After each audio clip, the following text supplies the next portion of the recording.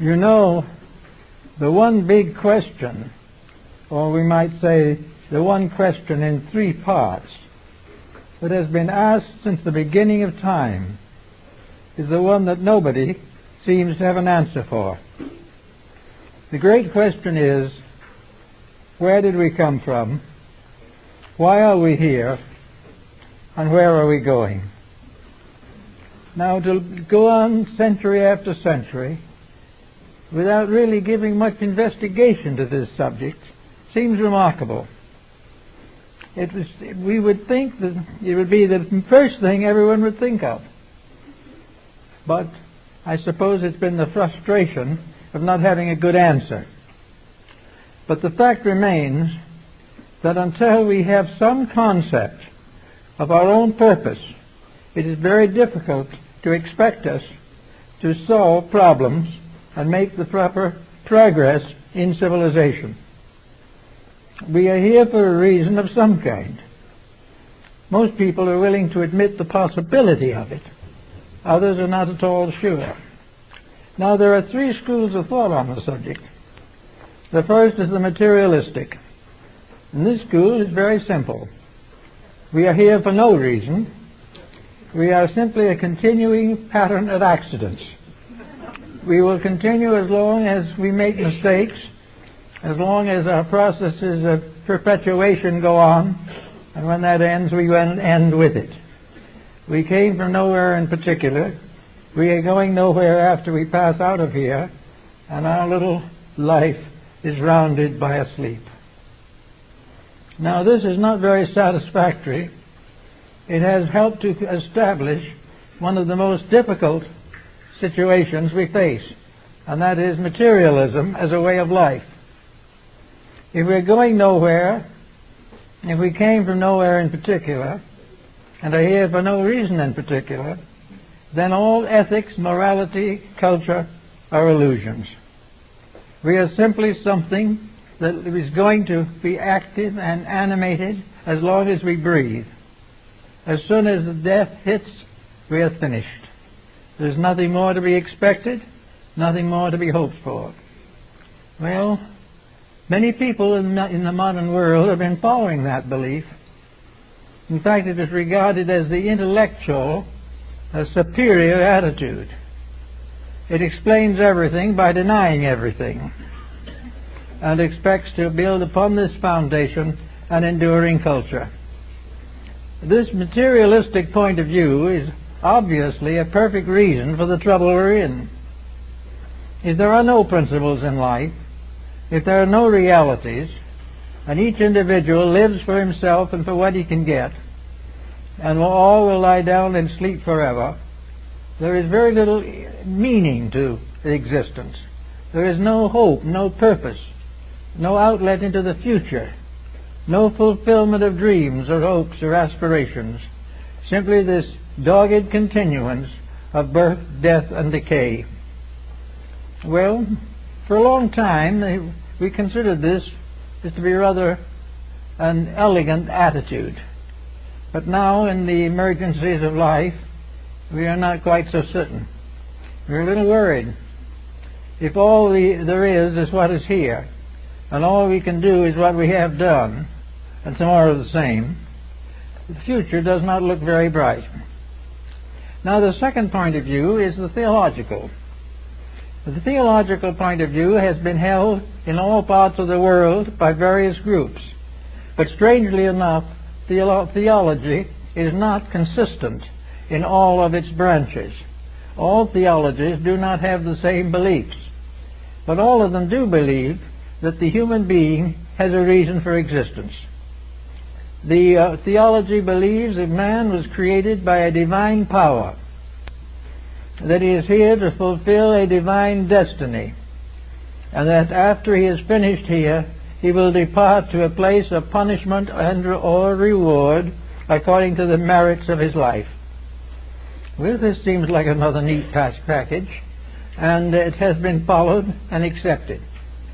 But again, it is rather difficult to explain it, because while we now place everything in the hands of deity, Deity doesn't seem in this sense to have a reasonable purpose for all the work that has been done. The deity is not very practical if it is creating things in its own image, treating them according to its own will, and returning them to itself regardless of what happens. This seems to mean that there's a great deal of wasted energy, wasted time in the divine process. If all things are created by deity, they could have been created correctly in the first place, and that would have been the end of it. We would all be good, we would all be enlightened, and we would all be children of the eternal. This is not the way it is. And after having created us with the wisdom of a divine power, this divine power has left us to struggle as best we can against the troubles and worries and problems of mortal existence. So we have this next problem, is that man is a spiritual being, that the human being is a creation, is a type in itself, that it was fashioned for a purpose, and that this purpose rests in the mind of deity.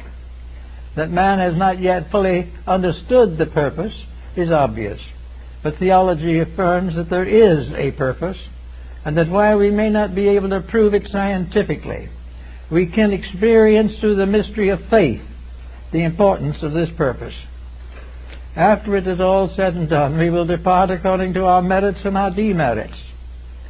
But it's again a little difficult to understand this, because so many different kinds of merits and demerits present themselves for consideration. We find the poor and the suffering. We find individuals beyond the hope of life that is worthwhile. We find wars and pillage and all the difficulties and inhumanities of man to man, and we wonder how all this can exist within a world created by a benevolent deity. So again, there are questions, there are doubts, there are problems as to how many people are good enough to go to heaven and how many people are bad enough to go to hell. There seems to be a sort of middle distance where most folks mingle in a confusion of virtues and vices. All of this seems to indicate a very inadequate explanation of the realities of existence. There should be something better than this. It is something that has been accepted on faith. Well, faith is a wonderful thing, and we all have to have it. But we'd like to see a certain reasonable demonstration of the verities of faith. We like to believe that behind and beyond all of our human uncertainties, there is a divine or universal plan of some kind suitable to meet the needs of all these creatures. Not only human, but all the other creatures of nature. For we are told in many religions that all creatures, great and small, are part of the great pilgrimage of life through matter, which we call evolution.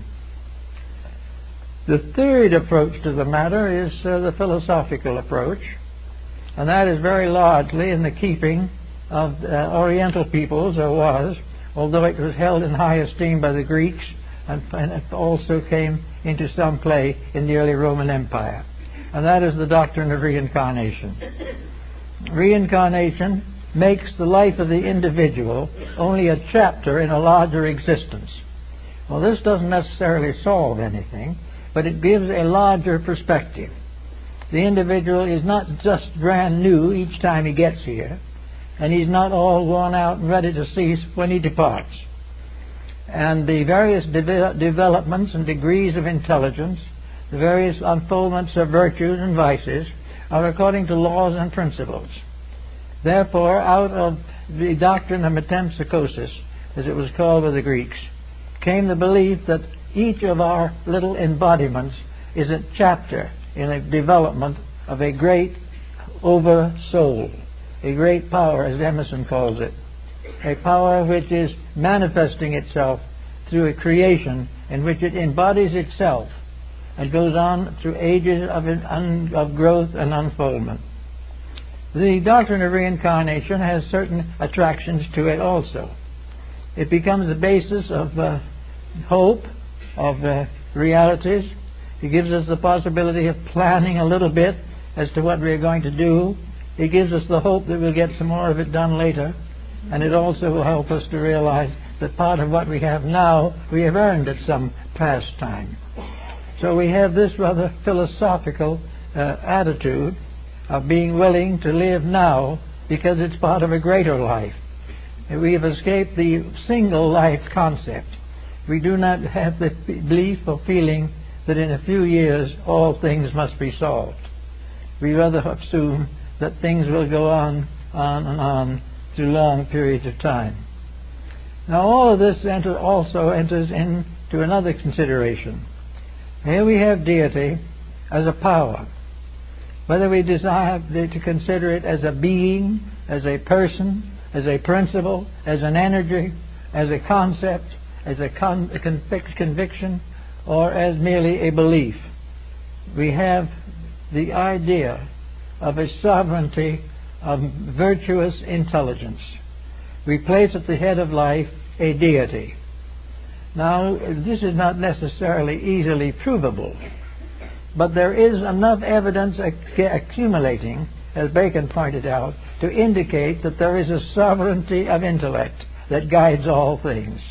There is a power in nature that predisposes all natural things to come in the fulfillment of themselves. Therefore, there is a predestination for salvation.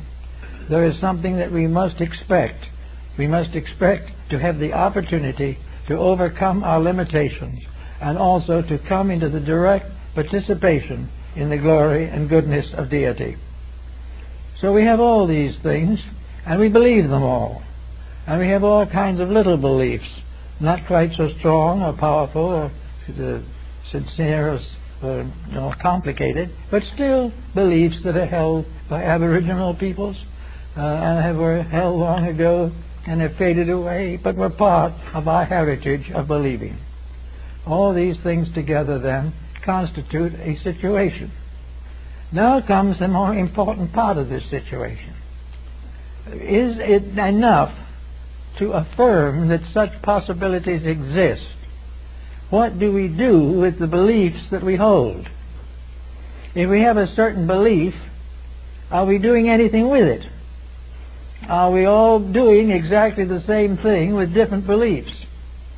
Is the materialist and the theist, are they both doing the same kind of things in daily life, although their beliefs are entirely different? We must say to ourselves, is the atheist who believes in nothing in any way superior to or inferior to a theist who, believing much, continues to act exactly as he did before? Are we to find any indication that the beliefs that we hold result in major changes in our living? Are we living toward a belief, from a belief, or alongside of one which we have never actually embraced? Here we have a belief, for example, in metempsychosis or reincarnation, that we are here to experience and to learn.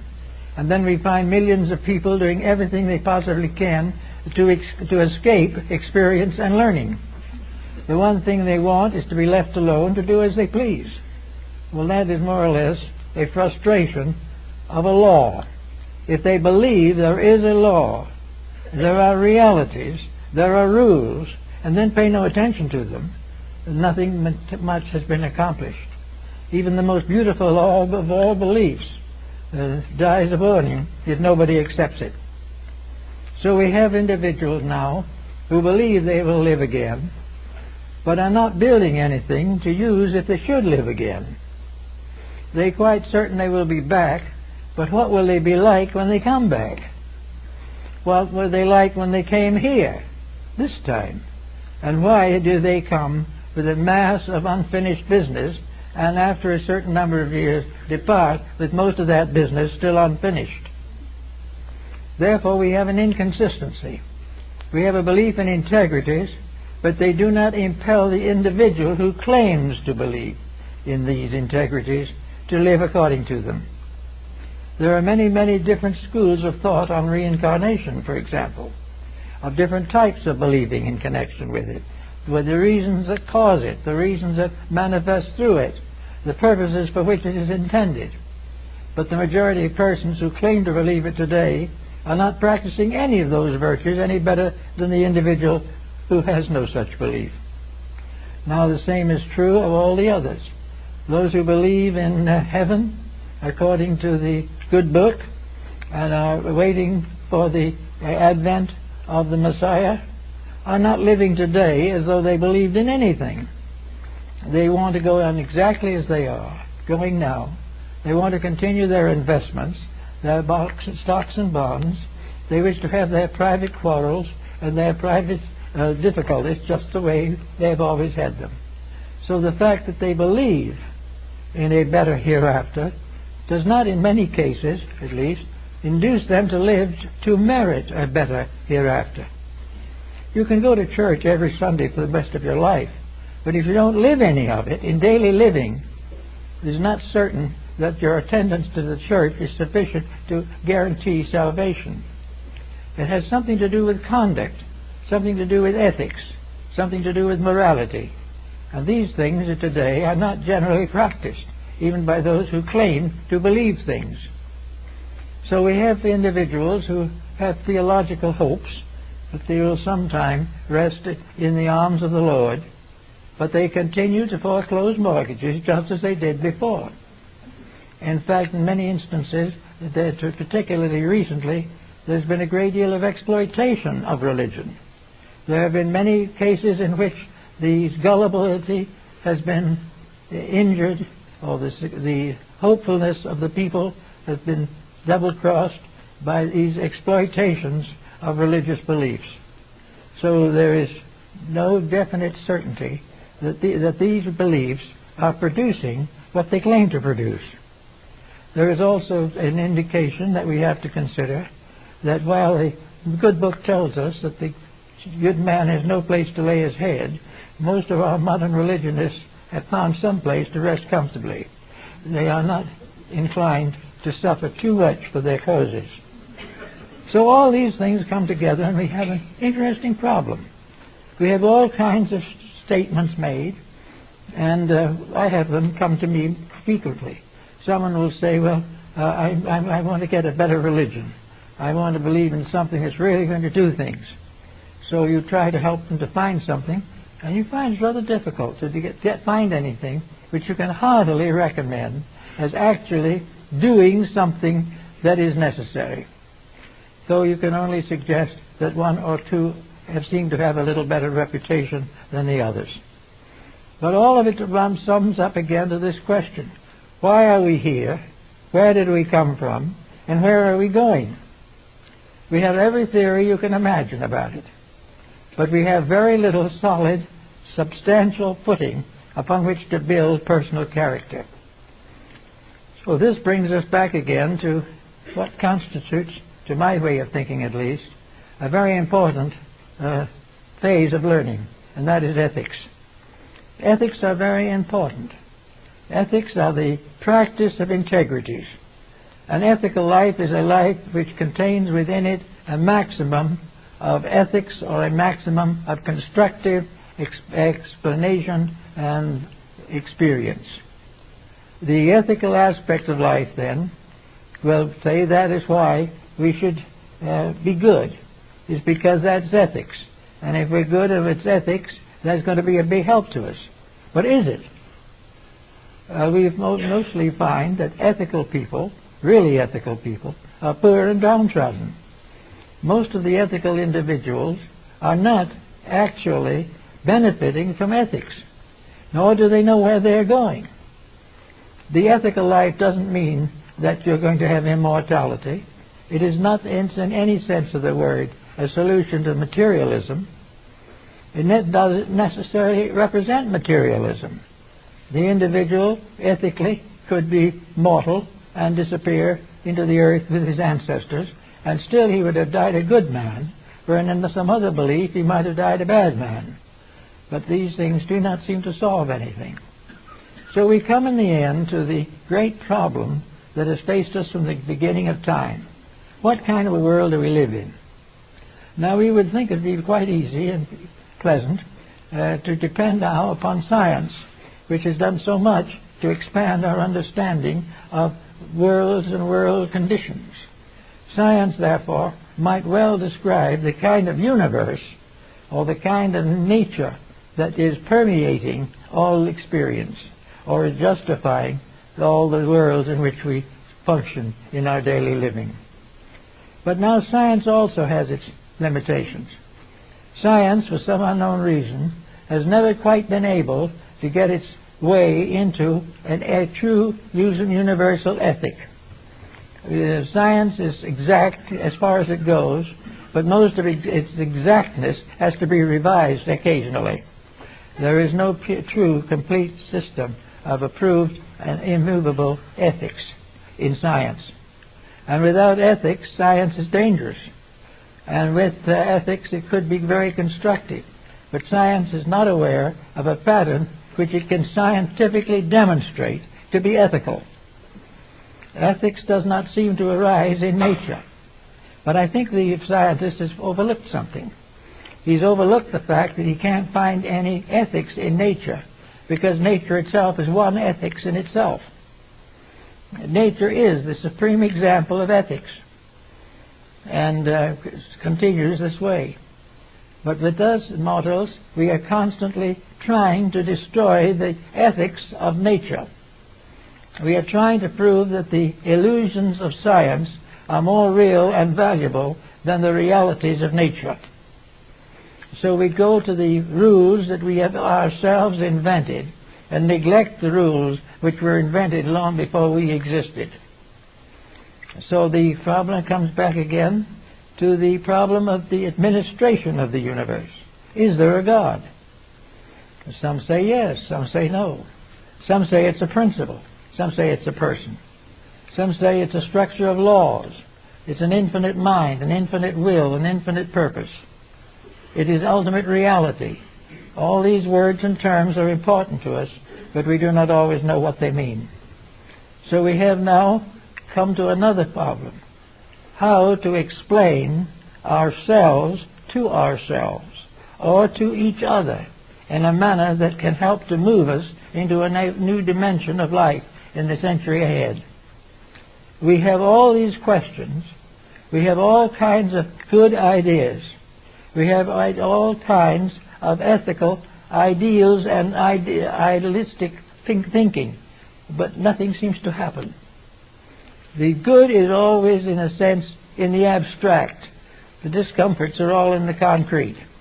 We are daily suffering in a world in which we are constantly creating patterns of beauty, magnificence, and divine order. So we have now to kind of look it all over and see what we're working with. What is man? What is man that thou shalt be mindful of him? What is it that's trying to grow here? Is the individual an eternal being moving through a non-eternal atmosphere or environment? Is the individual a spark of the divine? Is humanity collectively the nature of a divine being? Is the human being a creation of divinity? Or is it a result of the unfoldment of natural laws in the material world? The question of man's place becomes terribly important in determining his future. So we can look around and we can say to ourselves, let's see what is happening. Here we have a competition. We have two forces pulling against each other for control of human destiny. On the one hand is the invisible force of life itself, the divine pattern, whatever it may be. This remains unchangeable. On the other hand, we have man creating a private universe of his own. The scientist, the mystic, the theologian, the ethical thinker, all are working together to create a universe of their own. The universe which has its roots in realities which they postulate. So that we have now on one side a materialistic creation of one group, and on the other side an idealistic creation by another group. The answer, of course, is rather obvious. Which is the most comforting? The answer, of course, is the idealistic is the most comforting. But what is the most difficult to obtain? The idealistic. Therefore, many people are willing to settle for material comforts, material success, and material benefits in order to create the little pattern of their living. So here a little child comes into the world. This child that comes in, did this child begin within the body of a parent? Or was there a spark of eternal life that took form and grew and was finally born among us? Where did man come from? Where did humanity begin? Where is that spark from which animates everything that comes into the world? Is this spark part of an eternal flame? Or is this spark merely a fragment of a spark that has gone on from generation to generation in the perpetuation of species? What is the beginning of all this? It's very hard to answer some of those questions. But the more we think about it, the more we are forced to realize that most of the answers we have created are not adequate. The answers that we have come from our ignorance rather than from our wisdom. And yet we have to do something. We can't live forever in a mystery. So we try to clear that mystery by our own mentation. We try to think our way out of this mysterious situation which we have created for ourselves. I think then that the problem comes very closely to all of us, that we are not forced to decide one of two or three things. We can say that each of us is born as a completely separate being, that we never existed before and we will never exist afterwards. We live a little time in the light and darkness of material existence and then fade back into the darkness from which we came. And in the meantime, while we're in this world, we have progeny that goes on after us. And in turn, this progeny has progeny. And each generation dies, and things go on forever through a principle of generation. This is one answer to it. But it's not very comforting, and it's not very meaningful. If there is a deity, if there is a power behind things, why should this power create a situation that goes on indefinitely without improvement, or goes on forever without fulfillment, or continues to present conflict?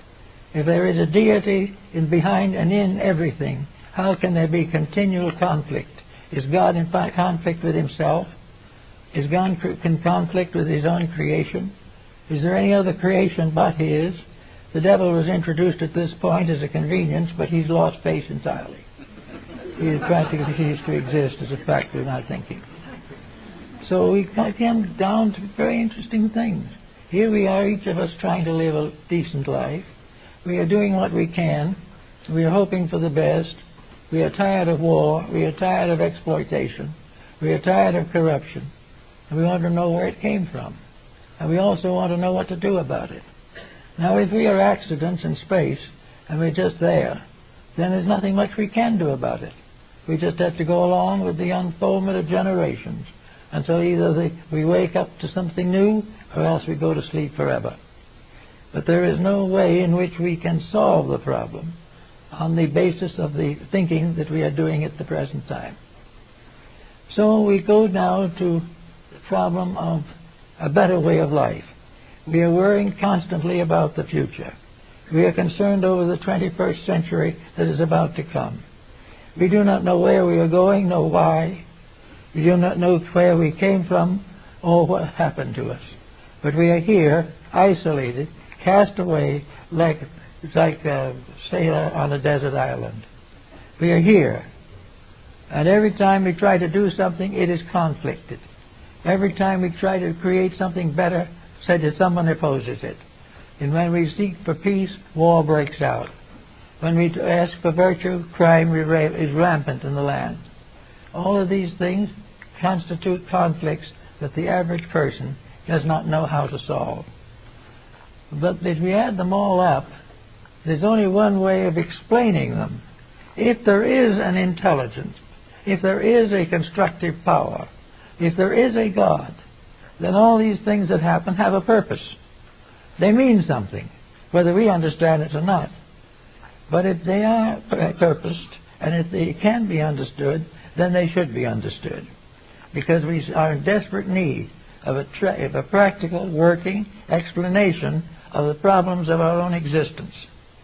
We know that it has to be change. If there is not change, we are all destined to some kind of a strange annihilation. And we also realize that we cannot believe in God and come to the conclusion that an all-powerful power can lead us into temptation and destroy us. Whatever is in there that is of deity must be good and must be of salvation, not of corruption. So little by little we argue our way in and out of the problems of our own existence. So now we come to a little better understanding. We now want to think better of what to do and how to do it. And we want to pick out of the world around us those laws and principles which will most certainly contribute to a better way of life for all of us. And of course, one of the problems we immediately arises in connection with it is that materialism is inadequate because it is concerned only with something that is itself inadequate. Material existence is mostly a pain, a suffering cast upon the human race. Materialism solves nothing, attains nothing, and justifies nothing. It is simply based upon the concept that while we're here we should get everything we can, because when we die we'll never live again. Therefore, to be completely objective, to strive for the immediate fulfillment of things is the materialistic answer. And we find it today in narcotics, in alcoholism, and all these things, that the moment of joy, the great moment of fulfillment through corruption, ends in the destruction of all concerned. So that is not the answer. Then we look to the various faiths of the world to find if we can find among them an answer.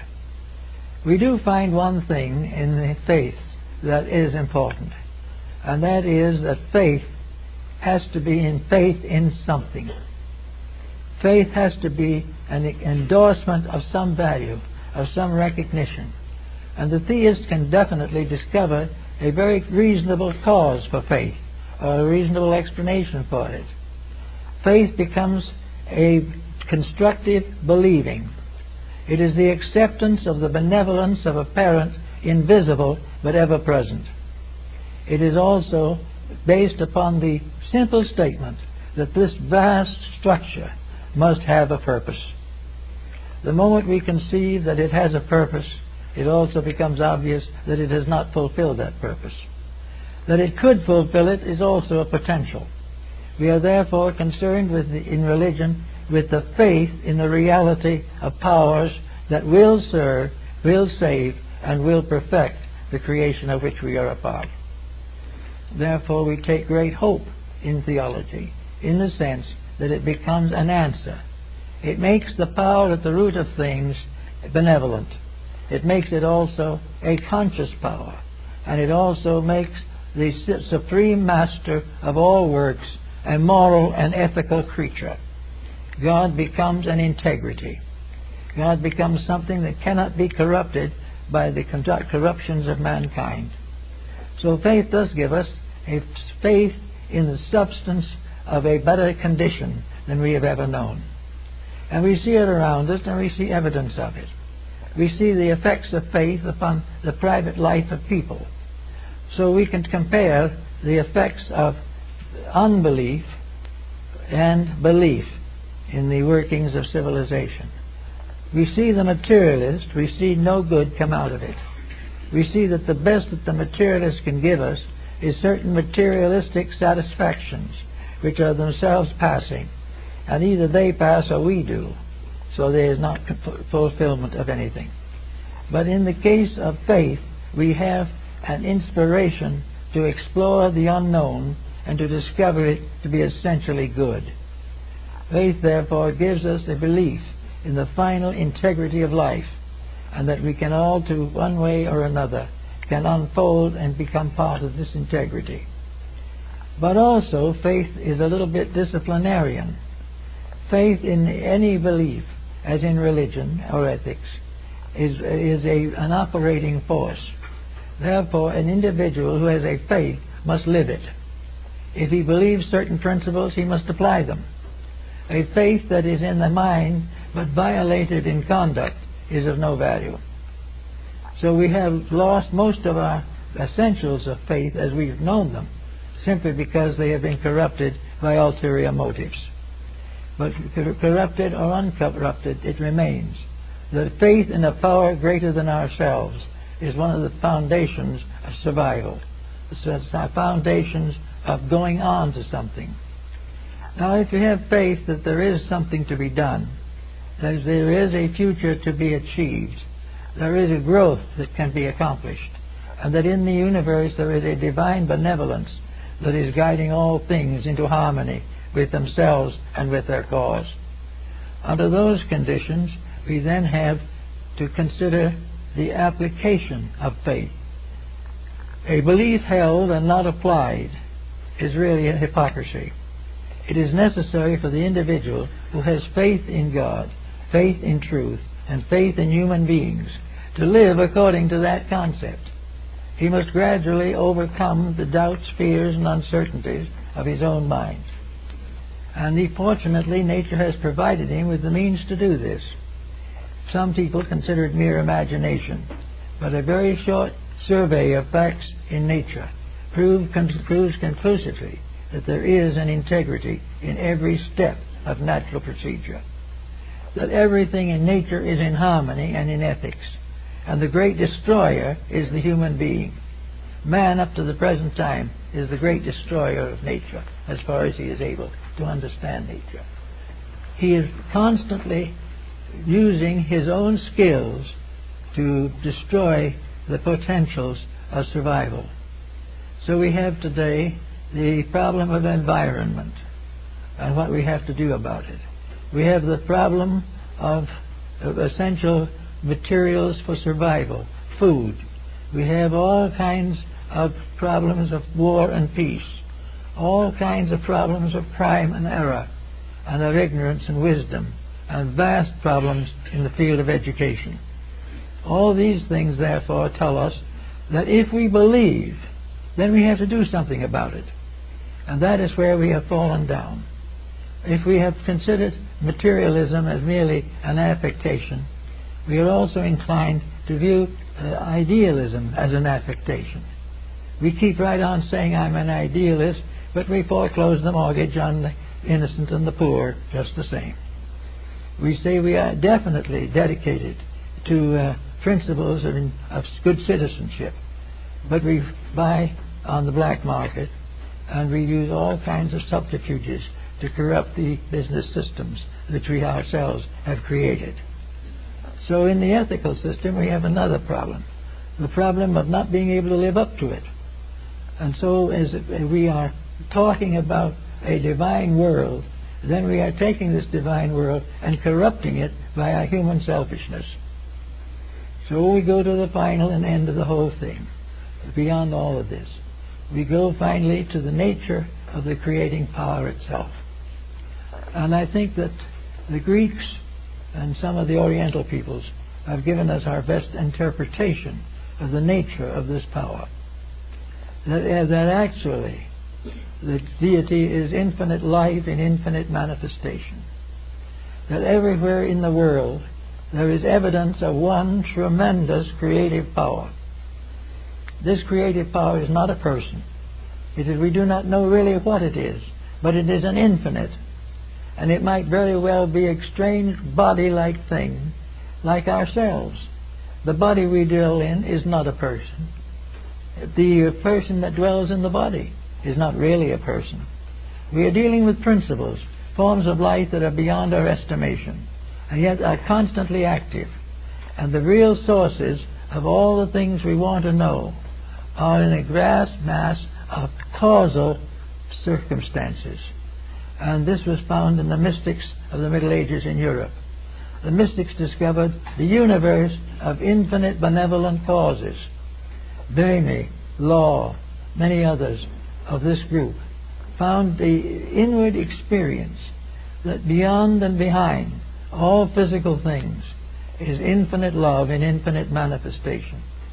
That there is always and forever a tremendous divine outpouring, and that this outpouring in some way is our hope, is our fulfillment, and that there is a promise in this fulfillment and in this hope that we will not be deceived. So we come now to the times when we're going to look forward to another century. We're coming into this century having broken practically every rule in nature. We have done everything possible to be wicked, and about all we have accomplished is to be nasty. We are not able to be wicked. We don't know how, really.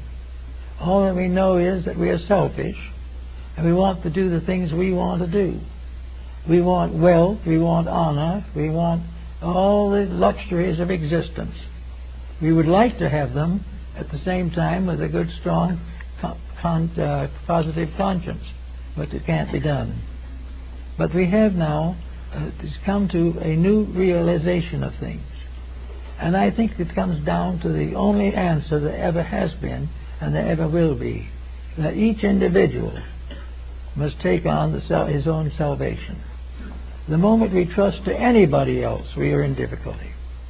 The only power that we can trust in is the ineffable eternal, which we can only glimpse perhaps remotely in moments of meditation or prayer. But we cannot depend upon the various peoples of the world to give us the support and security that we have to have. In the next few years, then, we must transform our daily believing into something stronger, something more vital to us. Most people, if asked what they believe, will say they believe in peace, but they have war. Something has to happen so that the believer in peace becomes strong enough and vital enough to create the fact of peace in his own life. We cannot necessarily convert the world, but each individual who believes in ethics and integrity, everyone who is philosophically and mystically minded, has to go to work on themselves. They have to do everything possible to make sure that they are fulfilling their own integrities. Now, if, for instance, an individual says, I believe in brotherhood, but he's having a terrible time with his neighbors, this is a point to be considered. The consideration is that the individual who believes in peace or believes in brotherhood has to practice it himself. We would like to have governments pass great rules that there would be no more wars, but those rules will never be passed. The only end of war is when the human being demands peace.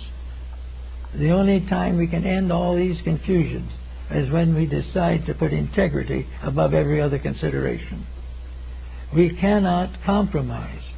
We cannot serve God with one hand and the devil with the other, so to speak. We cannot be idealistic on Sundays and materialistic the rest of the time.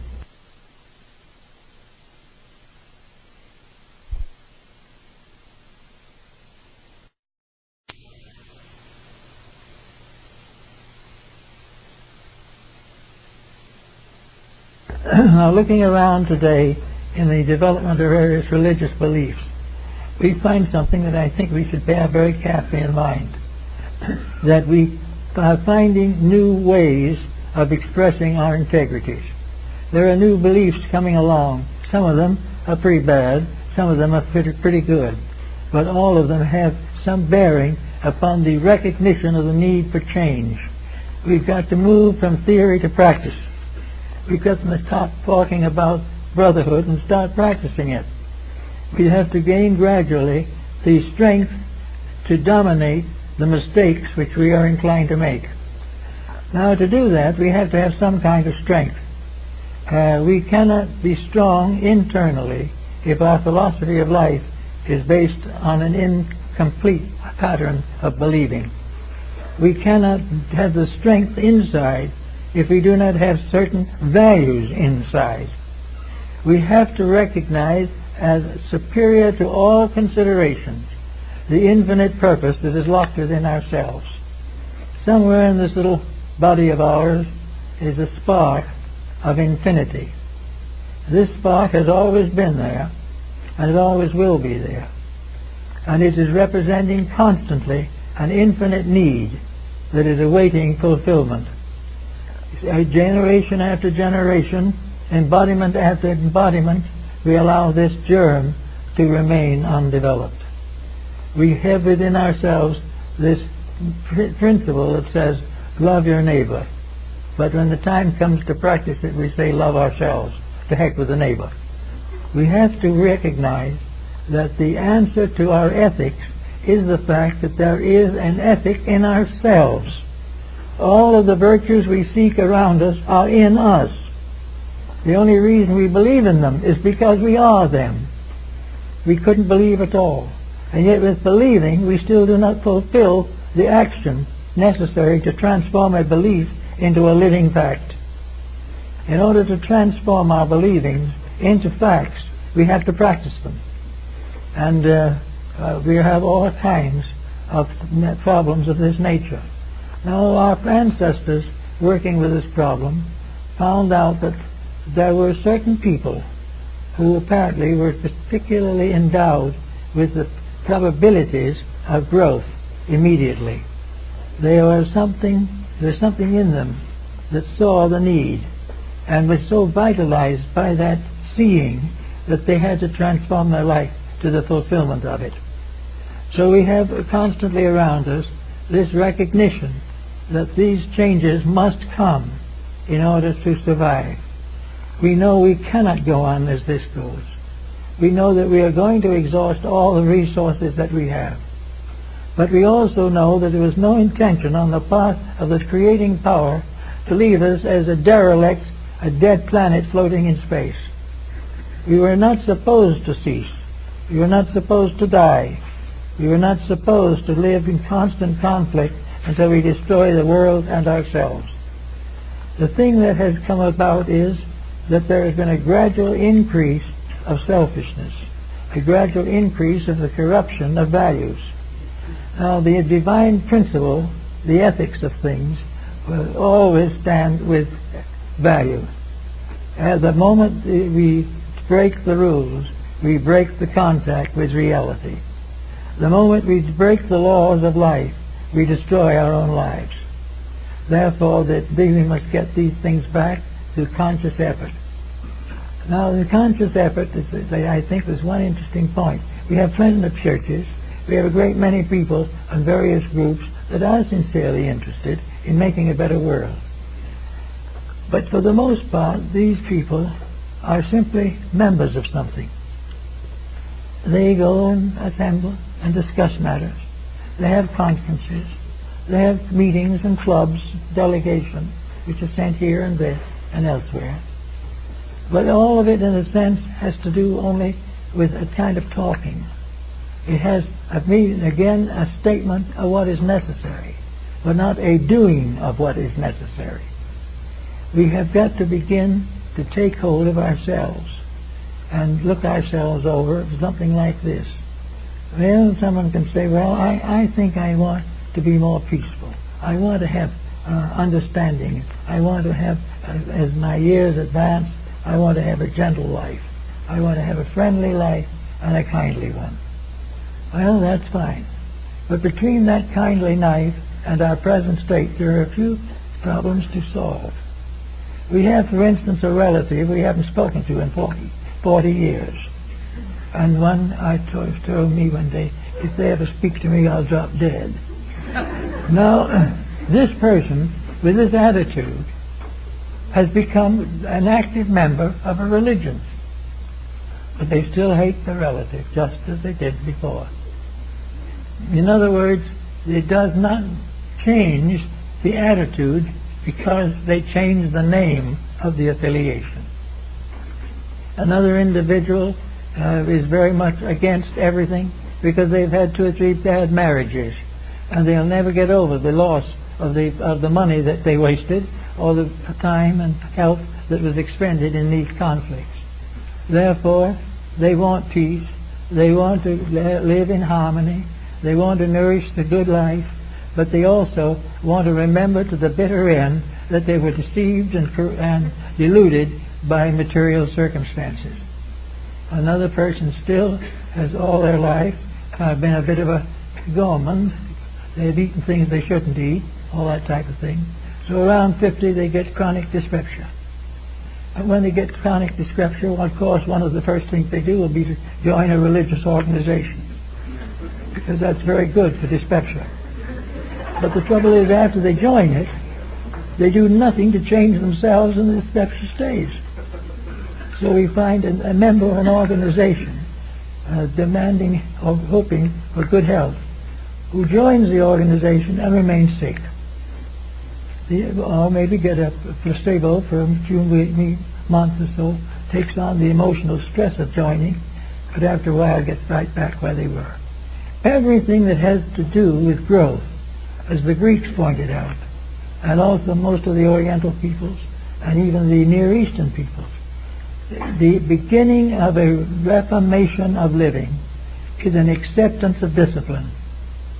The individual must prove his own integrity, or he cannot go on in the development of his spiritual resources.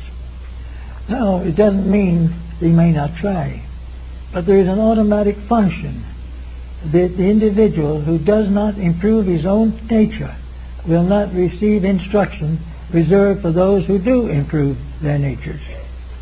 All the paths that lead to wisdom, true wisdom, are through purification, through dedication, and through the gradual restoration of integrities. The individual who wants to be wiser has got to live better. And they've got to live better before they become wiser. They cannot assume that when they fill out a blank or something of that nature, that they are ready for advanced instruction in something, when they have never corrected one of their own shortcomings. His constant need for growth calls for a constant increase in discipline. Now, as the Greeks pointed out very successfully, when you grow, the instruction comes. The problem of finding the teacher is not very serious, because the finding of a teacher means that the development within the person makes it possible for them to recognize a condition superior to that which they before held. So that in Greece, those who really wanted to get wise, true wisdom, went through periods of discipleship and novitiates. The Pythagorean school required 5 years before it accepted a pupil for the development of higher things. Before they went into meditation, before they went into esoteric doctrines, before they studied rounds and races and all this type of thing, they had to do the discipline of purification, regeneration, and in a sense, relaxation. They had to clear their own mind of its fables and foibles before it was available for the study of realities. Therefore, the individual who joins up already burdened by every problem they can think of, joins some religious group in the hope of it curing them, should stop and remember that that is not the way nature does it. If they cure themselves, then the religious group can help them to grow. But as each individual must correct his own faults, and no doctrine is a panacea for the failure of the person to discipline his own nature. So we now have this problem of going on forever, which we suggest in the title of our lecture this morning. Here we are, wondering what that goes on. How far do we go? Who knows? Who knows what lies beyond any point that astronomy or physics or even higher mathematics have pointed out? We are in the presence of an infinite life in infinite manifestation. We are in the presence of eternal realities unfolding through us and becoming clear as we become clear, and becoming confused as we become confused. But all through this entire process, there is an infinite going. We do not know what is next for man. When humanity makes the adjustment to the present problem and outgrows itself, what's going to happen to it? There have been various Oriental beliefs and so forth concerning what is going to happen to it. The entire internal structure of the human being will change as them ethics and them integrities change. In Raja Yoga, for example, the two great systems of the nervous gangliated centers of the sympathetic glandular structure and the central nervous system. These two are like the caduceus of Hermes, two serpents wound around the spinal cord.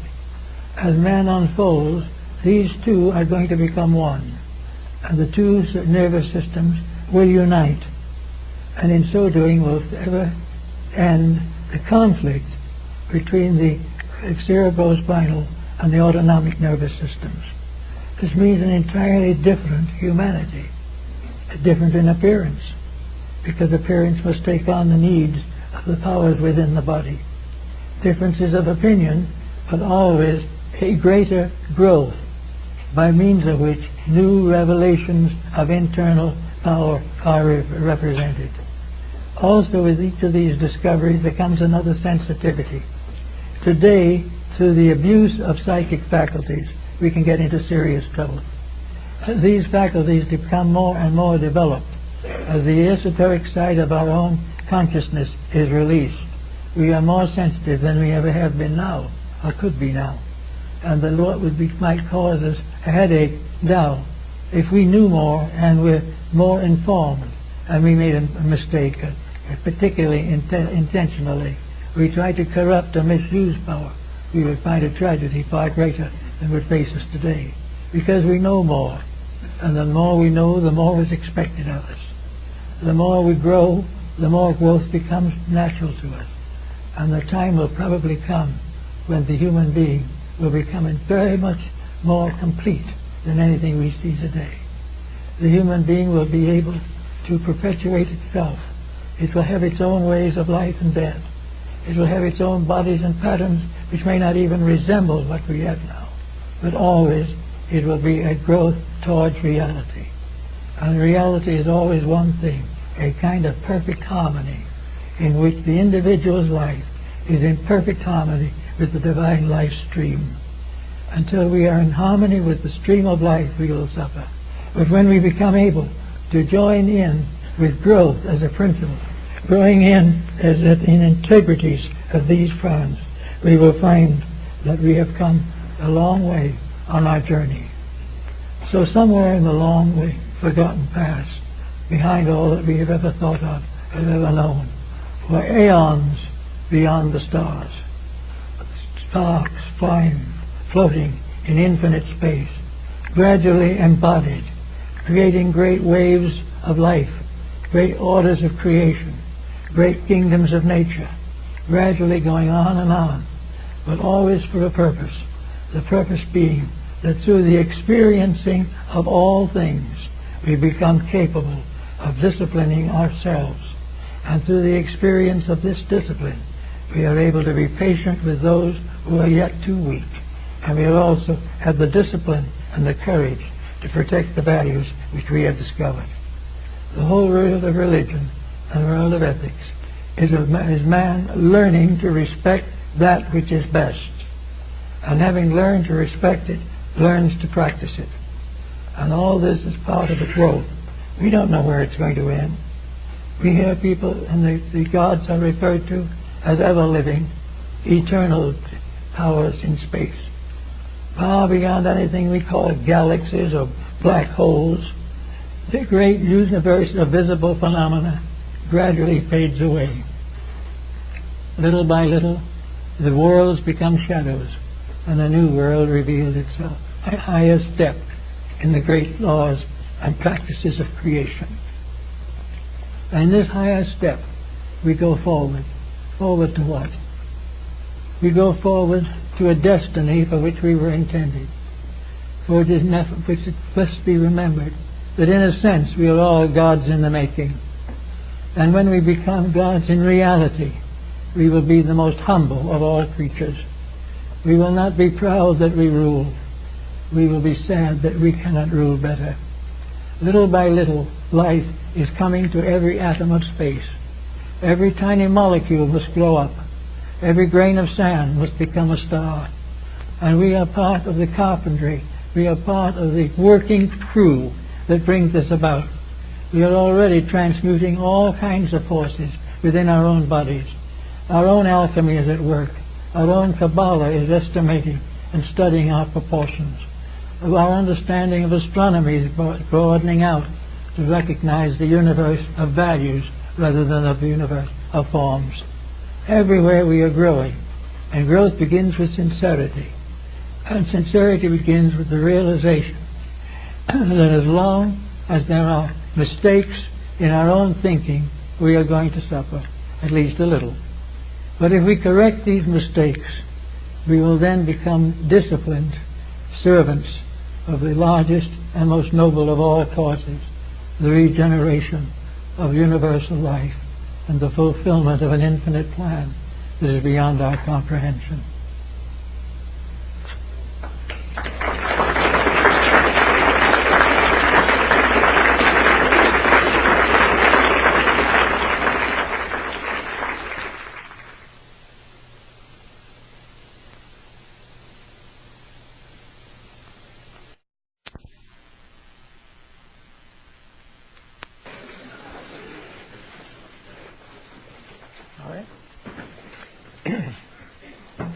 We have a rather interesting subject this morning that combines religion and words.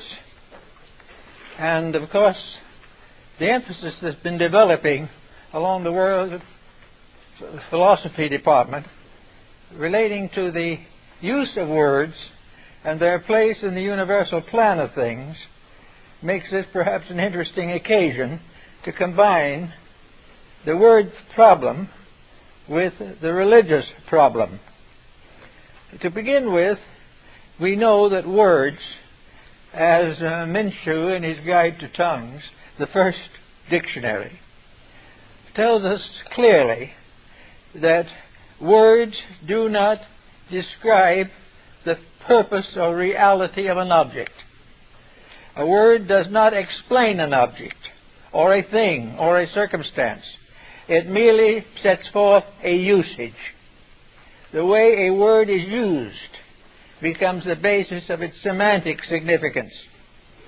Now, the way words are used today shouldn't happen to a dog.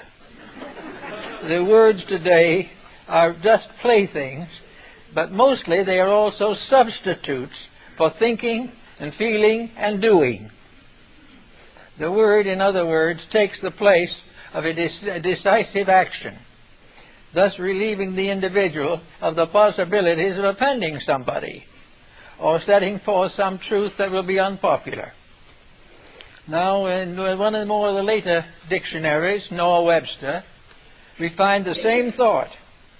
Webster warns us that we are not going to find in his dictionary the meaning of anything. We're going to find the use of terms to describe matters, and that these descriptions are not always valid, they're not always correct, they're not always meaningful, but by common habit they have become universal. And somewhere along the lines, even the semanticists people come to the conclusion that the time has come to make words mean something. That when a word is used, it stands for a principle, it stands for a reality, it stands for a conviction or an opinion that is valid and sound.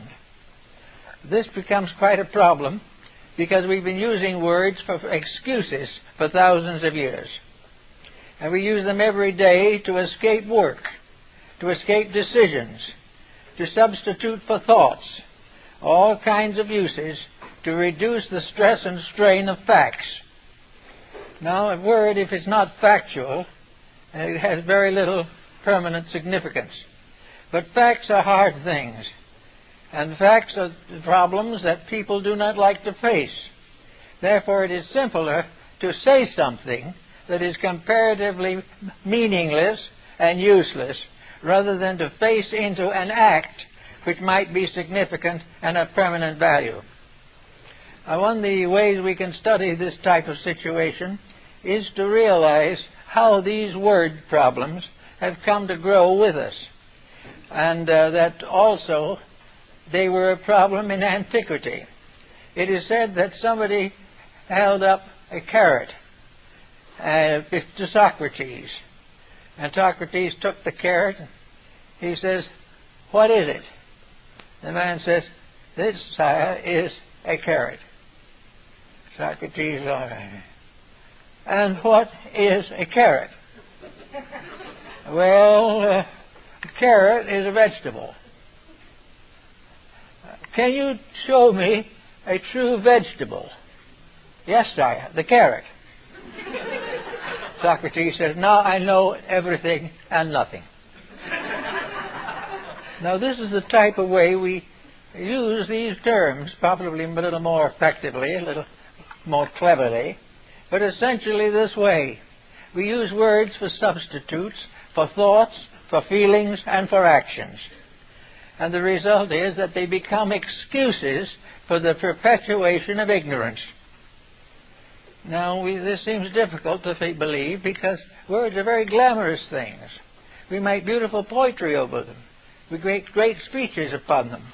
We do all kinds of things, and we name legal holidays for them. So we take a legal holiday which might have to do with a very important invention or advent in the life of our country, and we declare it a legal holiday, which means that it's a day for rejoicing, for consideration, and for appreciation of the principle involved. What do? We put on a football game, which has nothing to do with anything. And if we should cancel the football, it would probably be an act go to Congress, because we must keep those things going. But nobody cares really much about what the original idea was. A half-a-day holiday, or a day's holiday, is the important thing. The principles involved behind words are misused all the time. I think many years ago there was in the New Yorker a rather cute cartoon dealing with this subject. Two prehistoric men were cutting an inscription on the wall of a Cro-Magnon cave. They had a stone and a piece of metal, and they were making things, pictures, to tell a story. And one of them turned to the other and said, "I say, how do you spell dinosaur? With 3 legs or 4 legs?" This is about the spirit of it. Now, as we go along, let's try to see what happens. Take Christmas, for example. Now, there's no one in the world that objects to the fact that Christmas is one of the great holidays of Christianity and one of the great religious days of the world. It is perfectly proper to celebrate it. It is perfectly proper to share in rejoicing. All these things are proper.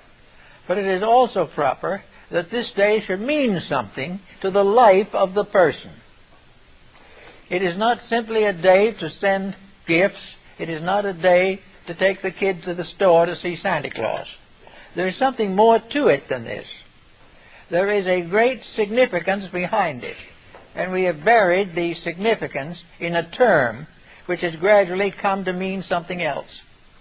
So the word for Christmas, which really means the Mass of Christ, has gradually become a day of exchanging of gifts, celebrating all kinds of secular things, and if you're lucky, either a ball game or a golf tournament.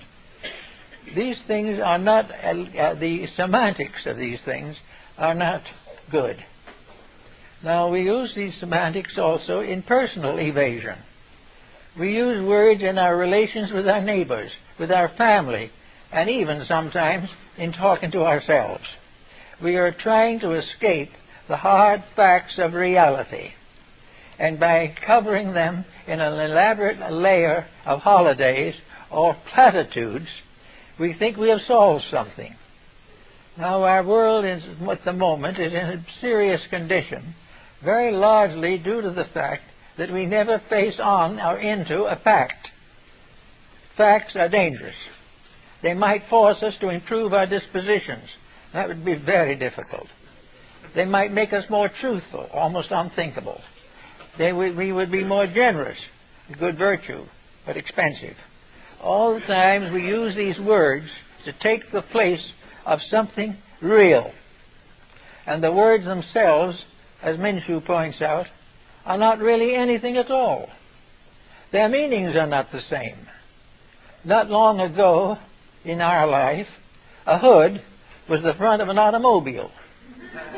Today it is headgear. We have to think of many, many things of this nature. All words change with the customs of the time. They change with the dominant class of a group. They are influenced by education, by scientific discoveries and so forth. And speaking of scientific discoveries, we must realize that words are not necessarily answers or solutions. They are merely terms given to things for which we have little or no actual understanding. So everywhere we conceal ignorance with long terms that seem important and valuable, but they are not the answers to anything. Now, when we get further into this semantic problem, we come to the conclusion, as one expert, I think it was Kajipsky who makes the statement, that probably the answer to the semantic problem is to keep quiet. The only way to get away from a misstatement is to say nothing. Because almost anything you say will be misunderstood by somebody else, and as we look into politics, we will realize that we're in the midst of the greatest mass of this type of problem in the world. The semantics of government are incredibly bad because they have nothing to do with facts, and yet they are built up to resemble facts, but the facts remain untrue. And the realities of the matter are not discussed. There's hardly a paper that comes into print today in which we admit, frankly, that we are trying to conceal something, misinterpret something, or find a virtue in something we know is not very good. All these things cause the average person to sit back and believe that we live in a highly intellectual era. We are pretty smart people. We are smart enough to deceive ourselves and each other, but not smart enough to think straight. This is one of the excuses for the rise of semantics as a means of clarifying and washing words so they will no longer have meanings that are inconsistent with truth. So we can look along a little bit now, and we come to one of the great days of the year, Easter. Easter is a day that has very deep significance. And for more than about 3.5 billion Christians, Easter is a sacred day. Of that 3.5 billion who admit it as a sacred day, how many of that group is actually doing anything except celebrating? They will have masses. They will have processions. The Church of the Holy Sepulchre will be overflowing with humanity. There will be masses at the Vatican. There will be all kinds of church services, which are quite proper and right and very valuable. But after the day blows by, what has happened to public morals? Are we doing anything except celebrating? Are we doing anything except talking? Or are we doing anything except perhaps going to church for an hour? Where is the meaning of this striking into the life of the individual? How do we as persons participate in the mystery that this event signifies? Now, this is not the only event that so signifies. The journey of Muhammad to Mecca or to Jerusalem on the Herzog, that is very important to them. The times of the elevation of nirvana of the Buddha were important to those people. Every great religious ceremony is important to someone. We have religious ceremonies in every nation of the world. We have it profoundly distributed through all of Europe and the Western Hemisphere and many parts of Near East. And yet this is the area where the great wars are being fought today. We have the ceremony on the proper day, we rejoice, and the war begins the following day. This is one thing that happened in World War I that became quite a scandal, that when wars were not quite as well and tightly set as they are now. In trenches in Europe, on Christmas Eve, they suspended the war and both sides celebrated together. And the war continued the next day. Now this is kind of something that we ought to think about. Look through politics, look through economics, look through education, and see what effects these important events have upon the life of the individual. We have no reason to need any form of ethics that is not available. This is here. But instead of ethics, we phone somebody and wish them well. Now, it's perfectly right to wish them well. I think some little ceremony, particularly to lonely, tired people, is very gracious and very beautiful. There's no reason why we should not continue to make all efforts to bring peace, happiness, and remembrance into the lives of those we care for. But there is more to it. There is something that should change us. They should do something to jealousy. It should do something to cruelty. It should be able to change neglect of the old and the young into something better. All these occasions are therefore spiritual opportunities, occasions in which we may be a little better than normal. And now everybody is worried, and we are all worried a little bit, about the high price of greeting cards. Funny these days we'd be paying $5 for an Easter card at present rates. Well, if it is a hard thing to do and we can hardly afford it, and somebody we know will really be helped by it, be it. But not make it a habit of buying it and then having your friends or neighbors sign it and forget all about it. There is no reason why every word should not be backed by an integrity. When we say, "I care for you," we should mean it. It should not be whispered twice a year and forgotten the rest of the time. There is this problem of the use of words. Now, we have come to the point where words become a substitute for action. The words we use today cover the whole period of what we should think, what we should believe, and what we should do. We consider these words as substitutes for sacrifice, for thoughtfulness, for honor, and for good nature. And the result is we haven't very much of any of these characteristics, because you cannot buy understanding and integrity without something more than a word. It needs to have an action. It needs to have a reality behind it, which is going to carry through from one generation to another. I've known a number of people in retirement homes who once a year or twice a year, and sometimes a little oftener, receive a card from some relative, wishing them well and hoping that they're happy. This is not the real answer to this situation. The Christmas card, the semantic answer, is not the answer. Somewhere the answer lies in action. The thing that the words, semantically speaking, cannot provide is a changing action, something that becomes a valid force in a direction indicated. If an individual is having an argument with a friend and decides to send him a card and hope it'll take care of it, this is a very small, insignificant action to take care of perhaps a very deep and lasting hurt. It is not necessarily sufficient to say, "I'm sorry," and send it with a stamp on it. It might help. But wherever there is a misunderstanding, there is the blessed privilege of correcting it, of making it real.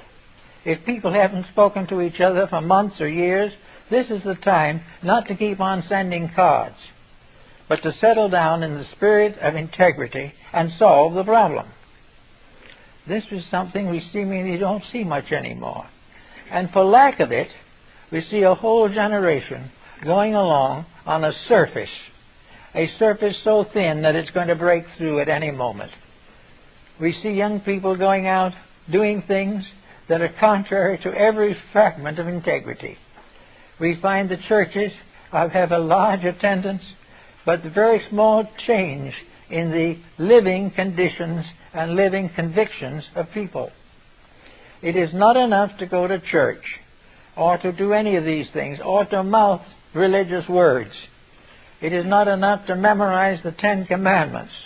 It is not enough to tell all your friends about the Sermon on the Mount. The thing is to practice, to show it, to indicate in daily life that we are believers, that we believe in something. Now, many people do not believe in theology, but most of those who do not believe in that still believe in integrities of some kind. Let these integrities be, therefore, the symbols of our beliefs, the symbols of our remembrances, the symbols of the fact that we are going along side by side on a narrow road, and that one of these days we are going to leave the road anyway. In the meantime, let's be pleasant with those on the road with us and try to get something that will make it understandable. Now, Kawakawa, in his studies on semantics, brings up a number of interesting points regarding the use of words. The first of all, probably, is that a word has no set meaning. A word does not have a meaning that is inflexible, because it is not in itself a thing. A word is a device. It is something that has a momentary significance. When world changes come, the word changes. And even the definition of a word changes. And words that meant something in one century means something else in another. The word is merely an exchanging instrument to pass an idea from one person to another. And if this idea is valid, it can be useful. If it is invalid, it is merely a waste of time. Now we are suffering at the moment from a mass of invalid terms, terms that have no basic, vital meaning. One of these terms is honesty.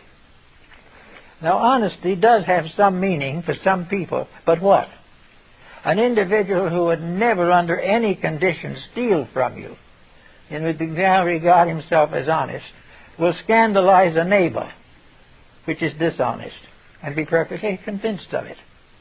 He will find ways to do things to impose upon a friendship. He will do all kinds of tricks to accomplish something for himself under the name of friendship. And yet friendship is a nice word. Sincerely used, it is a good word. Used as it is today, it is merely a convenient term by which we win the respect of people and then exploit it. Most of our advertising is of this type. Advertising is not basically honest. It is dishonest in some way, but the dishonesty is carefully concealed under a false face, namely the apparent design to be of service to you. The answer is, the real reason is for them to be of service to themselves. So we have all kinds of dishonesty in advertising, which we cannot actually do much about, because the terms are so used that they can be interpreted variously, legally or non-legally. But here we have a world of people, most of which, as a world, believes in some form of honesty or integrity. And we are living in a society in which honesty is one of the rarest things on earth. These things tell us that little by little we are changing the meanings of words to fit the changes in our own integrities. And for the most part, the changes are a lowering of the standards.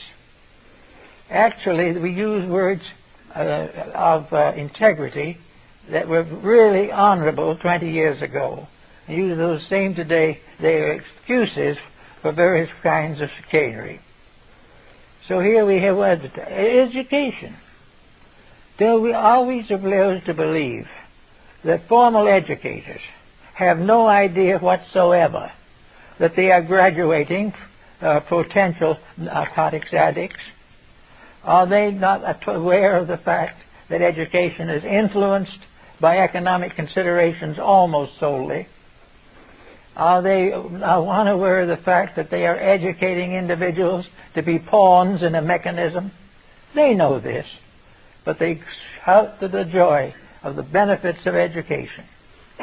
And at the same time, we are in trouble. The suicide rate is up. The narcotic rate is hovering on up. All kinds of minor varieties of chicanery are in form. Drunk driving is still a menace. These things do not change. Education has never even intimated that it was primarily concerned with producing an honest person. It is intended to produce a skillful person in some respects.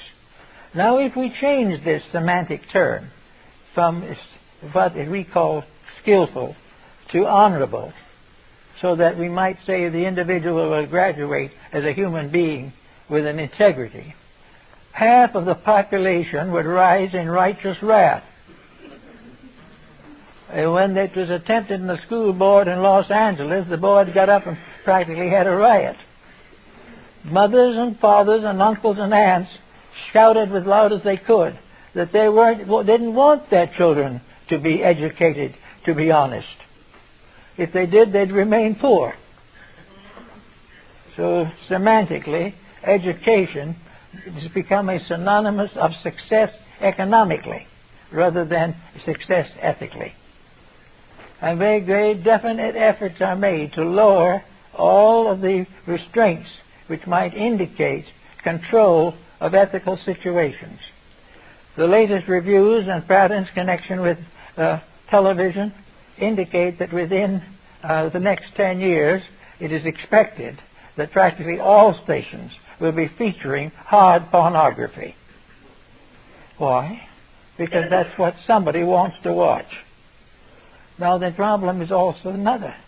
They will blame the public, and the public will be partly to blame, because the public will be glad to pay for pornography, but is very hesitant to pay for Bach and Beethoven. We want the thing that will take us through this doldrum with excitement, not with virtue. So we have all these things to think of. We have progress as a term, semantically. But what is progress? Progress to the average individual is not improvement. It is wealth or accumulation or a state of dignity.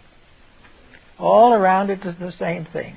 All these words that we used to love and they used to stand for such beautiful things are now simply covers for the propagation of selfishness and of general corruption.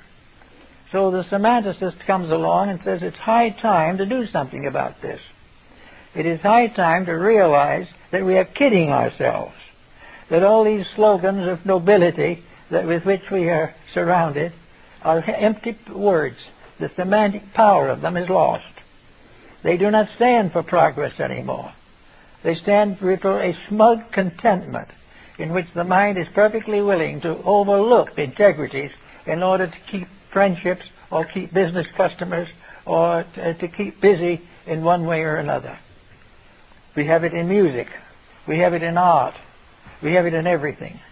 Years ago, I was able, at an auction sale here in Los Angeles, to secure a series, not I couldn't afford them all, but a series of Tibetan tankas, or paintings, of the life of Buddha. So I secured the painting for the Nativity and the painting for him ascending to the Sita heaven to preach the doctrine to his mother. And I had three of them. And I found out why they wanted to sell these magnificent things. Beautiful. And they told me they hoped to get enough money by selling them to get a Picasso. And when they got it, didn't know what they had. Now, this doesn't mean that Picasso couldn't paint. It doesn't mean that Salvador Dali doesn't paint. It means that they all found out that they had to find a new definition a new way of using the word art. We had to get a new semantic meaning for art. Art became something to be merchandised. If it sold well, it was art. If it did not sell well, it wasn't art. And anything that sold well wasn't art to start with. So we have these types of things, the same way in dieting, the same way in all kinds of self-improvement fields and so forth.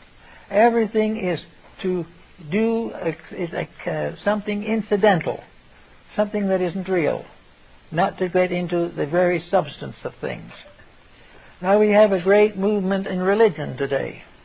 We have a great movement of people towards a new concept of religion. So what would we say of, semantically, of the word faith?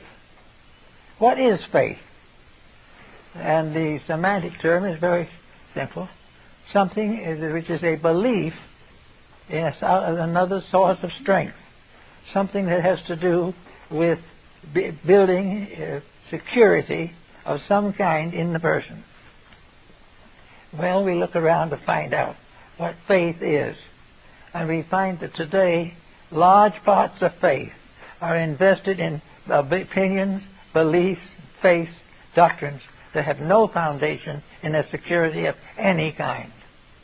We find that faith is simply, for the most part, the willingness of an ignorant person to accept the beliefs and doctrines of another ignorant person. It is the fact that the blind leads the blind. And when the time comes to make a solid stand, some individual will say, well, if I'm not to believe this type of thing, what should I believe? And if you suggest the Sermon on the Mount, they will look at you kind of cross-eyed. The idea of things that 2,000 years old is just too old now. We've got to have something better, something up to date. We can't go on the basis of love thy neighbor or something of this nature. We've got to go rather on the idea that our neighbor is open to our exploitation at any time. So all the words that we use have a tendency to get into bad trouble. We do not know how to say honesty, integrity, virtue. What is virtue? Virtue, it would seem, is a moral asset. Virtue is a condition of character which prevents an individual from performing an unhappy, unfortunate, or unrealistic action. Virtue is, after all, a life according to the laws of life, according to the realities of nature, according to the experiences and even of science. Virtue is to keep the rules. We interpret it entirely differently. We don't think of people as being virtuous anymore. We think of them being smart or stupid. The problem of virtue doesn't even come in. So we go along and we buy products, and we read the ads. They're good for everything. There's nothing that they won't take care of. Then we find out that they are heavily loaded with all kinds of dopes and preservatives and insecticides and everything you can think of. We are supposed to overlook that. We are also supposed to assume that all these chemicals are perfectly healthy, which they are not. And if we doubt it and think the product should not be on the market, then the manufacturer will go into a conniption fit. We are interfering with his inalienable right to do as he pleases. So semantics gets against a hard time. And we come back now probably to our most important consideration, and that is its religious values. We are in great need today for a recognition of religion that escapes the narrow boundaries of creedal limitations and creedal superstitions. Now, it's hard to believe that a religion could be superstitious. It isn't in substance, but most of its members are susceptible of superstition. They may not believe it, they may not realize it, but nearly all religions are loaded with people who claim to believe and then act completely outside of what they claim. We have probably over 2 million churchgoers in the United States who are completely dedicated to their churches. We have another 10 or 15 million who are moderately dedicated. And yet, in spite of the fact that over half of the American people go to church at least occasionally and many regularly, our crime rate's going up every year. Why? Because somewhere along the line, the people who claim to believe have found ways to support the claim without improving character. They take it for granted now that these mistakes they're making are inevitable, that they're really perfectly honest if they decide that dishonesty is necessary. So we take all kinds of political liberties, we lose values, we fail to introduce integrities in children, and so little by little, semantically speaking, the good words are gradually being turned into bad words. Government is now being turned into politics. Statesmanship and those type of things are now changed into office holdings. We find also that big corporations are no longer monuments in the society. Somebody has bought 51% of them. Everything is sacrificed, and to ever discuss it, to mention it, to point out it, is to perform a great sorrow to civilization. It is terrible to take away from people the belief that they can do wrong and be right. So we have to find ways of doing this. And I think the simplest way of doing it is the semantic way. Talk less and do more. Do not frustrate words by constant misuse of them. Try to find out what you can do about anything for which you would normally phrase only a statement. I think we have to come down to final realization that we've got to stop using words as excuses for conduct. We've got to get out of the idea that a word can be so twisted as to condone faults or vices.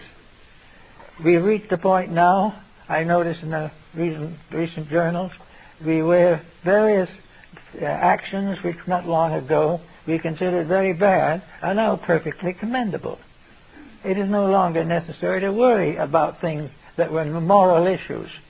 It's not necessary anymore to worry about how to take care of children. Let them grow. The idea that they might need integrity is an infliction. It places a responsibility upon parents who are much more interested in escaping responsibility. So the loss of interest in responsibility is gradually transforming this into a virtue. And everybody who maybe gets rid of the responsibilities is regarded as fortunate or enjoying heavenly favor, when in reality they're making only trouble for themselves and each other. So semantics comes along and tries to help us to clean words. Now we know we can't make permanent cleaning. Semantics is not going to tell us that it's going to give us the ultimate meaning of words. We can't do it, because there are no ultimate meanings in a world in constant change. But it's going to try and give us a world of improvement in change. The changement is going to make things better, and that improvement is going to mean that character will improve, not simply disintegrate. We take now we take the penalty off of a crime, but it still remains a sin. We find ways of exonerating the individual for his mistakes because we like to make the same ones. And therefore, if everybody wants to make the same mistake, this action becomes a virtue. It's very difficult because we have an enormous language, and it is getting bigger every day. And the words that are used less and less are the words on the high cultural levels. We have less and less of integrities and more compromises. So how can we get around it? Well, one thing is to use only meaningful words. Well, we know a word is in bad trouble. We don't have to use it. We don't have to use the words and leave them hanging without meaning. When we speak of faith, we have to put something with it. Faith in what? Faith of what? Faith is a belief. but we've got to enlarge it. Faith must be enlarged to mean the practice of a belief. The belief isn't enough. Faith means that the individual is obeying that belief, living in harmony with it, and dedicating life to its preservation. If he was looking for another word, if he wants the word truth, he must try to find out what truth is. And if he finds out even a little truth, he has to do something about it. Now, truth is very difficult because it changes with every generation. Things which a few years ago were truthful are no longer. And things that were not long ago untruthful have now become truths by usage. But to the person who is thoughtful, the truth must always be the best available meaning. We can't know what it is and how long it will be that way. But when we say of that truth, we mean the supremeness of our present knowledge of a fact. Proof of truth becomes a reality for that day, for that year, for that generation. We may expect it to grow. Truth must always increase because we must always grow. But truth must never go backwards. It must never mean a belief in less or lower. It must be always forward to something better and something reality. Now, what use is a truth? What use is it to believe something noble and beautiful? Well, it inspires. Yeah. It makes us a little happier. But unless this truth builds itself into our character and becomes a part of our basic integrities, it does us very little good. We have two kinds of truth, therefore. The kind that we use every day and the kind that we must face when we leave this world. The truth we take with us today is totally neglected. It is only the truth of what we can do while we're here. There is no estimation of values beyond the present standard of integrities. A loud speaking philosopher, politician, said not long ago, there will be no end to wars. Wars are inevitable. And they're inevitable why? They're not inevitable at all. Semantically, they're completely possible of solution. Inevitable means only one thing. They will not change unless believing changes. Wars end when people have no longer any faith in the war, or perhaps more practically, have no profit to derive from it. Nearly all wars are wars of profit. We used to be that it was wars largely of believings. It was the religion of one group set against another. Then the war was a struggle to gain domination of the minds and hearts of other people. This factor is now completely negligible. The problem today is to dominate and enslave and control a people politically, socially, and economically. And while this point of view exists, there is no truth, because truth does not permit any of those things. It's entirely more a noble and a proper way of life. So here we are on a wonderful day. We are on the day that celebrates the resurrection and ascension of Jesus Christ. We have all thought of this. For to many people, it means if he rose, he took with him the mystery of death, and we all rise together. In his death and resurrection, we have the bond between the eternal and the temporal. We have a hope that we will also rise from the darkness of material existence. Now, this thought can be extended. It can be beautifully extended. This symbol recognizes, or perhaps summarizes, the idea of the victory of truth over life and truth over death. In other words, death is one of these things that is so inevitable that semantically we can't do anything with it.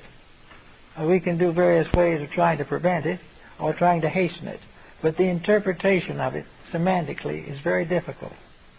Therefore, the only salvation we have from the term is to recognize the miracle of the resurrection. The resurrection is, of course, not limited to a person, not even limited to the Godhead.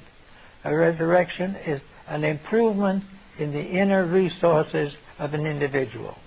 A resurrection is a release of internal virtue. It is the ascent of the person into a higher condition, whereby in bringing with it a larger world and a greater participation in the eternity in which we exist. Therefore, this season and this time particularly, we have an idea of the power that lives and dies and is resurrected in the service of mankind.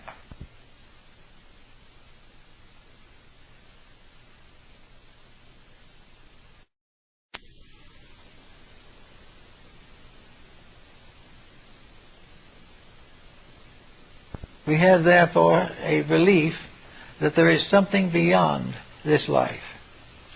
And the moment we believe this, we break faith or break contact with materialism.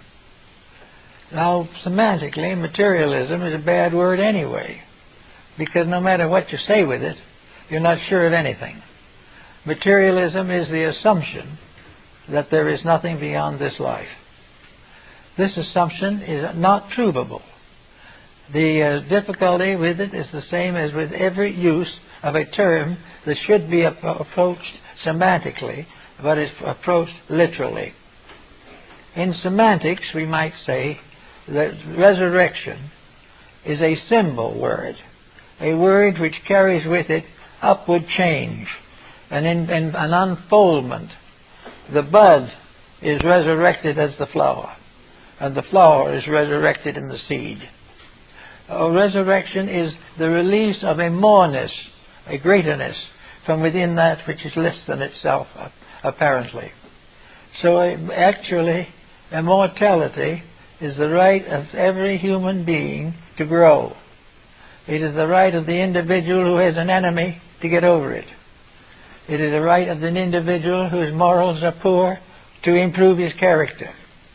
It is not only enough for him to prevent breaking laws, which are the laws of the state, but by breaking sins, which are the laws of the soul. We therefore find that from the beginning, all beliefs, Christian, Muslim, Jewish, Buddhist, Brahmin, Confucian, Taoist, all beliefs have one belief in common, and that is that it all means something. That there is something that is hope. There is something that is growth. There's something that is reality. There's something that is integrity in these doctrines. And against that is a rather cold, icy statement that we can't prove it, that we can't actually prove that these things are true. Yet we can prove it in a way. We prove it every year with the death and resurrection of plants. We prove it all the time with the rise and fall and rise again of faith within ourselves. We find our own lives changing, and sometimes beautiful things happen when we think we've come to the end. There's always hope. St. Paul lists hope as one of the great hopes for mankind. Life, love, hope. These are the great beliefs for which there can be no substitute. So we can take a word like love and approach that semantically. And we can find every kind of love you can think of, from the individual who loves a hand at poker to the individual who wants to change the course of religious history. We can have all kinds of love. Love of family, love of beauty, love of children, love of God, love of nature.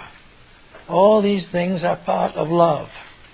And it is the duty of our inner life to allow this love to grow. Now, when it grows up, it does not discard what it loved before. It picks it up and carries it into a higher level.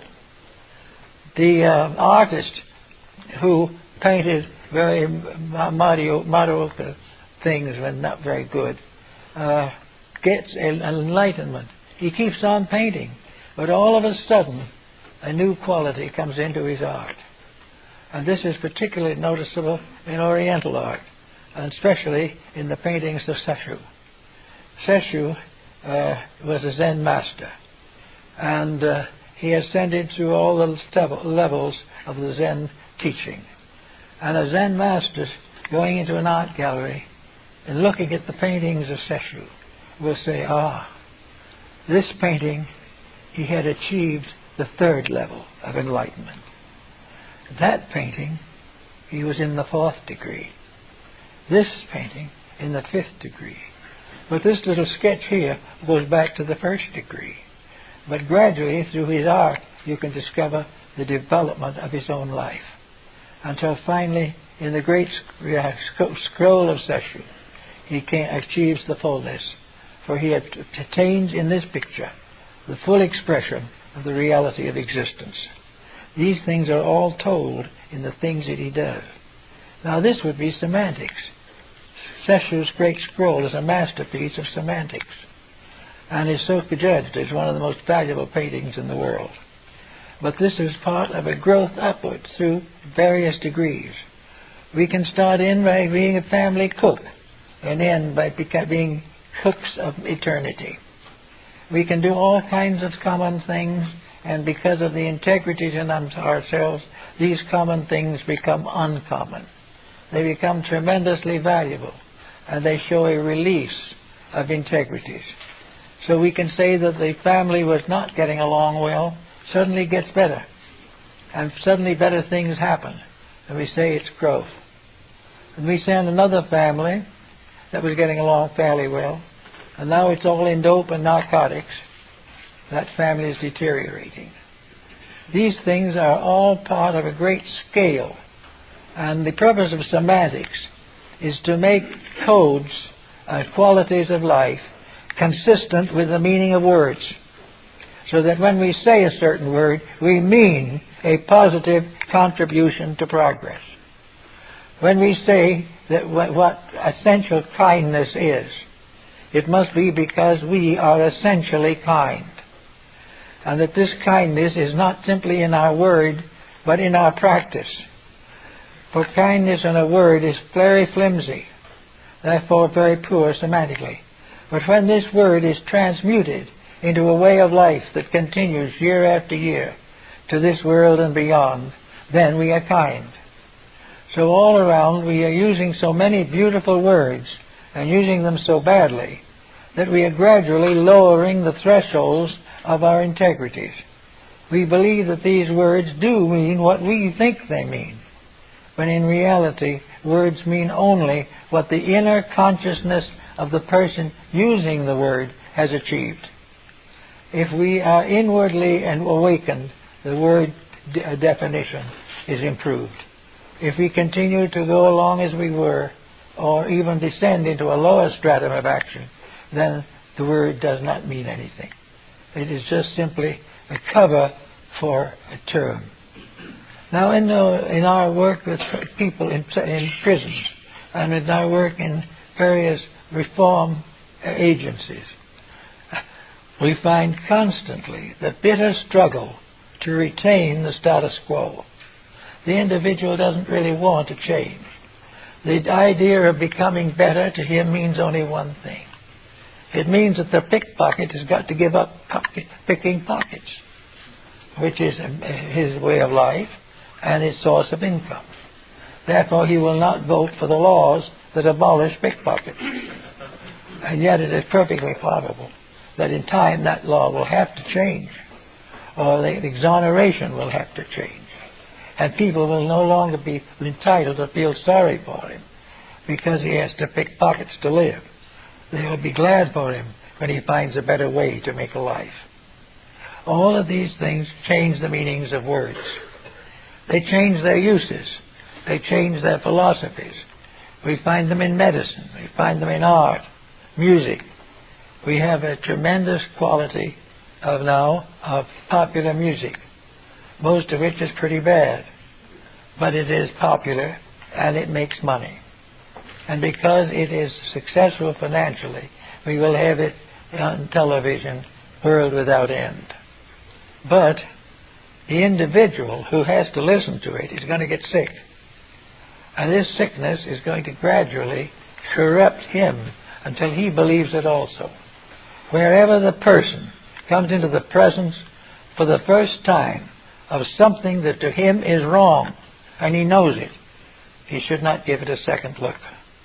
He shouldn't gradually permit himself to be eroded away or convinced by people who do not know either. So we get all these kinds of things, and we come finally to our Easter party. Here we know a spiritual mystery. We know that essentially all the religions of the world have this one thing in common. If we have the understanding, we will find that the 72 names of God will always be there. In our large book, there's a plate showing the 72 names, by the way. 72 names for one God. This is the story. Each of these names is a semantic term arising from the experience of a people. It applies to some who gain great culture and to others who are still in primitive conditions. It applies to those who survive persecution for the sake of truth, and it applies to those who tried and failed. It becomes a part of the life of every living creature. In some mysterious way, the most primitive person in the jungles of Africa or the East Indies all have some semantic reality. And this fact is probably our greatest safety. If we accept semantically that honesty is right, we can go on then without waiting much for honesty to pass through all these multitudinous stages. It gradually becomes evident, as it did for the last 1,000,000 years, that those things which are the virtues of life have survived and will survive, and those things which are the vices of life perish, and nations perish with them. There is no need to ask for final proof of integrity. It is in every page of history. It is in every experience of private citizens. There are realities that are above semantic question. One of those realities is truth, which must inevitably survive. Yet there will be all kinds of definitions of truth. Truth may be regarded as a definite effort to get a witness to tell the truth in a court of law. I probably won't anyway. But the truth in principle is that all things shall be measured by their intents, by their realities, their virtues, and their meanings.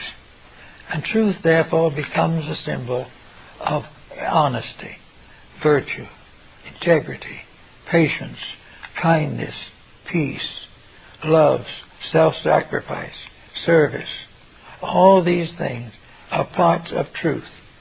Therefore, they can be fitted into the semantic picture. They will change in detail with each generation.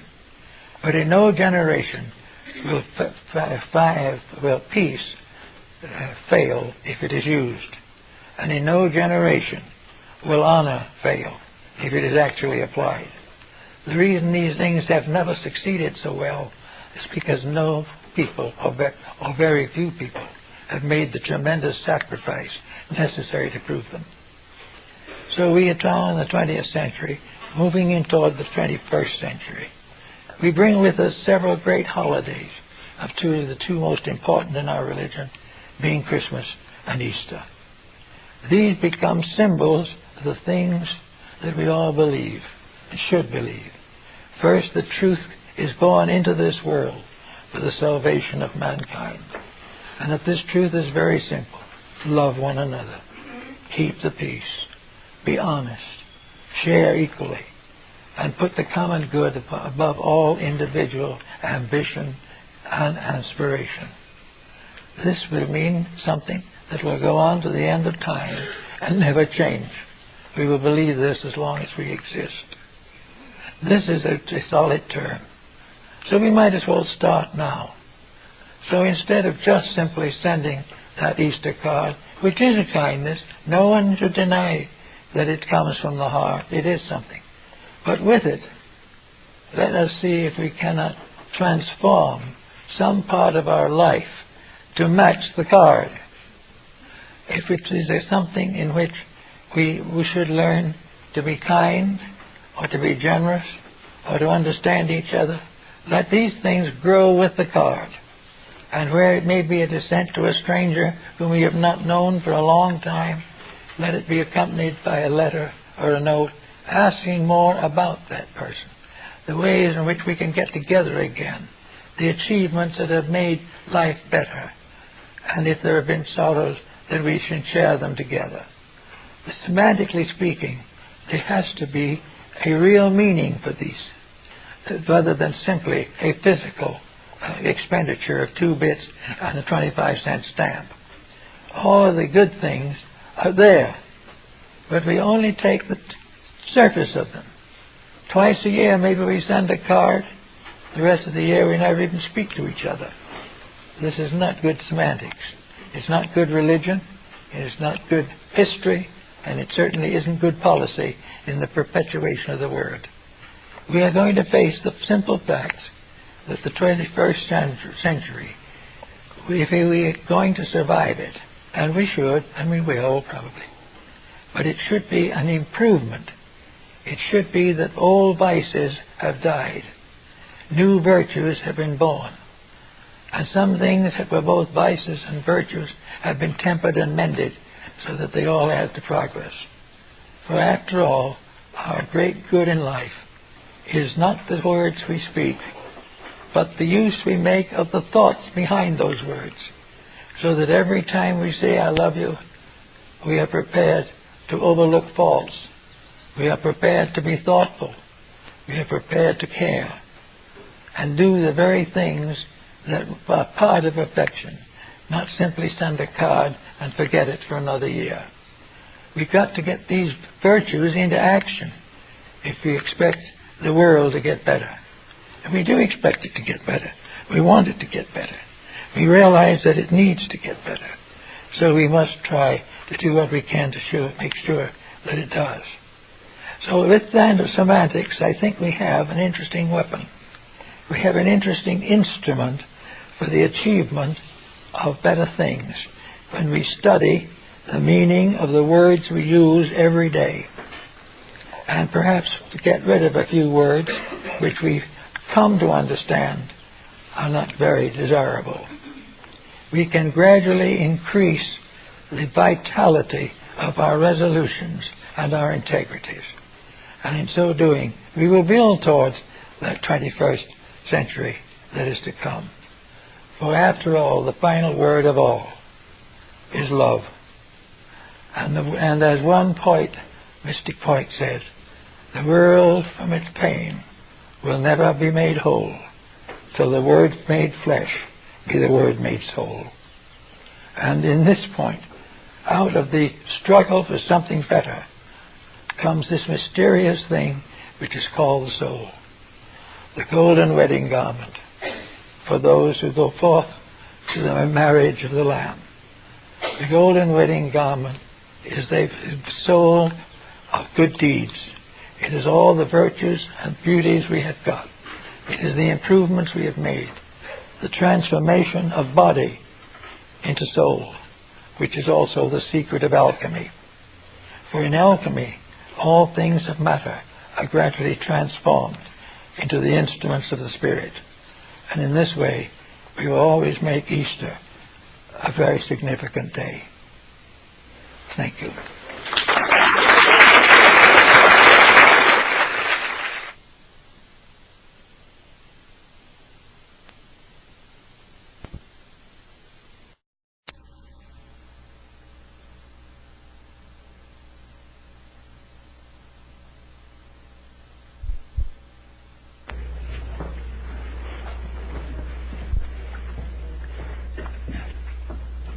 Well, this morning we want to start a little study of the meaning of the terms we associate with knowledge.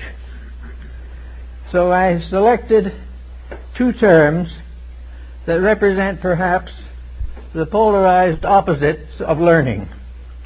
They are knowledge and wisdom. Now, knowledge is something we all know about. It is conveyed to us through the public school system. We live it every day. Everyone who comes into the world practically is trained into some phase of it. Even Aboriginal people have their own standards of knowledge. And knowledge is very largely concerned with the problem of getting along in this world. How to live in the environment which no one really fits into exactly. Knowledge, therefore, is the knowledge of the folk. It is the thing we all depend upon for a common agreement on the ordinary subjects of daily existence. This idea of knowledge, however, is very surface. It is not depth, it is not wisdom, it is not insight. It is the communication of the common decisions of people. It is the way we have decided to teach our children. And what we are going to teach them is the knowledge that we know. And the knowledge that we know, I might mention, is not very good. We have a great deal of education, but what are we teaching? Are we teaching the individual to grow, or are we trying to train him for a job? And in most cases, knowledge today is training for a job. It is not only training for a job, but training for a very impermanent job. By the time we get the fellow trained, the job isn't there, which is, of course, a little embarrassing. We are noticing this particularly in the age of computers. Many, many young people who went into stenographic schools and learned to run a typewriter find that they are not going to gain very much from that education. The very instruments that they were taught upon are now obsolete. So much of no so-called knowledge is obsolete. It lingers on as long as there is any excuse for it. And there are many arts and crafts that have become obsolete in the present century. I think the old story of the buggy whip is probably as good as any. A man invented a buggy whip. It was the finest thing that was ever invented. He worked with it, built a factory, manufactured them, and spent 20 years selling buggy whips. And then the car came along. And in a very short time, there were only a few luxury families that had carriages and horses anymore. He had outlived his own invention. He had gradually depended upon something that was passing. And knowledge is, for the most part, passing. It does not have any solid foundations in eternity. Knowledge is a way of looking at something, a particular way. This way may change any day. This also is a way of approximating our understanding of what is wise and what is not wise. Knowledge gives us the history of the activities of our people. It gives us a certain history of our own nation and our own world. But this history deals with situations that no longer exist, or if they do exist, have become so subordinated that we gain very little from continuing to maintain them. So knowledge, we have to say, is a surface thing. It is adapted to the whims of the hour. It is adjusted to the needs of the moment. And this is what we get when we go to public school. We do not get from the schooling any broad depth of understanding concerning human nature. We do not learn any high ideals about the destiny of man.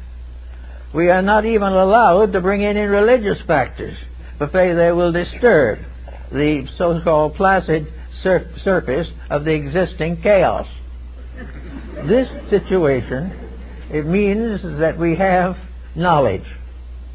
Knowledge that will fit only in certain situations. We send a child to school, and they bring home the paper and tell us what they're learning. This learning they're getting now is not what we got when we were the children. Changes have come. Everything is different. The old ways are outgrown, or the old facilities are no longer available. Now, as we live today in this environment, we realize that we are gradually changing the world in which we live. We are changing the surface of the earth. We are crowding communities. We are endangering the basic utilities of life. We keep right on going, trying to continue a policy that is gradually cutting life out from under us. So this is what we have to think about. Therefore, what we commonly call knowledge is simply a story of doing what we always have done, as nearly as possible, or continuing the way of doing as we do now, which is probably not possible. But at the particular moment we graduate the young folks from high school, they will get a picture of our present condition with all the negative factors overlooked and the positive factors exaggerated. So out of this we come to a surface knowledge, a kind of superficial effort to estimate our own responsibility in a world which takes no responsibility for anything. We find in all the arts, we find this change constantly taking place. In the sciences, they are not immune. Religious theories change. Architecture changes. And as we look around us, most of these changes appear to be for the worse. We're not doing as well as we did. Our buildings do not look as beautiful as they did in the Renaissance. Our music is not as good as it was in the lyric 19th century. Everything seems to be getting brittle, disillusioned, and more or less discouraged. So we build in a discouragement into the educational system. We decree that all these things must pass away. And we have great publicity over this. We have tremendous talk about correcting this and changing that and building something else. But it all represents what we would call knowledge. Knowledge is our effort to understand things as it is, or to perpetuate through education policies that are almost deficient themselves. So this is one way of looking at it. And also all knowledge is from the outside. We get our knowledge out of books. We get our knowledge out of listening. We get our knowledge out of looking. But everything is as of now.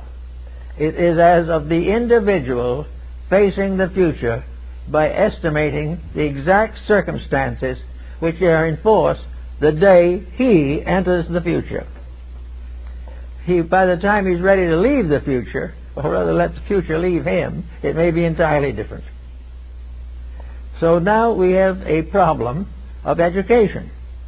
Well, how are we going to educate people for a world that may not exist by the time they get out of school?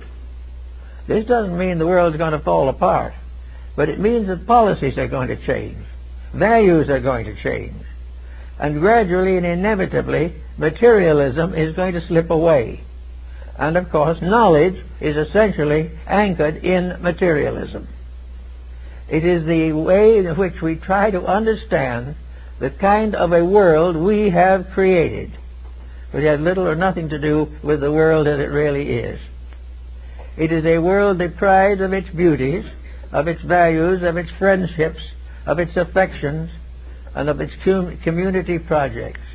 It is a world of rugged individualism, moving largely on a basis of profit, and determined definitely to perpetuate the conditions as they are now, which they can't do.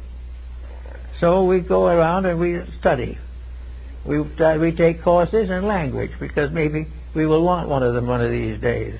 A second language is a major asset today, which in itself is a proof that regardless how we think or what we believe, we are moving into a larger one-world unity, in which one language is not enough. We also have arts that are fighting for survival. We have that tremendously inconsistent situation in which we are paying $2.5 million for a Picasso sketch. and at the same time we are paying $4 million for a genuine Rubens. These things are absolutely irresponsible. The sketch and the Rubens are not even in the same classification, and yet we have put a new value on both, money. And the same thing is happening all over the country and all over the world. The auction galleries are completely swamped with people willing to spend fabulous sums for something they don't even understand. Now, why don't they understand it? Why don't we understand art in its best sense? Why don't we understand music in its best sense? Because it isn't taught. If you want any of these specialties, you have to go to a specialized institution which specializes in them, and you'll then be fortunate if you find one with sufficient idealism to make the period of study worthwhile. So we now have knowledge. We have knowledge in science. But every time we look at knowledge now, we are sort of told that this is the ultimate. This is the absolute fulfillment of all these dreams. If we get this space platform out, it is going to change the course of ages. The most thing it's probably going to do is to run us further short in essential commodities. There is no reason to believe that if we put this spaceship out there long enough, it's going to solve anything. Because we're not out there. We're here. And we're using up the precious resources of here so that we can spend a few weeks out there, which isn't particularly valuable. We have all kinds of projects that are built upon what we think now. Our idea of the conquest of space is that we're going to be able to colonize it or find a possible use for it in the form of a garbage pail out there. We are believing definitely that space is something we're going to exploit as we've exploited everything else. And yet all the way along, we do not really solve anything. We do not understand anything. We are born ignorant and we die ignorant. And in between, we learn to make a living, and a few learn to make a fortune. And when the whole thing is shaken down, where are we? The great values do not grow because we do not permit them to grow. We have no real reason to believe that we want to improve. We really only just want to stay the way we are and have more. We want to be a little wealthier, we'd like to be a little more famous, and we'd like a good solid contract with some studio for $1 million a year. The idea of really growing, of improving ourselves. The question, I talked to a young man not long ago. I said, why don't you try improving yourself? Well, he says, do you know anyone who's doing any better than I am? Why should I improve myself? Nobody else does. And this is what is happening to a world that has a public school system, has all kinds of advantages, and is staffed by individuals who are completely devoid of real understanding of what value constitutes. Where are the philosophers of the 20th century? Where will be the philosophers of the 21st century? Are they all going to do what they are doing now, keep their noses so close to the grindstone that they can't see anything beyond the mess they are creating now? This all ends in the problem that knowledge is not the end. Knowledge is not a real end of anything. It is simply a becoming aware of the way things are being mishandled at the moment. It also has something to do with the idea that if we can make the same mistakes, we may be able to be as rich as the people we don't like. But this is going to be a little difficult. So we have now this wide world, art, sciences, nations, academies, institutes, everything you can think of, all dedicated to some great program, and no great program. No actual realization. The only thing we have is a great mass movement against which a few thoughtful individuals have braced themselves in an effort to survive the common contagion. So we ought to have to remember that when science says it has a cure for something, it will have a different cure next year. When we buy something because it is best, then there was never one like it. Within 2 years, there will be one much better. All the way along, these things go. But when it comes to the values of life, is the American home any stronger than it was? Are our young people growing up clean? Are the various forms of business we're involved in, are they honorable? Is the average person building a character that he can live with for the rest of his life? Are we fair to the children or the aged? Or to the sick or the well? To the rich or the poor? Everything goes along carefully covering up the weaknesses of every phase of it. And under the general heading of knowledge, we place a limitation upon what we can think, what we can believe, and how we should interpret the facts of life. So now, here and there is a breaking through into another dimension. Knowledge is beginning to mean something that solves something, rather than simply perpetuates. We know that young people are going to school. Knowledge now is how to get sufficient insights to get a good job. Also, while this is happening, the moral structure of youth is collapsing. And with this falls also most of the older generation. We do not recognize that by living on the surface of thinking, we are condemning ourselves to the errors and fallacies of surface living. We are not here to live on the surface of the mind. We are not here to live only on the pleasures of the mind, or the pleasures of the flesh, or the pleasures of the heart, or the pleasures of luxury. We are here as individuals to improve, to grow, to think, and to understand life.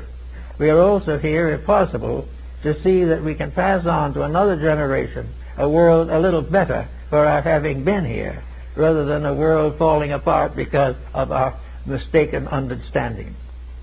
Now, on the opposite side of this is wisdom. Now, how shall we define wisdom? Wisdom is no longer a surface. Wisdom is now an interpretation of value. Every bit of so-called knowledge is capable of being examined by wisdom. There is nothing that we do, nothing that we have, nothing that we hope that does not in some way tie into the concept of wisdom. And wisdom can be suggested as meaning. It is the something that amounts to something. It is something that makes an experience more important than 30 days in jail. It is something that makes it more important to stay sober than to try to get sober. Wisdom begins to use the ideas that we find in knowledge and ensoul them, give character to them, give meaning to them, and bestow upon each one of them a dimension of growth. All growth has to be included. Knowledge has to grow. And the moment knowledge grows now, it becomes associated with fallacies because of inexperience. We are not able now to use knowledge in a dimension of growth. Actually, knowledge comes to us from the outside. The interpretation of knowledge comes to us from the inside. We are gradually learning that from the inside of ourselves, we have to explain the things that are happening in the outside world. Now, this isn't easy, because the things that are happening on the outside are inconsistent with most of the values that come from the internal life of the person. The thing that has made this matter endurable is the fact that the inside, the wisdom of the individual, has not been developed. Therefore, with the fallacies of the moment, there is no remarkable, intense rebellion from within him. Rebellion is a very individual matter. The individual who's had enough misery and enough suffering decides to do what he can about it. On the other hand, many under the same provocation do nothing. But one of the problems is that knowledge is valuable only to the degree that it can be ensouled, that it can be enriched to become meaningful, to stand for something that will help to advance the general state of mankind. So we look around a little bit to see what we can do, if possible, to increase the development of wisdom. Well, what shall we say is the best place to look for wisdom? Well, for the most part, wisdom belongs to what we call idealism. Idealism is motivation. When an ideal is stated, it means that the motivation is constructive. Constructive motivation means that it is dedicated to common good, that it is dedicated to well-being, that it is not going to compromise to allow for the corruption of value. So when we begin to think of wisdom, we take the home that is broken by knowledge and put it together again by mercy. We try to do something to mend with the heart that which has been injured by the mind. We do everything that we can to ensole the knowledge that has hurt us, and in so doing we discover that this knowledge can suddenly become a tremendous source of good. But it is only good when it is ensouled. There is no good in the fact that it is a general average or adage that honesty is the best policy. It is only transformed into wisdom when the practice of honesty proves this, and proves it by changing the patterns of life. Life goes on under knowledge. Life is changed under wisdom. Life grows because deeper and fuller meanings are bestowed upon it. It challenges the individual to grow. It does not leave him to be born and to die in the same misery. It does not leave him with a broken home or rebellious children. It does not leave him with incurable ailments caused by his own foolishness. All the way along, wisdom cures, heals, transforms into a better way of life. And yet it has to work with the same factors. The individual has to keep the job. But having kept the job, the wisdom steps in and tries to do something to this job, by means of which the person working in it is not only making a living, but is making a life that is important. If the individual can go to work every morning, 9 o'clock for 40 years, and come out at the end of that time simply old and tired, and yet with the same job and with the same limitations, the individual who has a certain genius for growth within himself can transform this by conquering the job, by making something out of it that fulfills, and getting away from the monotony of worthlessness. That is another one of the problems of knowledge.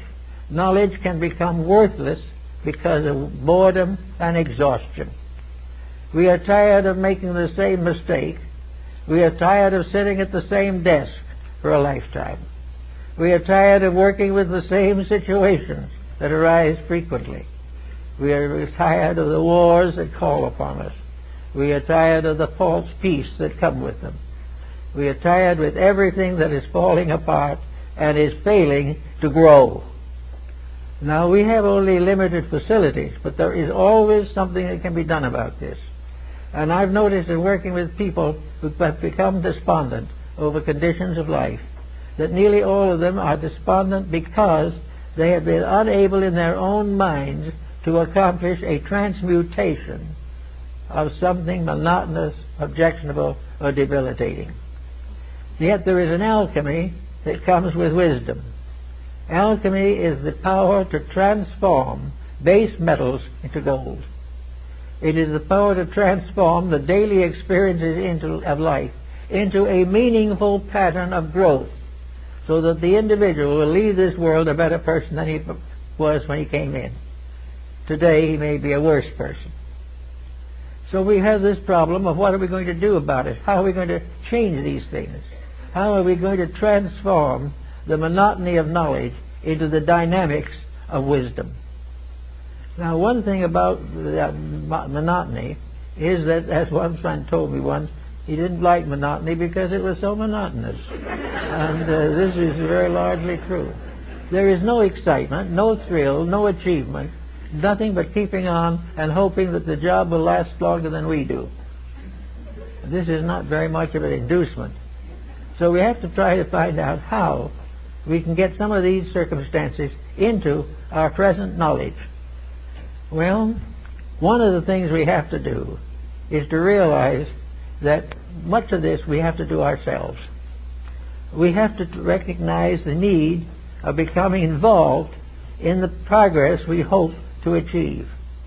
The young family with 2 or 3 small children cannot depend upon the public school system to get him out or get these children out of the monotonous, comparatively meaningless despondency which comes constantly with knowledge that has no outlet. So the problem is that the reforms have to begin themselves in the person. And Ben Franklin was a great exponent of common sense. To him, common sense was the most uncommon thing in the world, because common sense was the power of the non-scholastic to control and direct a life. Common sense tells us what we can do when we are tired of perpetual failure within ourselves. We go and study at the Sorbonne, we do here at Heidelberg, we do all these things, but we're still working with knowledge on the same level. We are still trying to get an art or a science, a craft or a trade, but we are not trying to become better people. We're not trying to grow, we're trying to find ways to get rich without too much hard work. So these things do not satisfy very well. But supposing we recognize the importance that common sense comes on where monotony and so-called knowledge fail. Now, common sense is just natural honesty. It is an intuitive grasp of realities, and is probably the most powerful educating force that there is. And yet we don't dare to trust to it, because common sense may teach us to go in the opposite direction from that in which we look for profit and fame. So we have to start with something. And those who are out of school and about settled down in life have a great opportunity to begin to experiment with the ensouling of facts. When a fact ensouled becomes a truth, and we are in need of more truths. We are needing very definitely people whose vision extends far enough into the future to really understand what we're up against, but to really know the condition we're building for ourselves. There's a lot of talk now about the 21st century, and there's a lot of evidence wandering around that we're already trying to ruin it. Not because we mean to, but because we're taking knowledge instead of wisdom to work with. We are not trying to learn how to change that which has obviously failed. We are trying to figure some way to perpetuate that which was never real. So we have to think a little bit about getting into line for more wisdom and getting prepared to realize that everything in nature consists of a body and a soul. Now, it's hard to think of the soul as being associated with logic. We can't have difficulty in imagining that things that are the common usage of mankind have souls. And yet arithmetic has a soul. Music has a soul. Art has a soul. Digging ditches has a soul. Every profession has a soul, and a more exalted one. And most of the members of the profession do not live up to it. Over 2,000 years ago, the oath of Hippocrates was given to medicine. And we have spent the last century trying to get rid of it. We do not want it because it demands idealism, it demands integrity, and makes the physician, first of all, the servant of all the gods. This is in the spirit of wisdom, but we're trying to get it back down again into the spirit of knowledge. We know the code, we can recite it, but we can't use it. And that's because we are not building into ourselves the common sense the natural virtues and integrities which are bestowed by nature and mutilated by human nature. So we're now looking for some way to get into a better condition to face into the future. And I think one of the common things that we can do is simply to postulate that anything that we are doing has levels and strata for us to consider. When we consider going into business, this is also a moral decision, not merely an economic one. We do not expect to have all things run smoothly, but we do expect that everything will teach us something of value. And value is not to be determined in terms of wealth or fame. Value is the unfoldment of the internal potential of the divinely endowed part of man. And progress is the individual growing up to himself, because within each of us is something that is infinitely wiser and infinitely better than our own daily conduct. There is hardly anyone who could not improve, and there are very few to whom improvement would not be valuable. So we begin to think of all the ways in which we can use what we commonly call knowledge to increase wisdom, to make it possible for us to have a better world to live in and to become better people in this world. So now let's see what happens when we start in with wisdom. Now, where does wisdom come from? Wisdom was developed by the ancients for one purpose alone, and that was to learn to understand the meaning of existence. Now, there are various ways in which you can get some idea of this meaning.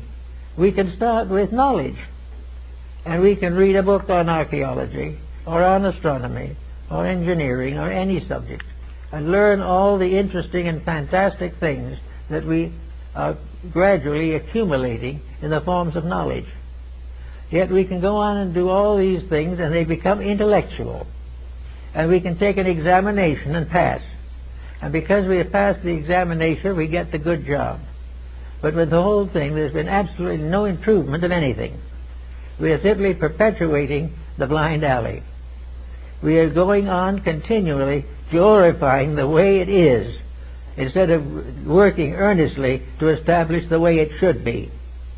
Every problem has an answer, and the answer means that we have to change our own relationship to that problem. We have to ensoul the power within ourselves which will give us the right to judge the problem. I think one of the problems that we've come in now to also is religion, in the fact that from a very early time the various peoples of the world developed religious codes. These codes they did not affirm, they created themselves. Probably many of them they did, however. But so far as they knew, these codes had come from some deep hidden source within themselves or within the soul of the world. And the idea of religion was that all things that exist bear witness to soul, bear witness to the remarkable value behind it. The individual can spend his whole life studying carrot, but he can never apparently understand how to create a carrot. He can use the things that are, but he doesn't understand them. He only understands their market value. He only understands why the dietitian says he should eat them. But the great pattern of the purpose of things, extending all the way from the infinite of the cosmos to the most minute atom, all these things have meaning. And until we find our own place in this great chain of circumstances, we will never be able to change the world to meet the law. We are never going to be able to change the law to meet us. And that's one of our difficulties. We are constantly reshaping laws. We are changing laws that we created ourselves in the first place. So we go with them as long as we can stand our own creations, and then we do something about that, and we put an appendix on it, or we put various codicils to it, so that we can continue to go along the same general path. But the actual answer to the problem is the average person, even the average educated person, has very little understanding of where we came from, why we are here, or where we are going. These are the great realities without which an enduring culture can never be built. And we are not even looking for them. We are only looking for all the secrets of science, particularly those that can be commercialized. We are not aware of the grand pattern of a human soul, that there is in each one of us a divine life that has come into exile in this world. And the reason it's in exile is because we have been here before and set up the exile. We come back to the work that we have done ourselves. We come back to our own mistakes. We come back to the ignorance that we started with, or perhaps a little worse. And we are not even willing to recognize the fact that we are missing the real purpose of life, growth. Now, what do we say when growth? Well, growth is not necessarily has anything to do with wealth or fame. Growth is the ability to handle constructively situations that we have previously mishandled. If we become, through growth, wiser than we are, we can become better than we are. But without becoming wiser, we can never become better. Wisdom is not intellectual either. We think of it as long beards gazing in great stone tablets or something of this nature. Not at all. Wisdom is no more remarkable than Benjamin Franklin's almanac. Wisdom breaks down finally to common sense. Common sense, but it's common sense in a universe in which the very structure of that universe is common sense. Everything about the universe makes sense. Everything that man does about it is dubious. We're not at all sure that he's gaining on it. But it is true beyond any question that the simple facts of existence are the basis of wisdom. Wisdom is not learning another language. Wisdom is to learn a language so that we can talk to another man. All things are for use value, and that use is not for profit, but for growth. So we are constantly working to build new echoes and new sounds and tones to enrich the relationships of life. In about 10 years now, we're going to enter a new century. At the present moment, we're all tremendously excited over the prospect. In fact, we're not only excited, but many people are frightened to death. All the way along the way, everyone is looking and trying to figure out what we're going to do with the remaining 10 years of this century. Now, probably Ben Franklin would say very fairly, forget the 21st century, do it right now in the last years of the 20th century, and you'll have nothing to worry about. You have nothing to worry about when you start keeping the rules. And you don't have to set aside a period many years from now when you're going to start doing that. This idea that we have that the universe is made up of sections which come into manifestation, and in those various sections are the various skills, or the various ideals, or the integrities which are to be developed at that time. The truth of the matter is these integrities must be developed in all times, in all conditions, and in every phase of existence. We want to go into the 21st century. We'd like to be able to hope that we'd be able to stand the drinking water as late as that we will also find some kind of a way to get the sewage out of our basements. We are also hoping to save a forest or two merely to be able to show people what a tree looked like. All of this type of thing is a little ridiculous, I know, but the point is very definitely that we have got to do something to change anything. And the power to change is the power of wisdom. Now, the ancients tried to develop a way to getting wisdom. And they came to a conclusion that I think we're going to have to come to again. Namely, that wisdom cannot be forced upon mankind. Wisdom cannot be stuffed down the human throat. It cannot be legislated into existence. And it cannot be perpetuated by people who don't want it. So the ancients decided to divide a group apart. They took those who yearned after righteousness and who sought knowledge and who had that dedication to the common good that was necessary for the perpetuation of progress, and created the schools of wisdom the Platonic schools, the Pythagorean schools, these various mysteries of Egypt and Greece and all the other countries, for the training of people who wanted to know the reality. They needed to know that there was something beyond the commonplace. But they tried to tell it to everyone. Those who didn't care diluted it, perverted it, destroyed it. Therefore, they created a rule to control the dissemination of essential knowledge. They said that that knowledge has to be perpetuated by the right kind of person. That you can't just simply toss it on the surface of life and expect it to find a safe place to hide or to live.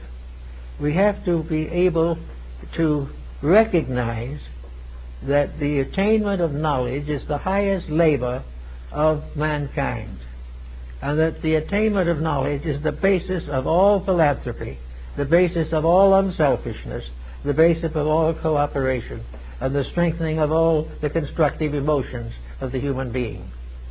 Therefore, to do this, it must be discipline.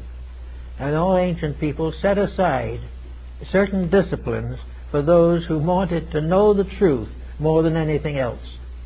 These they called the mystery schools. They were the schools of Egypt and all these different systems, Phoenicia, Chaldea.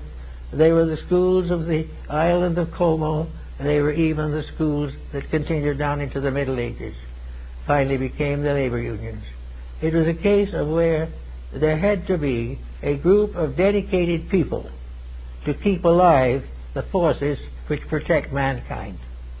And this dedicated group had to show by their action and by the consequences of their works that they were the defenders of mankind, that they were the most important thing in all the world, those who sought to serve the truth. Now we have this coming into religion, and for Christendom, the Christ mystery is probably the most important of all these dedications. Christianity is actually a real problem of wisdom. Now it might sound as though wisdom is all intellectual, but it is not. The greatest of all wisdom is the love of truth, the love of reality, and the brotherhood of human life. But in this time, the development of certain laws of reality, and we're going to have to some way get back to some of this. We're going to have some place, honorable, recognized, and supported, by which those who desire to live better have a chance to do so, and where those who have the inside information in certain matters have a chance to express their internal convictions. Now religion has for a long time provided certain phases of this. Even today in the 20th century, where science very largely is materialistic, it lives and moves and has its being in the presence of religion.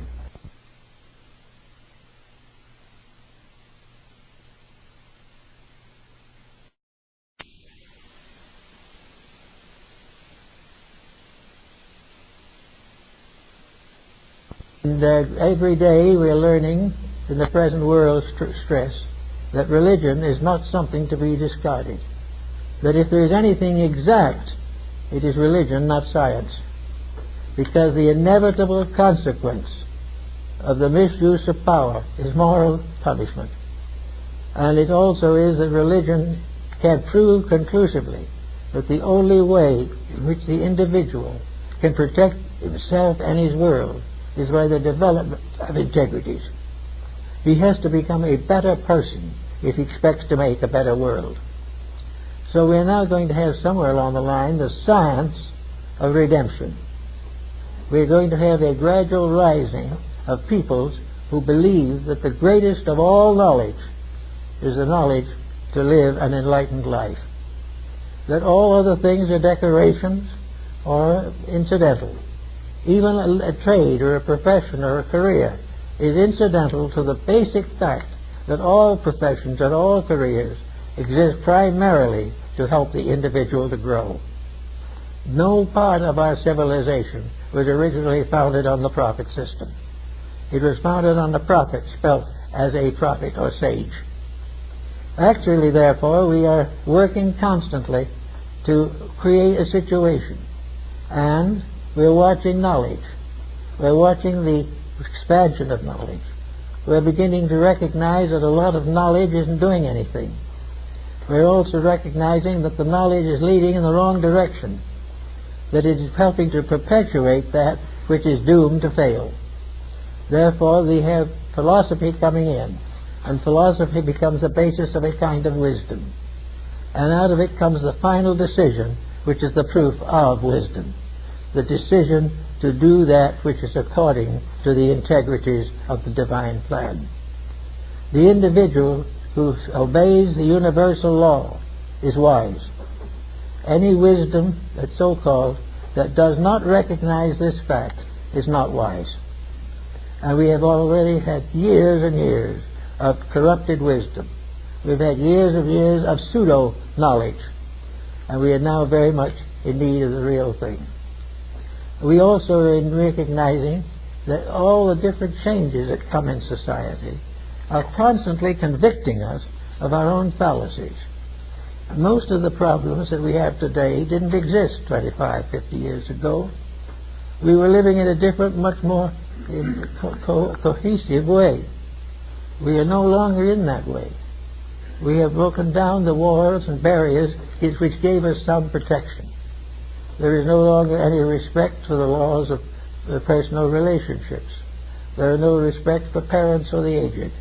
There is no respect for truth, and very little respect for teachers, because so many of the teachers are not teaching the facts. So all around us, all these things need curing. And in this curing, we take the various forms of knowledge and we begin to try to ensole them. We say, take the knowledge, for example, of a mathematical career. Though there is a great deal to be said for that. The average mathematician studies primarily for the purpose of advancing some science or for adding a certain control to various mathematical problems.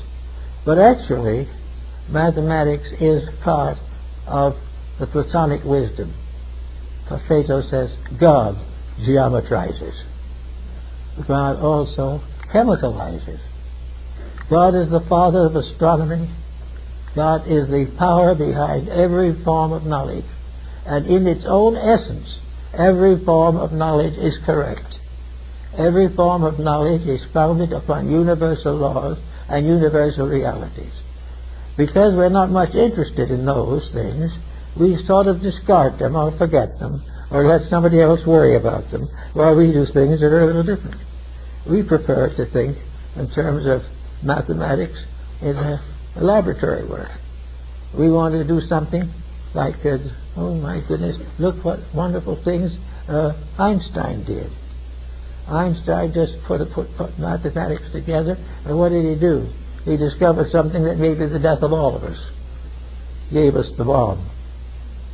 Now, this is a little story of what we're all doing. In the development of great mechanistic civilization, a great materialism in a world where materialism can never win, but by balancing only these factors of physical existence, thinking only in terms of our own extensions, even though we live but a few years. Oh, while all this goes along, we're not going to get anywhere. Wisdom, true wisdom, could use mathematics for 1,000 years without ever developing a bomb. Why did we develop it? Because we needed a big mistake to take care of a lot of little ones. We needed a big danger to create peace. So we did that there. And what have we got? A continuing danger that will continue and place in the hands of anarchy means of controlling human destiny. But the powers of things are not going to permit this. There is bound to be the reckoning. Nature cannot be deceived, and nature cannot be stopped. Its own realities must involve the correction of things which are contrary to nature's wish. So what do? We start out to build a new kind of civilization over garbage heaps, and they fall in, and we have a lot of trouble. We are trying to get rid of bugs, so we spray the food and die of the spray. Everything works in the same way, because no one in these different departments is working for solution. They're working to how to maintain the thing as it is, how to prevent the bugs from eating it, but not necessarily doing anything to change the patterns upon which these things are built.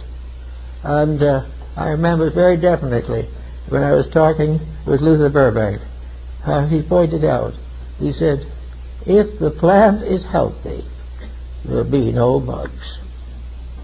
It must first be sick. And when it is sick, it is weak. And when it is weak, the carnivores came in, and the insects come in, and the fungus comes in. But it doesn't come into a healthy animal or a healthy plant. The problems we have socially do not come into a healthy world. They do not come into a healthy nation or a healthy level of life. The reason why things go wrong is because we destroy the integrities which prevent them from going wrong. We do not realize what we are doing. We are all trying to have the plant and eat it too. And we watch and we see what happens. We watch the plagues break out. There is every reason to assume that most of the problems that we face today are the direct results of the vibratory patterns which we are setting up by mass thinking. We are all working on certain problems, but millions of people are working on only one or two problems: how to get rich, how to stay beautiful, or how to get well. All these things are corrupting our way of life. Our idea of getting healthy is to take care of the body, but not the soul. Another problem, I talked to a lady who was quite authority on the subject. Why do the girls want to be beautiful?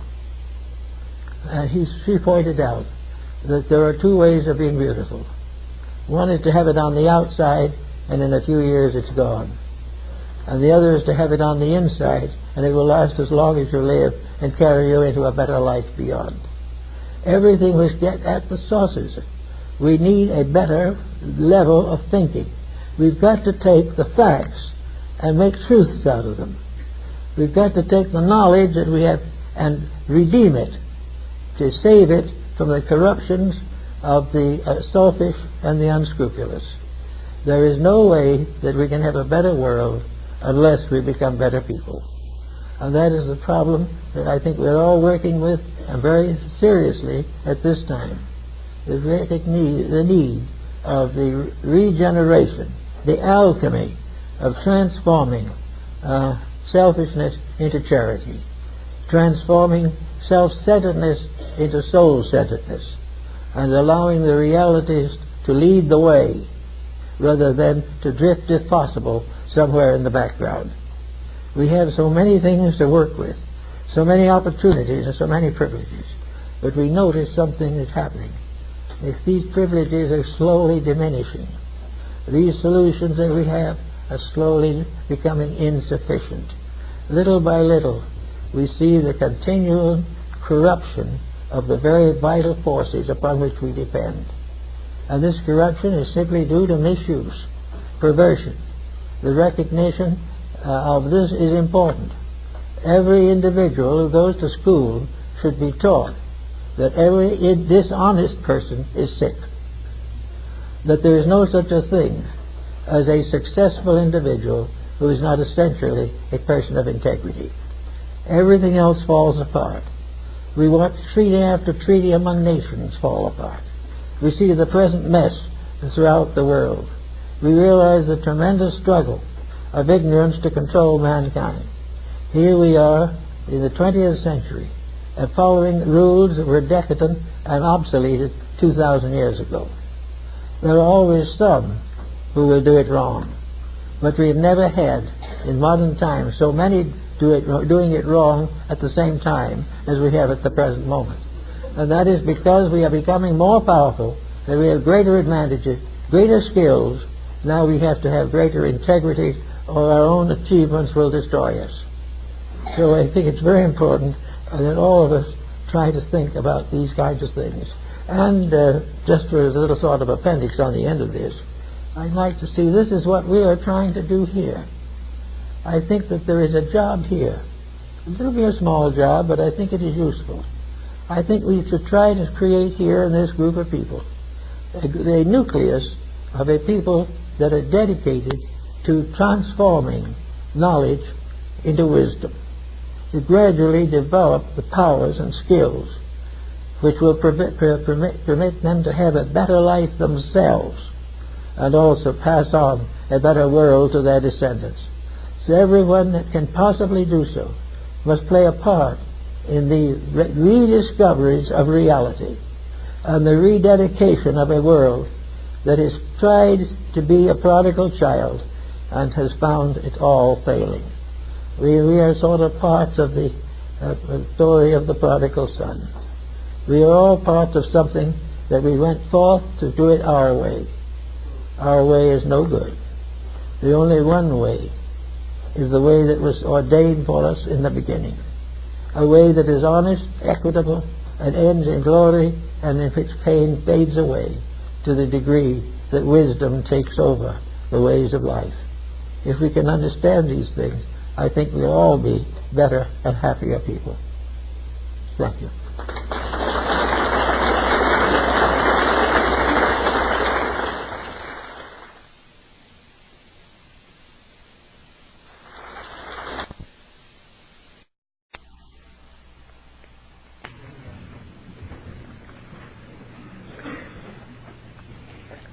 Well, last week we started a rather interesting outline of the development of the internal spiritual resources of the human being. We carried it to various levels, so we want to continue today to go a little further. We started in by covering the idea of knowledge and carrying it on to wisdom. And today we're going a little further. We're going to carry it on to a higher level of spiritual maturity under the heading of understanding. Actually, if we look back to our most remote ancestors that lived in caves or swamps, the Piltdown man or the Pithecanthropus erectus, we find that the little intellect that was available at that time was used largely to protect the physical life of the individual. They had very little area of intelligence, but they were struggling to survive, and all intelligence was devoted to survival. Physical survival. Now time has passed. We've become much more sophisticated. We have much greater area of interest. But still, for most people, mind is used to protect survival. We are still concerned mostly with the mind doing the things which we want to accomplish. We want the mind to be educated and support us. We want the mind to make us happy. We want it to give us the pleasures and advantages of life. We want it to take the education we have prepared for it. And the mind in its usages is to make us more physically secure, comfortable, wealthy, and more or less so unhappy on the grounds that these things are burdens upon the spirit. So we have the mind beginning its existence as an instrument of the survival of physical things. Now it's become much more sophisticated, but for the most part it is still serving most people in terms of making life more comfortable. Very few people think of mind as more than a commodity. It is a means of accomplishing something. No one really cares much what it is of itself, or questions what it might do if we used it differently. But back in the more classical periods, it dawned upon some folks that the mind was more than merely a servant of survival. The mind was a means of accomplishing all kinds of specialized activities. The mind made the musician and the philosopher and the architect, the statesman and the doctor, and all the different people who developed specialized intelligence were working with the mind. So we gain a little bit of an understanding, and as the individual grew up, the mind grew up too. And the mind gradually gained a larger sphere of influence. It was still an intellectual entity. It was still related to our physical needs, but it was also a means of extending and expanding ourselves into new areas of activity. As a result of that, the mind grew and gave us great cities. It gave us the Alexandrian libraries. It gave us the Acropolis of Athens and the pyramids of Egypt. It became the instrument for the expansion of the human state. It is no longer simply a matter of survival. It was qualifying survival, making it greater, making it more important and more significant. And so it went on, and all this time it was developing certain specialized attributes. It was giving us the foundations of arts and sciences. It was giving us the beginnings of various changes in our own personalities. The mind, which originally helped us to survive, now began to help us to unfold and enrich our own potentials. We find genius of all kinds developing. We're finding individuals becoming poets and artists and musicians. We find the mind constantly now contributing to the unfoldment of the potential of the individual. There's one thing, however, that was consistent, or more or less so. The mind was almost entirely used to fulfill some kind of physical purpose. All the arts and sciences were physical. They want to make better-looking buildings and greater paintings, but it was for the sake of physical things. The mind also gave us armament to protect ourselves. It gave us laws for the development of social conditions. It variously enriched us, but always for the same basic purpose, pointed toward physical existence. Gradually, a few philosophers, as we mentioned in the idea last week, began to develop the idea of the mind having a different function, a greater and more important contribution to make. The mind was to extend the individual not only into the physical life of the time, but into the cultural life, and gradually into the internal religious life of the person. The religious life of the average human being is comparatively undeveloped even to the present time. But it is there, and it has all kinds of moral and ethical implications. It gives us great visions. It makes ways of peace and helps us to solve problems that would otherwise endanger our survival. So we develop a new branch of mentality, a branch of mentality coming closer and closer to the invisible causes of our visible existence. We began to think in terms of the wonders of the inner self. We began to recognize the possibility of genius. We also recognized that this mental faculty could attack unanswered questions relating to matters far beyond the physical life. It began to answer the questions about why and what and how. And in that we find it rising in the great Greek systems of philosophy, where there were solutions to the great problems of life. Plato and Aristotle and Socrates gave us answers to moral problems, began to understand and help us to understand good and evil, right and wrong, hope and fear, and gave all types of information which would help us to fortify our instincts against the pressures of the times. So we began to think in terms of philosophy. And philosophy began to change the world we lived in. It began to give us a glimpse of something beyond matter.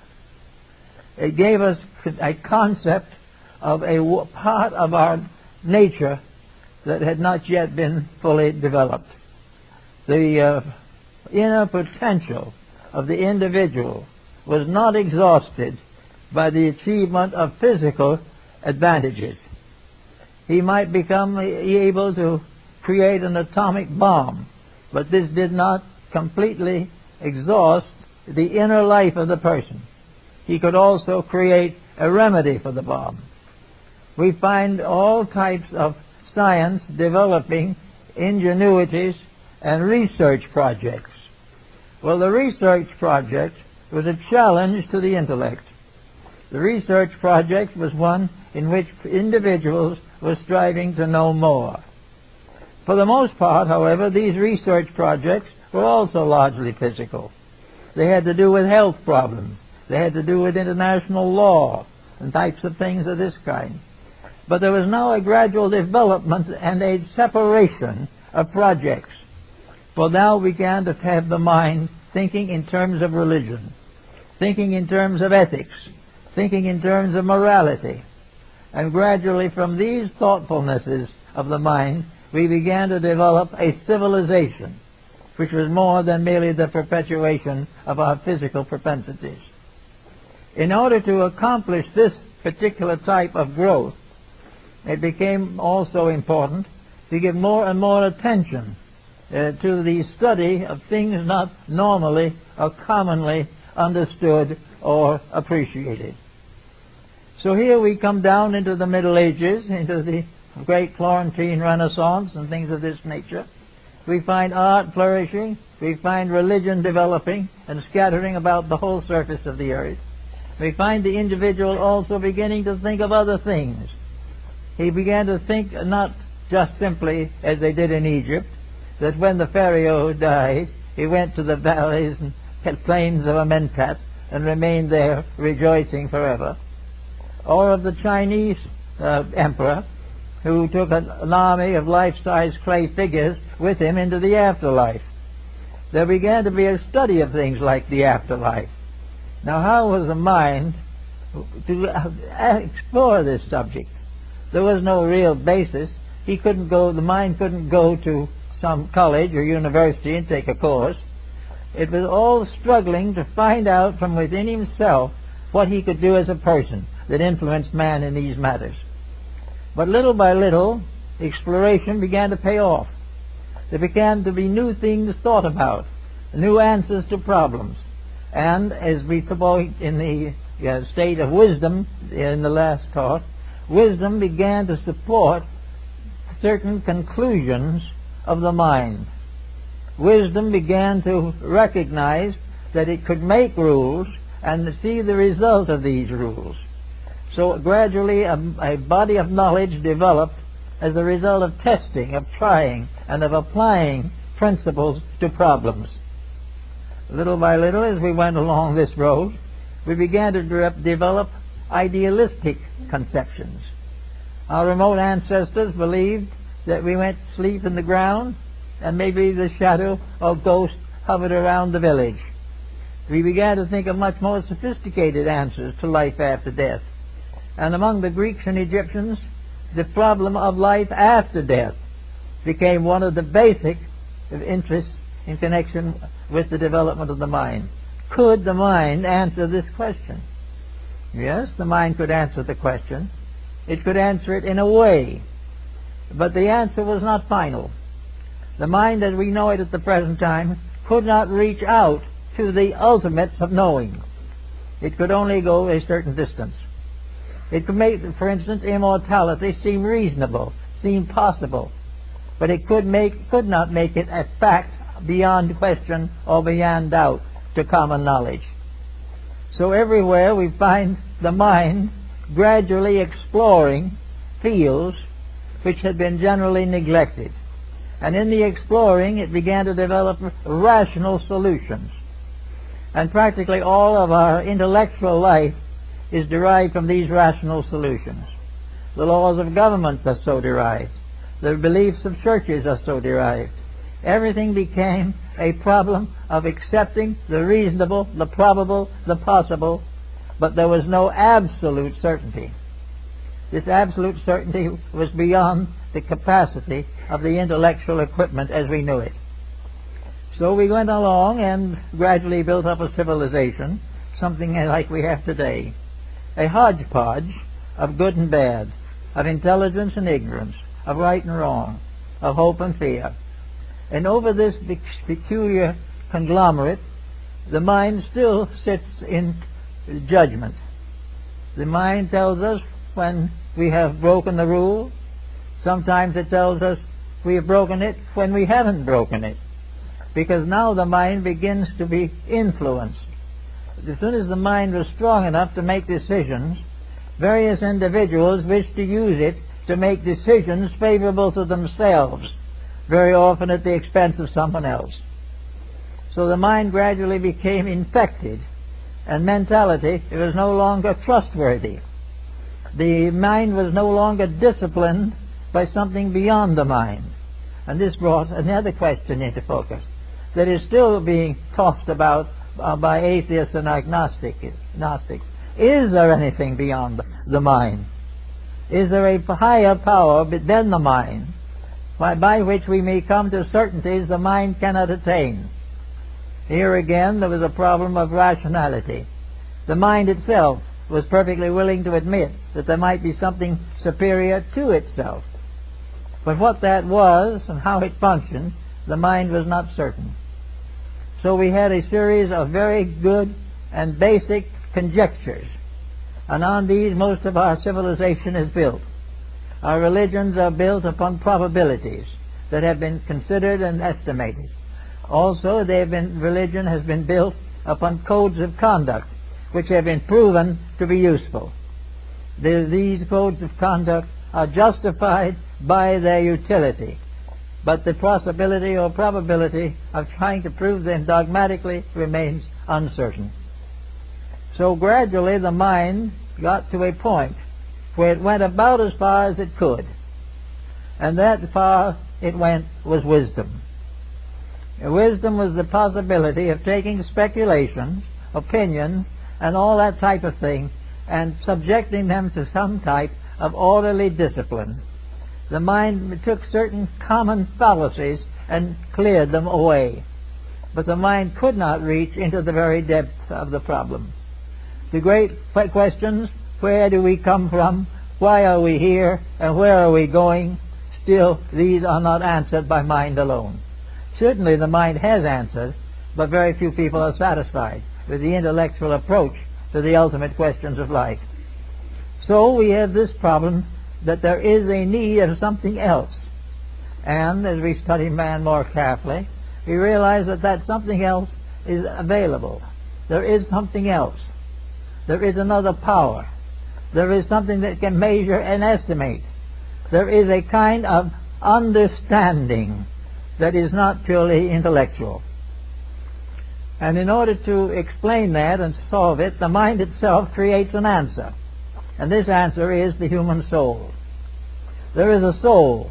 There is a part of man that is superior to body, superior to physical consideration, superior to life and death as we know it on this planet or any other planet. There is something that is superior to the common judgment of humanity, something that is beyond our control and almost beyond our understanding. But there is something, and that something brings with it the first hint of immortality. It tells us something about a survival greater than merely even rebirth, for rebirth could be a continuing development of mental entities. But then we have a problem. Why this development? There has to be some reason for everything that happens. And you do not have a continuing process of creation unless that creation is going somewhere, or these continuations change sufficiently to result in a form of growth. So we have the emergence of something that we now call the soul. Now, the soul was not unknown to the ancients. The soul was everywhere for everybody who wanted or believed that there was some part of himself that was superior to mind. The world was filled with people who believed that there were values that were not limited to physical values. They were not simply barricaded behind walls of clay and mud. Because there was something that was divinely present. There was a life principle, and this life principle had some mysterious spiritual integrity. Therefore the soul came into existence, and individuals used to say of each other, he was a good soul.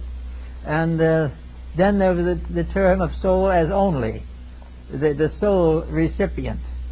Therefore the soul began to develop as something beyond the mind, something that was up above. And if there was something up above, there had to be an up above for it to develop in. So with the soul came the whole concept of religion as we know it now. Came the entire conviction of a great universe of invisibles, of causes, of laws and principles, ruled over by benevolence, ruled over by justice, and ruled over by integrity, dedicated to the fulfillment of the growth of creatures.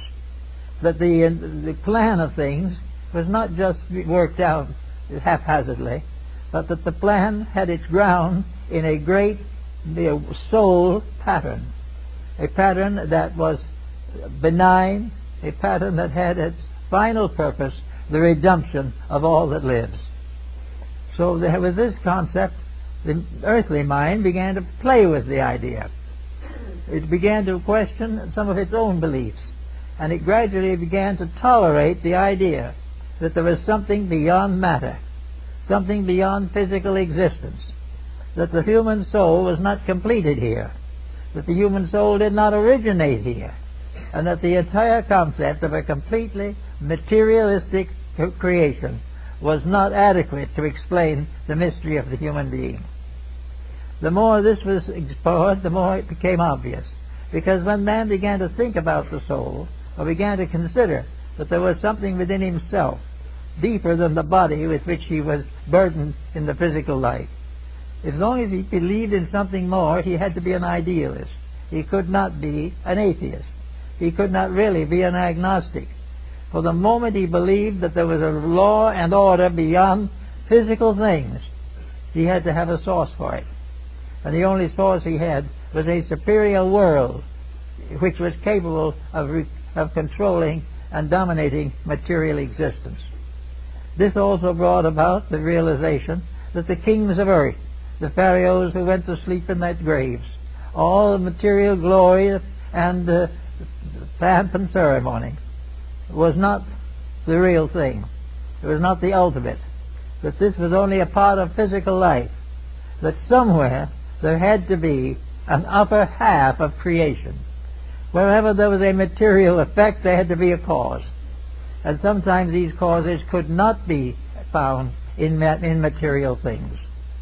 So we had quite a struggle here for quite a time, trying to straighten out some of these ideas, and finally came to the conclusion that there was a half of the universe that we never saw, that we had seen only the lower half of a complete sphere, that the upper half was invisible and was known only by its consequences, that there was certain things that happened that could only happen if there was something in the invisible that had form and shape and authority.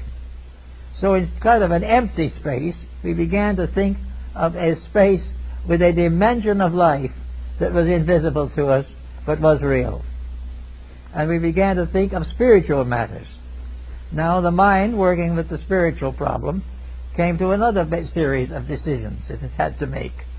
If there was a spiritual reality, if there was something in the human being that we might call spirit, or something in existence that might be regarded as spiritual, then there were rules governing it.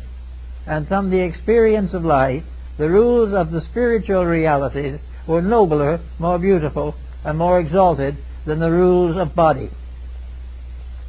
The body had very great limitations, but in some mysterious way the soul had a much larger sphere of activity. The soul also had value. The ancients with the body simply assumed that it went down to the grave.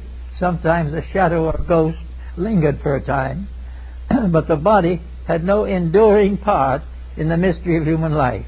When it was cast off, that was the end.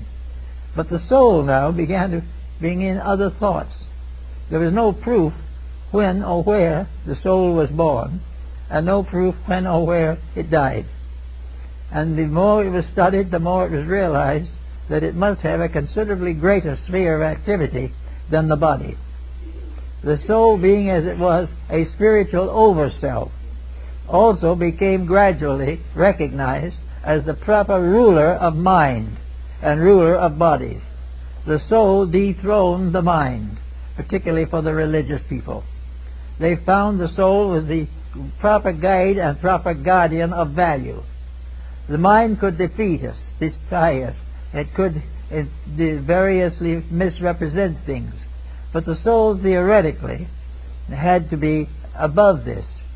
Now the soul also is capable, it is according to the ancients, of making mistakes.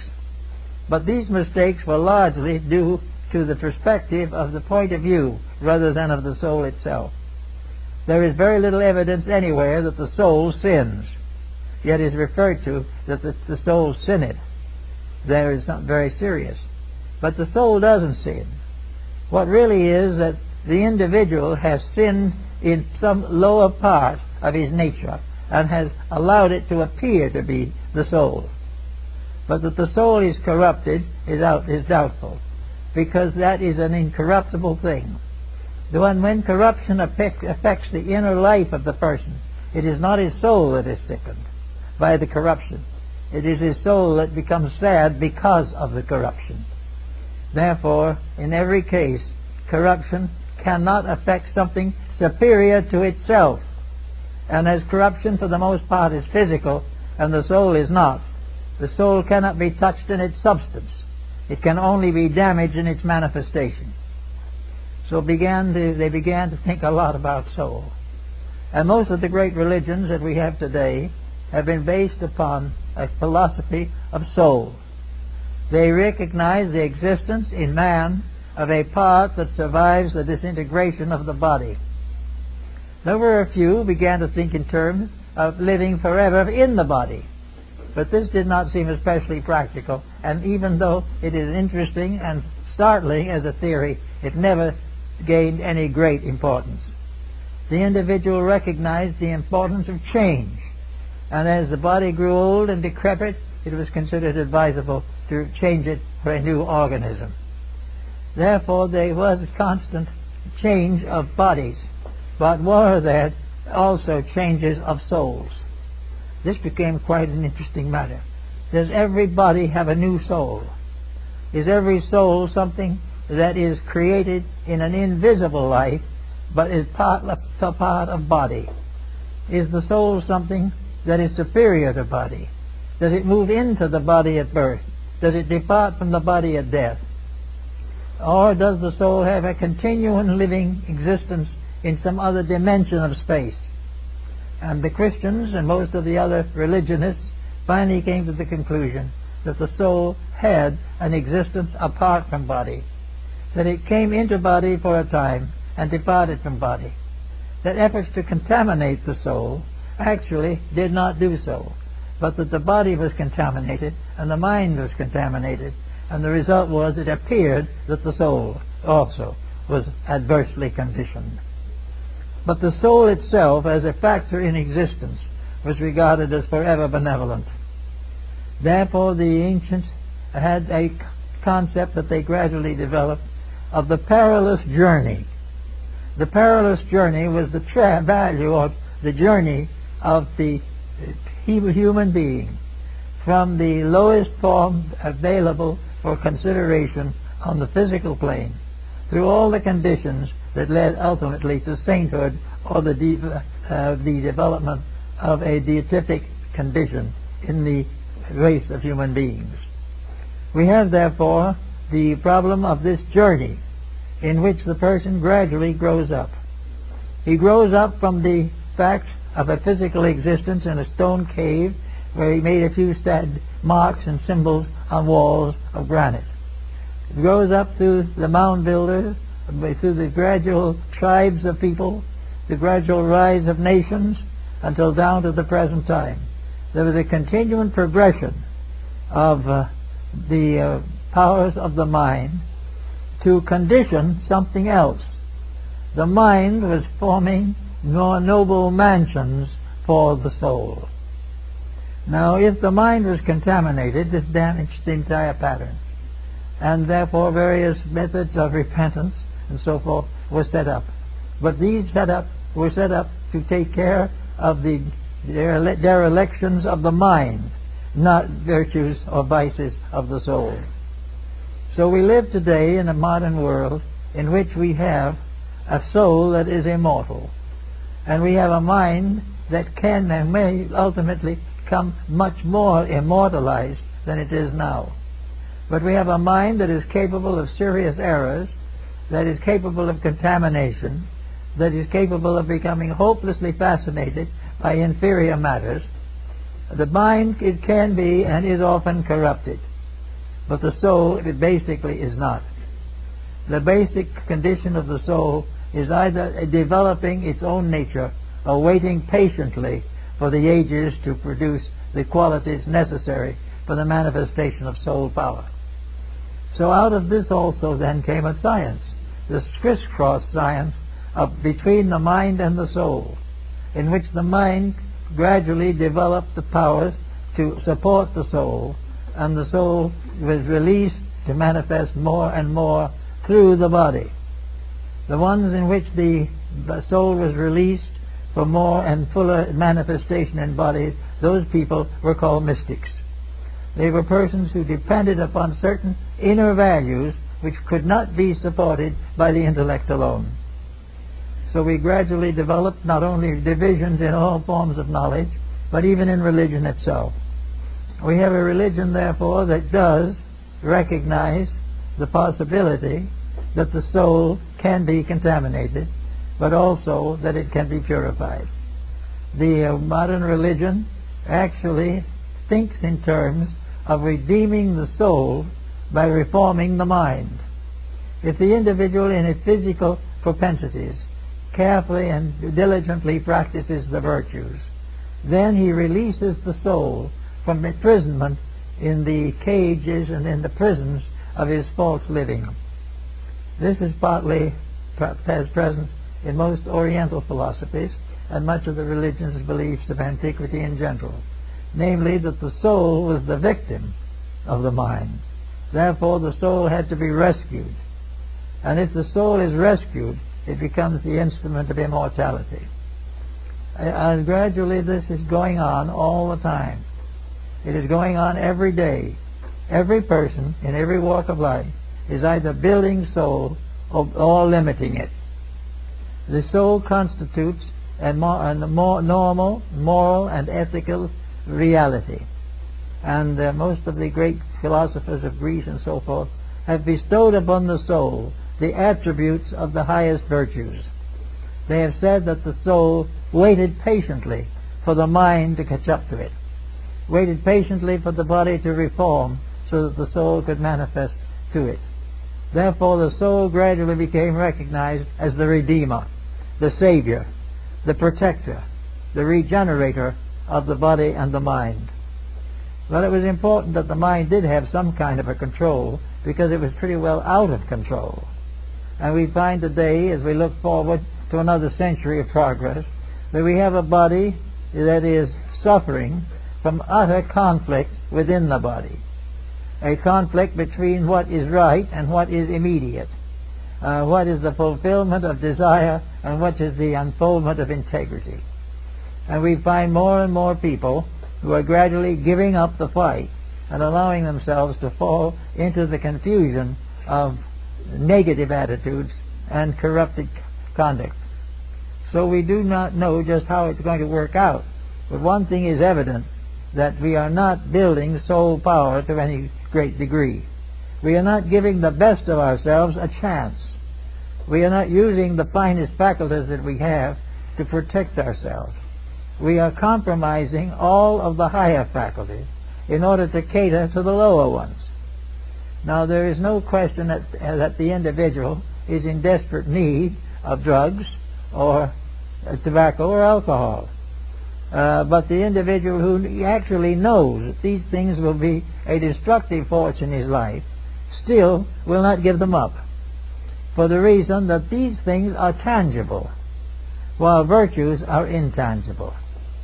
To most persons, virtues are forms of frustration, and the individual will rather take a chance of dying of bad habits than of sacrificing the pleasures of the moment. This calls for a reorganization of a lot of thinking, and it also calls for a re-understanding of the construction of the human being. We know, for instance, that the human being has the capacity of disobedience. We know that the individual, through ignorance, can disobey. There is no proof that intelligence will disobey, because intelligence implies that the intelligence knows that no fault can ever survive, and that evil can never win. But in the temporary gamut of things, evil has a temporary success, and many people are perfectly willing to settle for that. We may very often hear among our narcotic victims where the individual admits that it will probably be the destruction of him, but then in the meantime he will have a few highs, and in these highs he will think he runs the world, and in that is a full payment for the fact that he is destroyed a few months later. So they have this problem. We have the physical person as he has been since the Stone Age, and we have this other something that has been gradually developing, Emerson's oversoul. We have constantly developed an inner life that is higher than the outer expression of life. Now, everyone hasn't done this, but most of the lawmakers and those who have set up the codes of civilization have had some vision of the reality. Therefore, they have nearly always made a code that was somewhat in advance of prevailing customs. They have tried to give the individual a way of life which will challenge him to a slightly greater expression of his internal integrities. Therefore, we have progress in the codes of most peoples. But these progresses, as they have been denominated, are for the most part ignored. The individual is perfectly willing, in our way of life, to compromise his eternal integrity for his temporal advantages. Now, this is, of course, something we face in government, in politics, in science, in all of the arts and crafts. We find the individual who is perfectly willing to pay for the privilege of doing wrong. And there is always an individual who is glad to do wrong to be well paid. We have, therefore, a very serious problem in which the willpower within the person is not strong enough to take care of the temptations of society. Well, we've been here a long time. We've seen a lot of nations rise and fall. We are seeing today the worst chaos that civilization has ever passed through. We see that most of our institutions have been corrupted, and that those that are not corrupted are out of date. We constantly recognize that things are wrong, but we do not want to dynamically do anything about it. So we keep on going, giving the mind and the various habits of the body control, and at the same time suffer the consequences of disobeying the rules of life. Now, how did we find out about those rules of life? How do we know, for example, that we should not follow certain other policies that are now popular? Well, the mind can give us the answer if we want it, but we have reconditioned the mind and have forbidden it to tell the truth. It has to agree with what we want, and we will not accept any less. As far as the soul is concerned, it is pretty much in silence. It has not had the opportunity to express itself. It means that also that if we want to make any major change of importance to society, we have got to change the relationships of these inner elements of our own personalities. If we want a better world, we must accomplish the personal victory of soul power over brute force. We must achieve the victory of intelligence over ignorance and virtue over vice. And this victory must be a more or less personal victory. We are all hoping that someone is going to make a great ado about this problem, and there's going to be a great wave of redemption. There is no evidence of it, however, at the present moment, because this redemption principle rests within the person in the relation between his mind and his soul. The individual who allows the mind to dominate his life is not going to change to any approximate degree. He may come to a little better understanding through constant misery, but it will be a long and difficult path. It is only when the soul itself, as a positive factor, is allowed to speak and claim and state its own purposes that we have a chance for a more or less rapid regeneration of our social order. Well, how do we do this then? Here we are working now with this stream of intelligence flowing down through the ages, moving through one stratum of culture after another, and coming down now to the 20th century, and getting very close to the 21st century. How are we going to change the policies that are now in force? We are perfectly well aware that we are on the verge of great difficulty. We are aware of the fact that nearly every policy that we have founded upon selfishness has failed. We are also aware of the fact that every ulterior motive has led to disaster. We have also become perfectly aware of the fact that beneath the thin veneer of civilization, the self-centered person is perfectly willing to sacrifice the life, health, happiness, and security of other people. He is only interested in one thing, himself. Now, somewhere along the line of this also, there is still another factor, which the Romans called the fates. Fate is a mysterious legal mystery.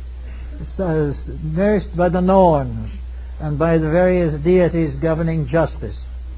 And almost all ancient people have come to the conclusion that there is a justice, and that this justice cannot be betrayed, that this justice is inherent, and that this justice is one of the reasons why we have red blood corpuscles, that this justice has made us capable of thought, that all that we have to survive, everything that is important to our continuance, is under the rulership of justice.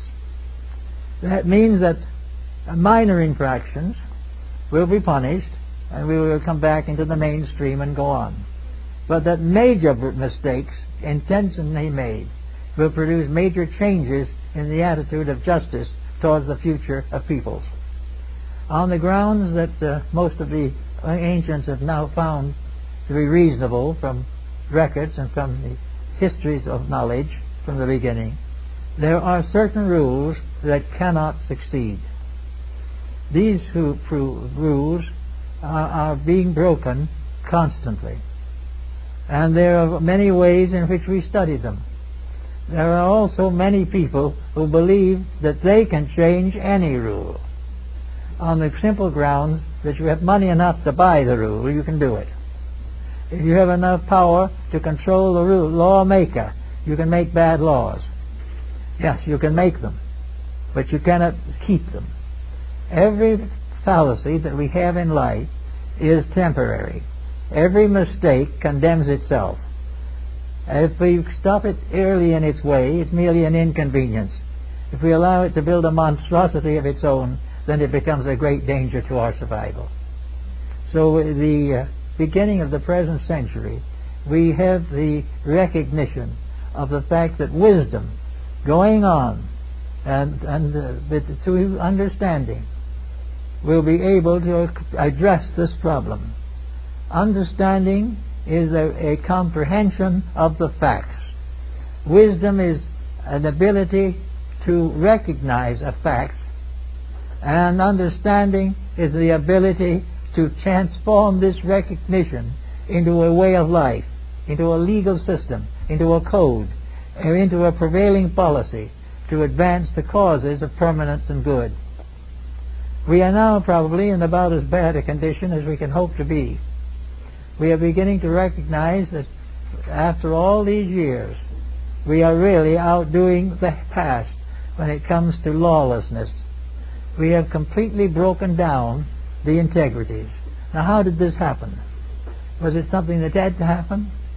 Well, it must have had to happen or it wouldn't have, but at the same time there are some qualifying factors. There has been a gradual shift of purpose. The objective of life has changed. In the ancient times and indeed up to the present century, one of the principal objectives of life was to live well, or live as well as we could. We had a feeling also that there was a prospect of punishment after death, which might help to keep us in order while we are here.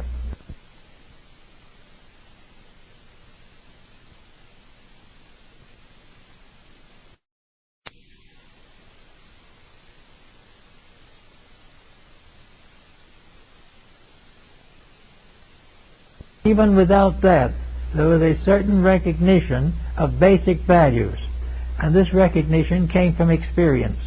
Families, communities living together found out how to survive by mutual helpfulness. They found out how to destroy by mutual competition and discord. And little by little it became evident that the better things were the ones that would last and endure. This is true in entertainment, in art, music, literature, everything. But we are not watching this procedure. We are not keeping the truths with it. We are not fulfilling the evidences that these things have locked within themselves. We have determined to do what we please, and then after we've done it, we don't do what we please. We find it is not pleasant. So we have gradually become totally disobedient because of the fact that we wanted to live our own lives. All people wanted to be free of responsibility, and when everyone is free, there is no society.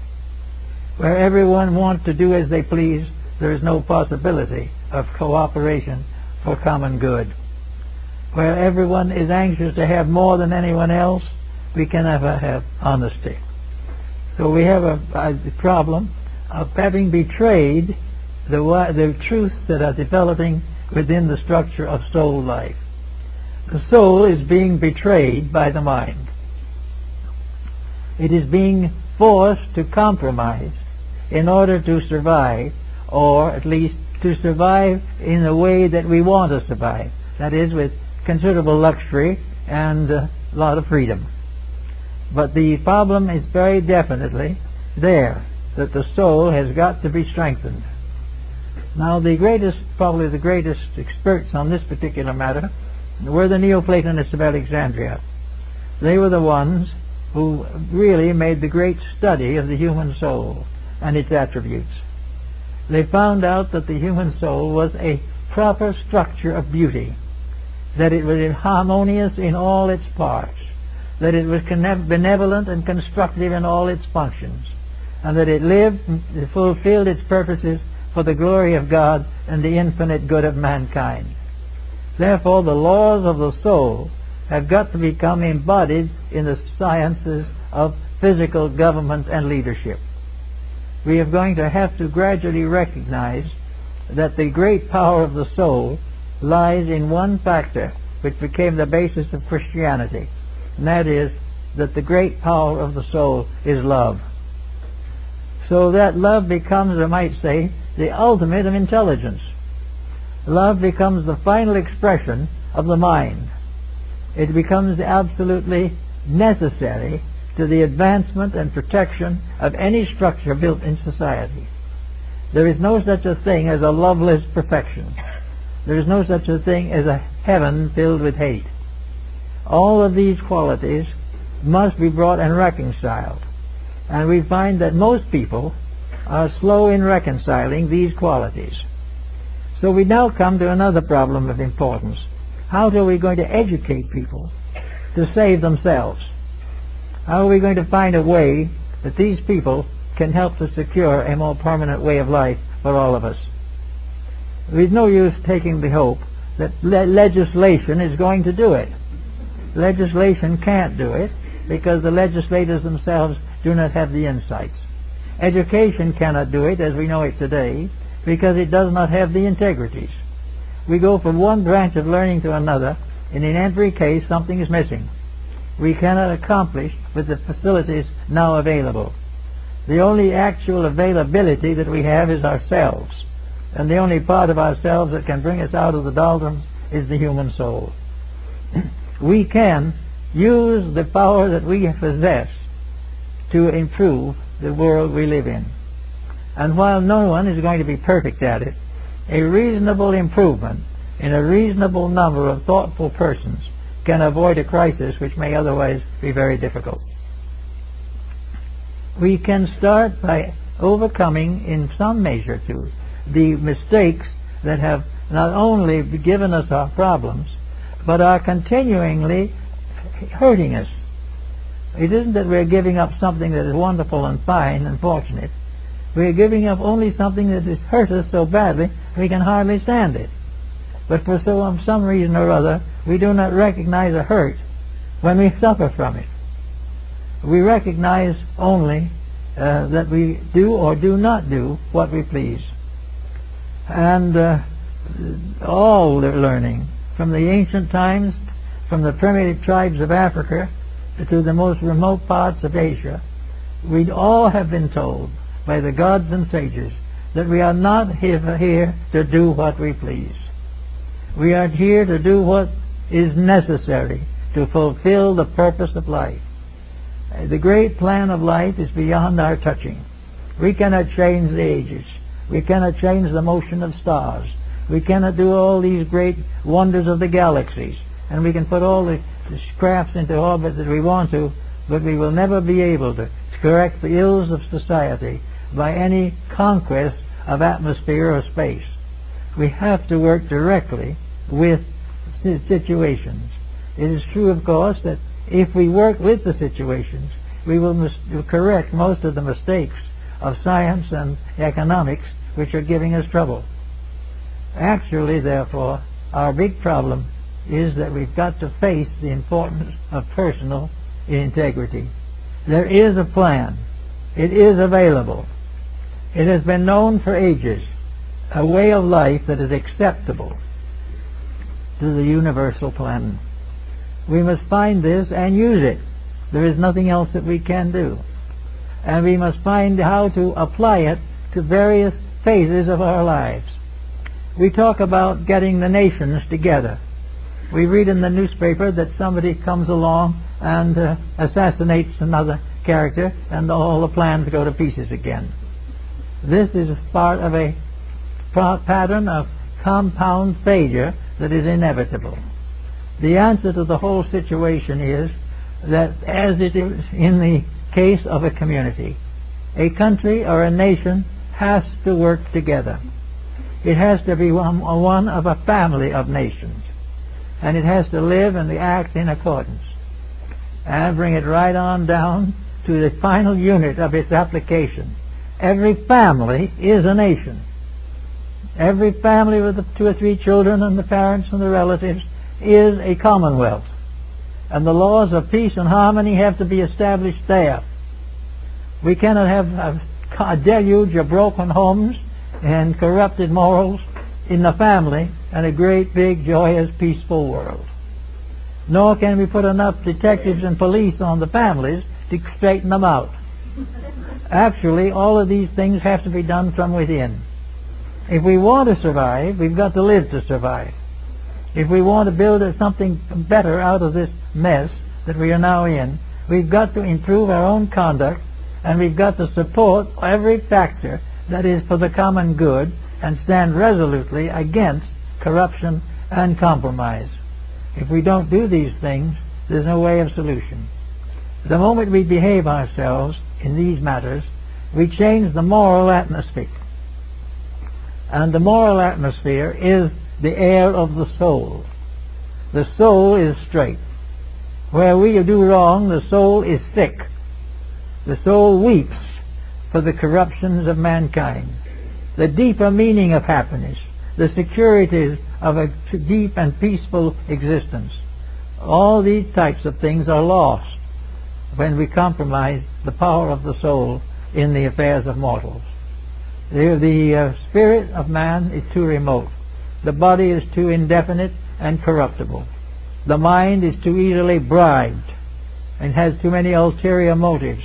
But the soul cannot be in any way damaged by these things. The soul that is corrupted is only corrupted in the sense that it is prevented from functioning. We are supposed at this time to be building soul. Each human being is supposed to be strengthening his own soul, giving more power to it, so that in the due time of things, that this soul will be like the golden wedding garment of St. Paul. And in the Bible, the soul is the garment of glory. It is that which proves conclusively the wisdom and integrity of the personal life. It is only when the individual begins to work with this, and works with it sincerely and consistently, that we're going to get the results we want. Now, if anyone will try it for 6 months or a year, I don't think they'd ever give it up. Actually, they have to not start, because very few people would really like to continue having broken homes, and yet they are being broken every day. They do not believe sincerely that the broken family is a benefit to the unborn child or the infant. They do not believe that corrupted business is an addition to society. They all know the facts. But somewhere in each of these patterns there is a little some kind of personal selfishness. The individual would like to do what he wants to do, and he's against the individual that tries to prevent him, even if that individual happens to be right. So we have the problem every day of trying to work with these situations. But a person who would like to see a home that is not in constant turmoil, would like to see children grow up without becoming gangsters, can do this. There's no reason why the virtues of the soul, which is in itself higher than the mind, cannot control and direct the leadership of society. The world of society that is going to survive is surviving because it is built upon soul principle and soul power, and is maintained by obedience to soul law. We've got to shift from our present pattern of following anything that offers a slightly larger salary to a situation in which the rulership of mankind moves to the next higher level of his own consciousness. And this stepping up to the next higher level is the stepping up to understanding. It is the step beyond the mind. It is the step beyond genius and beyond philosophy and beyond integrity as we practiced it. It is the gradual realization that there is one great pattern, that all society must follow it. This is hinted at in More's Utopia, and it is very well set forth in many other novel works of thoughtful people who have tried to influence society. There is no doubt in the world that this problem we face could be solved without war, without contamination, without any serious loss of value to anyone, if we would begin to live by the integrities rather than the mistakes. Actually, every bankruptcy is a monument to an integrity that has been broken. Every time that we find people in grave trouble, they've done something that's wrong. Now, why would these people not prefer not to be in great trouble? Why would they prefer to go through a bad scandal or go through prison punishment because of a mistake that they never needed to make in the first place? To get rid of this personal determination to break the rules in order to satisfy the appetites just can't go on into the next generation. The next generation can start where all changes start, in the home. That is the Chinese concept. If the average American home begins to improve, if it's only a 5% improvement, a 10% improvement, we will have a much greater chance of going into the 21st century in one piece. And also, in doing this and making these changes, we prepare a new generation to take over. At the present time, the generation that must take over when we go is in worse condition than we are. The problem is that we cannot have people go on and carry the load unless those people have been exposed to integrities. If the young person growing up today is given the values that are necessary, he will help to build the future. But going as he does now, he is more apt to want to have laws removed entirely, so that he can do exactly as he pleases and destroy anything he doesn't like. We have got to a point where the integrities are gone, and this is not possible to have people who want to go on and build a better world. We have great need today of making the simple changes in our personal habits, the simple revisions of our integrities. We need to have greater moral codes of ethics. We may or may not need more theology, that is the question. But we certainly need some religion, and need it badly. We need anything that will induce us to live straight and to do what is right. And that is what the burden was of the ancient times, where the mysteries were established as sacred institutions. They were solid centers of integrity in changing worlds, with a solid background at some point, with a solid section of our society dedicated to one purpose. We can allow the others to drift a little more, and they will drift back into shape. But if we give them no example, if we give them nothing to build upon, if our public school system is as corrupt as our politics, what are we going to do? We are going to destroy the product of ages of growth. We are going to tear down what the soul has built over a period of ages. We are going to betray the whole course of civilization, which has always had a few who have been knighted and given strength, a few who many of that few have been martyred. They have died for principles, and we are dying for breaking principles. And there has to be a change in this particular point of view if we wish to go on. So we will say that after the coming of wisdom is the impetus given by the soul within the individual to take what we find, take the wisdom that we know and take it out of the books and the air and out of our own heads and put it to work in society. Wisdom is of no value if it is not used. And when we get to the point where we will be willing to admit the obvious, namely that they were happier and better with knowledge and wisdom than we are without it, then we can do something. But we cannot go on this way. Half the nations of the world are at war today, or in various forms of warlike maneuvers. We have never had a time in which we've had more money and less ethics, more power and less principle, more scope for progress and less progress. Therefore, we've got to get together and do these things. And they've got to be, to win, it must be a victory of soul power over brute power. That was the dream of Gandhi, and it must be the dream of all. The soul within us, the life within, has to gain victory over the bad habits of the body, and also over the conspiracies of the mind. We may try to get by without making these corrections, but we will not be able to. We cannot go against common sense, integrity, honor, and realities. We cannot break universal laws or bend them to our purposes. We are part of a very large structure that extends far beyond the dimensions of space as we know them. The mystery of life goes on to inconceivable distances and qualities in every direction.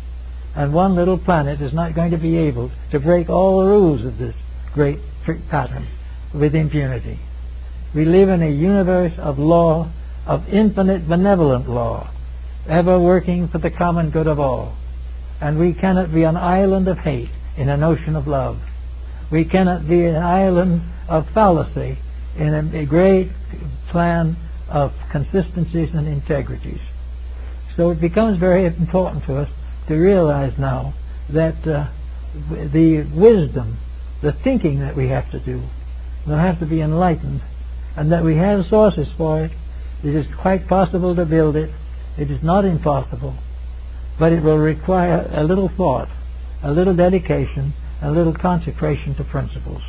If we will keep these things and do them as we know they should be done, we can have a pretty good time. And each person in his own life can begin little ways to do it. If the person has a sharp temper, let's give a little work on that. Get it so it isn't quite so sharp. If an individual knows they have a tendency to disobey the rules of good sportsmanship and make all decisions in favor of themselves, it's time to find out. If a married couple decide and realize that selfishness is separating them, that they are not willing to work together, they want to live off of each other but not with each other, that these types of things are all detrimental. If we will go to work with these little problems and make sure that every child is the best bringing up that we can give it, that every people that we know in the world are given support for their integrities, all these things will help. And with just a small indication of this, we will put the little green sprig out of the earth and show that we are what we are trying to do. There has to be a new birth of truth, a new birth of virtue, a new birth of dedication, a new birth of the realization that we are here for the purpose of growing, and that growth can be a beautiful adventure. If we cannot make a beautiful adventure if we pervert, destroy, and corrupt it ourselves at every step of the way. So, to get our philosophy to work, and we can do great things as needs arise. Thank you.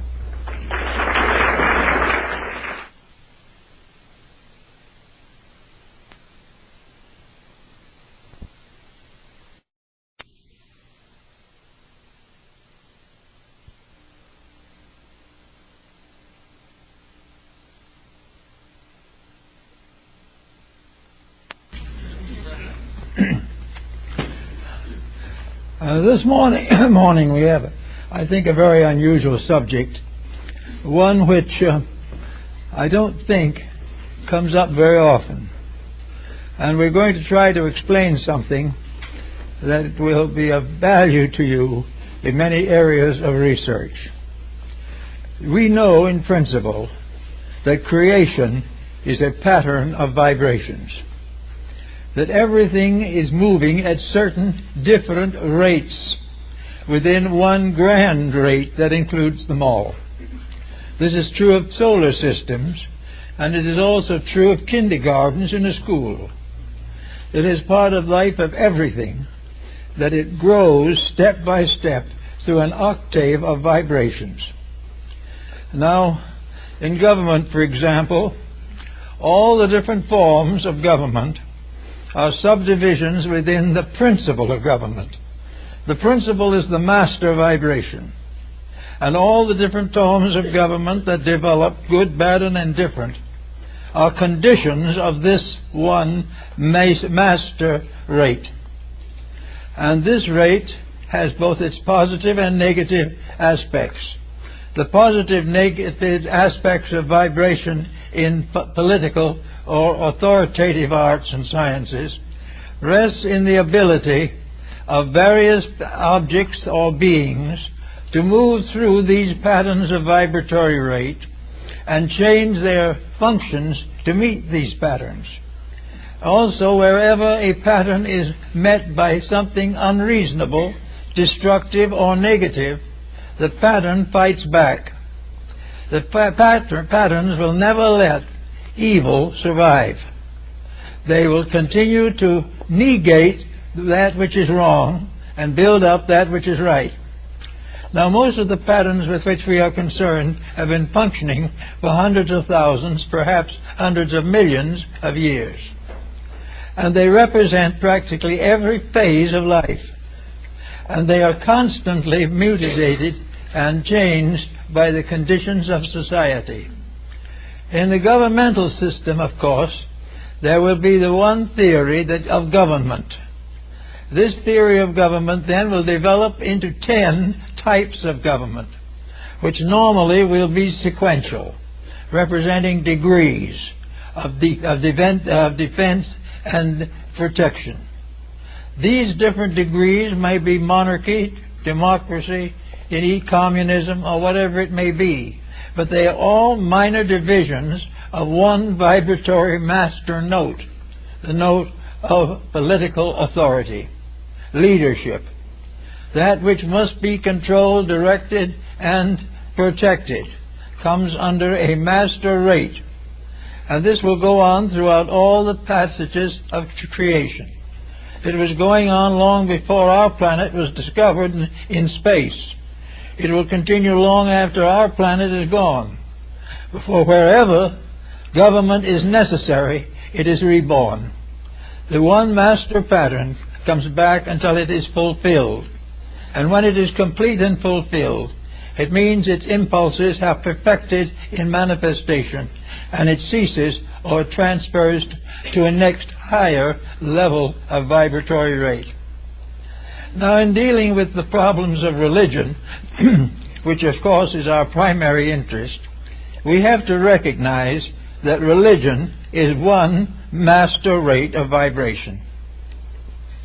It has existed from time immemorial on many different levels, but religion as a principle represents a relationship between deity and its creations. Religion is deity being recognized through all the aspects of its manifestations.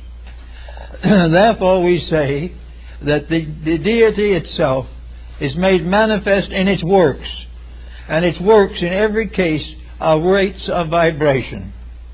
They are the degrees of energy and the specializations of energy that we find in connection with the theories of religion. We must therefore expect to find, and do find, 10 major divisions of the religious principle. We find this represented through the religions of the world, those that have come and those that have gone. For the religion is growing up, growing old, and dying just like any other entity. And when it dies only because it is completed, that there is nothing left that it can add. At that time, the development of humanity passes to another level, and a new power takes over. Whenever a power is complete, a cycle is complete. Wherever an individual, through his religious affiliations, passes from one level of religion to another, this is a time of growth. The religions of the world are a ladder, and the individuals, living things, climb the rungs of this ladder gradually until they have mastered the mysteries of the faith. When they have mastered the whole key to religious manifestation, then religion as such is no longer applicable to them. It is not longer applicable because there is no possible way in which they can infringe upon the integrities of life. So we watch the development of religions, and we realize another interesting point that I think we should always manifest, namely that in all these cycles of vibration there is conflict. Religions are in conflict because of the attitudes of people. The religion itself is never in conflict with another religion. But its followers, having developed sectarian allegiances, become in conflict with all forms other than their own. So we have a great struggle in the world over religion. Religion itself is indivisible. It can never under any conditions be violated. But man, in his ignorance of the values of life, is constantly trying to change universal procedure. He is seeking desperately to make a new pattern of life according to his own fancy. And the more he fancies, the worse his pattern gets. It becomes inevitable, for instance, that all these different separate new creeds that spring up by human endeavor must find their place in the pattern of religion. They may be a novelty, they might be something brought back from old time, If they fit in, they go forward with the rest.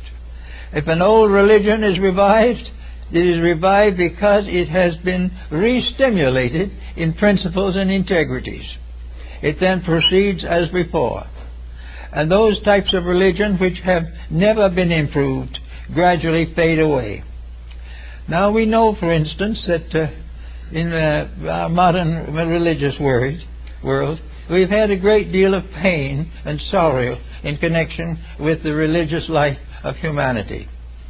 These tragic episodes have nothing to do with natural law. The pain is due to what the individual does to the law. The law is never vicious. The law never revenges. The law never hurts of itself. But individuals breaking the law hurt themselves. They come into unfortunate relationships with the vibratory rates which constitute integrity. And their own misdeed bring down upon them an adverse reflex from the law. This does not mean that the law is personally accusing them. It means that there are things that are right and things that are wrong. And regardless of what happens, right is rewarded and wrong is punished. Now, punishment is not because of a malicious point of view, nor is it a result of an effort to dominate religions by some new faith or by strengthening an older one. There is no competition in religion, really, because all of them are parts of a sequence of 10 qualifications within a great octave of energy. All religions are compatible, and anything that is not compatible simply because it isn't part of the religious pattern, it gradually fades away. Everywhere we look, we see, therefore, the effort to grow religiously. Now we are beginning to see it again after quite a time.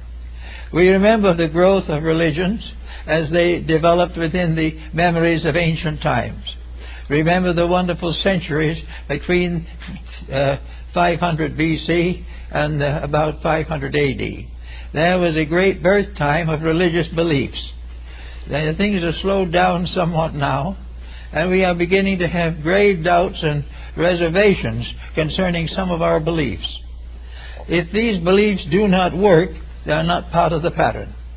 If they are irreconcilable with integrity, they are not part of the pattern. Now, in the case of religion, the selfish, self-willed, arrogant individual believes the answer to his problem may be to drop religion entirely, to give up the problems of faith and do as he pleases. Well, he can do that, but he cannot escape the fact that he lives in a universe that is oriented to religion, regardless of what he thinks about it. And almost all the things that interest him in his atheism have some relation to religious values. Honesty, honor, integrity. All of these things are part of moral life. They are part of the great octave which we call religion. Any one of them being violated brings with it a certain inevitable consequence. This consequence is not a revenge on the part of the law. It is not a punishment by a being or by an intelligence against the person who has violated principles. It is simply that the breaking of a rule cuts off the value of that rule and leaves the individual in need of certain things which are brought only by that rule. Therefore, we must be rather careful in regarding any religion as superficial. Now, in religious life, we have a series of 10 degrees, from the highest to the lowest. The highest, of course, would be perfect religion. Religion in which there is no conflict or contradiction. Religion on that level means totally and completely in conformity with truth. And in that conformity, the individual, regardless of the level of his intellect, has no conflict with any belief, any integrity that other people may have. He will have the capacity to accept the search for reality, and be very grateful for those who advance along that path. As he goes downward, though, through the chain of involutionary development, the entity becomes obscured, as we find in scriptures. And there are these wars in heaven and all these things. Now, there is never an actual war in heaven, because heaven cannot fight. The war is a conflict over what is heaven. The rulers of things. The ambitious ruler takes the attitude, possibly, that God should be on his side. If God doesn't appear to be on his side, it's a very serious shock. But it has to be. The truth is never on the side of error. It is on the side of correcting an error. It is never competitive. For all truths lead to unity. All errors end in diversity. Everything that is essential to our forthwith growth is going to lead us nearer to the realities we seek. And in so doing is going to help us to be better people all the way along. Now, when we come into life in an incarnation or embodiment, we bring in with us the records of our own achievement in the vibratory level of religion. We bring our religion with us. Not our religion in the sense of a creed, but our religion in sense of an integrity. If we were reasonably developed in a previous embodiment, we will be reasonably developed now. If we avoided and evaded then, we will be suffering from the consequence of avoidance and evadance now.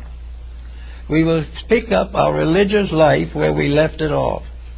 We will pick it up with the selfishness and the unselfishness, the kindness and the cruelty, the strength and the weakness that measured it in the past.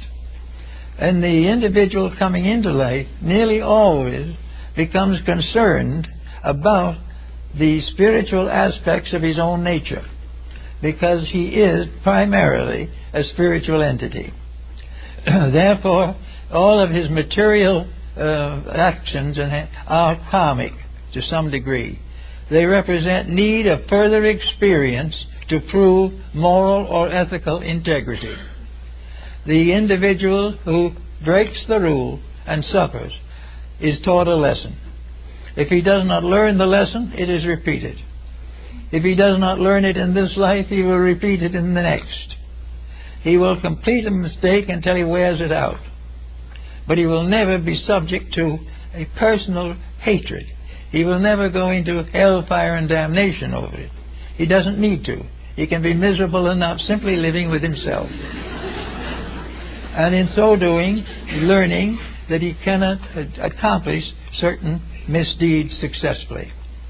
So we come into life in various degrees of this religious pattern.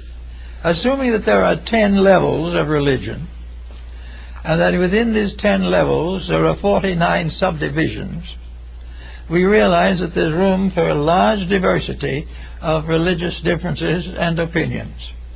But in all cases, the basic integrities are the same. They come in a different language for different people. They use different symbols for different nations. They use different words for different languages. They come with all the differentiation that is necessary to adjust them to the consciousness of the group toward which they are being developed. So that in this religious grouping, we have not only all different types of orthodoxy, but all different types of heterodoxy. We have the world religions, we have all the theories and practices of our ancestors, and we have with it all a tremendous philosophical background. And that philosophical background is the basic background of the vibratory rate of religion itself. There is only one basic religion, never has been but one, and never can be but one, because it is a ray of the infinite. And the infinite only has one ray for that, and never wears it out.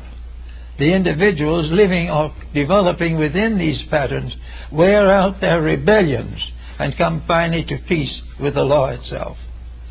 When we come at peace with the universal law, political, social, economic, industrial, educational, that law no longer becomes a frightening thing. We are no longer afraid of the values that we have learned to accept. We also have become aware that in the pattern of values there is always a space for promotion. When we think we have everything we need and we are just so proud of ourselves we can hardly bear it, something goes wrong and we suddenly discover that we have to go on and do some more. And we have to keep on growing through this pattern of religion until we have completed the 49 levels which go from absolute negation to absolute fullness. The negation, however, is not the presence of evil.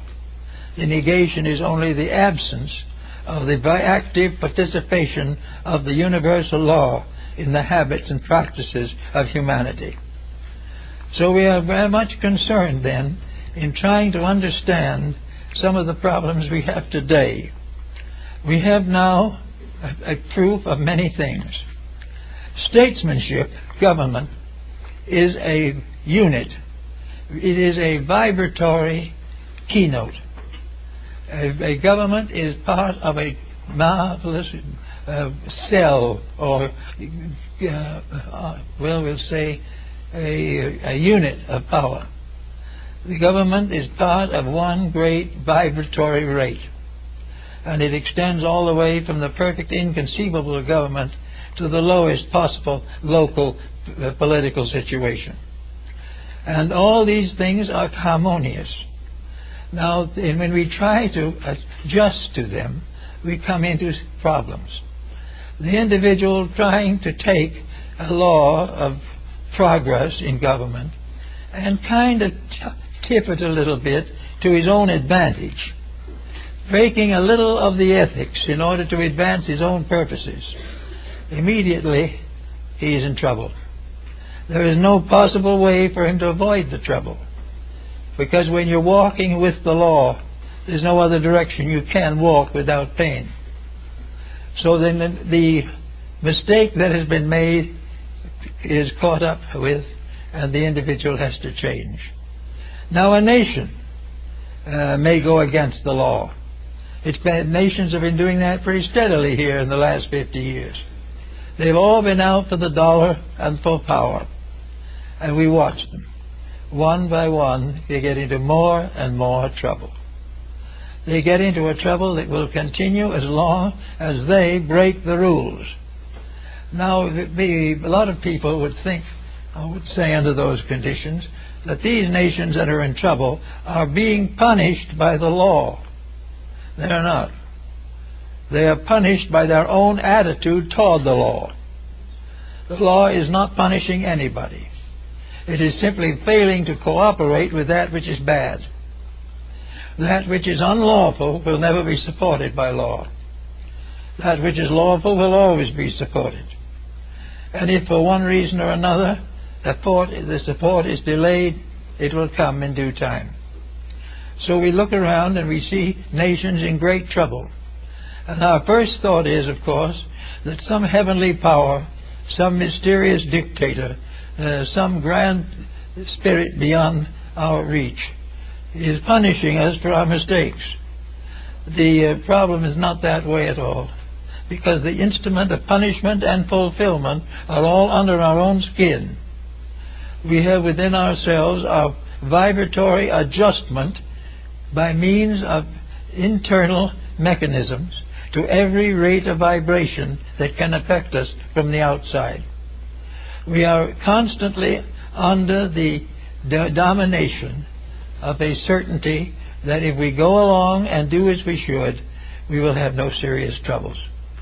And when we start looking and we say, oh, this poor man was terribly punished for something that is not his own fault, then it's time to give another look.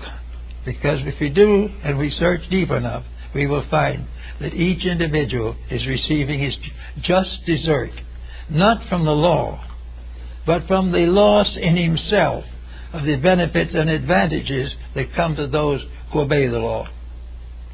So we have in our religious mystery today, we have many religions fighting for peace. We have many religions striving desperately to dominate each other. We have many so-called theologies that are martyring their own people and murdering the stranger for power and physical superiority. And some of these people are doing this in the name of God. Some of those who are doing the worst are doing it because they say God wills it so. And this becomes another interesting phase of our problem. God does not will any such thing. God does not will disaster. God wills success and security, and if man breaks the law, it is man who causes the disaster. There is no question about all of these problems working themselves out. But when they work themselves out, we will have to watch to make sure that we recognize the truth of the matter, that we realize that the law breaker breaks himself and no one else, that those who keep the law keep their own destiny. Those who obey the principles of growth grow with life. Those who block the principles are deprived of the growth which they would naturally receive. Now today we have a new spirit coming up among our people. There is a question coming more and more into focus that something is wrong with what we're doing. But we shouldn't be out there making trouble for each other. That we should be not out there pillaging each other or turning bombs on each other. And we shouldn't be making under-the-table arrangements to profit by all this. When these things all add up and they show a trouble, there is no deity sitting up above with an earphone listening to it. There is no one sitting out below who's going to report it to him. And St. Peter is not going to get up and tell him. Not necessary. The vibration set up by the person in himself as a result of his own action is his punisher. He thinks he can blame it on something, but the only answer is that it's his own fault. And he will continue to suffer for his own misdeeds until he stops performing them. This is a point of view that most religious people do not have. And most religious people believe there is some kind of a punishment that is meted out to them because of their misdoings or because what they are doing is not in harmony with the miseries of the day. It is not true at all. Everyone is in harmony with religion, and having made an adjustment, can go on with any faith. He does not need to change his faith. He does not need to do anything except live it. And all religions have as their final code something resembling the Ten Commandments or some Sermon on the Mount to give courage to them. Almost all religions start by saying that the man must be just, that integrity is demanded by God. Well, it's not really demanded by God, but integrity is there, and those who keep it will be rewarded for keeping it. They will not be rewarded by a separate deity off somewhere. They will be rewarded because their own bodies grow more healthy, their minds become more clear, and their daily lives become more constructive. The reward that apparently comes from God comes from the simple performance of a right action. And all right actions will be rewarded, and all wrong actions will be punished. By the action, not by an arbitrary deity. Everywhere we are working with a universe of life. We are floating in the midst of an infinite field of constructive energies that go on into the infinite future as they came out of the infinite past. Man as an entity has been fighting against this integrity for thousands of years. He has decided that it was the one thing that prevented him from amounting to something. If he could do exactly as he pleased and conquer the universe, then he'd be happy. But it isn't going to happen. Because if he conquered the universe, he could only do it by destroying the universe. And in destroying the universe, he would have to destroy himself. There is no way in which the individual who is not interested in integrity can hope for security, peace, or happiness. Now, it's wonderful to think of it out in space, where planets and stars and galaxies move about an invisible axis, which will be there forever, perhaps. That all seems very wonderful. But when we come down to the personal life of individuals, where it comes down to the recognition that each human being is a magnetic field in himself, he is a vibratory creature, and his vibratory creature is the support of his physical body. And where he portrays the body, he damages the support. When he portrays or disobeys the support of the inner life, he is in trouble. He must therefore always bear in mind that he is an energy field, and that somewhere along the line his energies match in with almost all of the major energies of space. He has an authority factor in his own nature, by means of which he attempts to establish a family or create a business. He has a political factor to elect or be elected to public office. He has a creative factor which is going to help him to succeed in some personal field. He is going to be drawn to medicine, drawn to law, drawn to all the different phases by the integrities of his own energy field. His energy field, if it is protected and taken care of, will take care of him for his entire lifetime. But the moment he compromises that energy field will begin to fail him. Now that is what we have in politics today.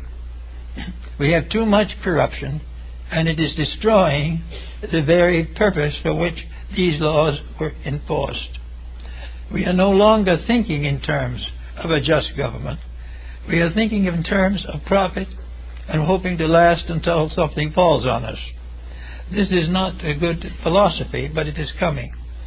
Now, there is no deity that is going to fight with us over it. If we want to do this, we will do it.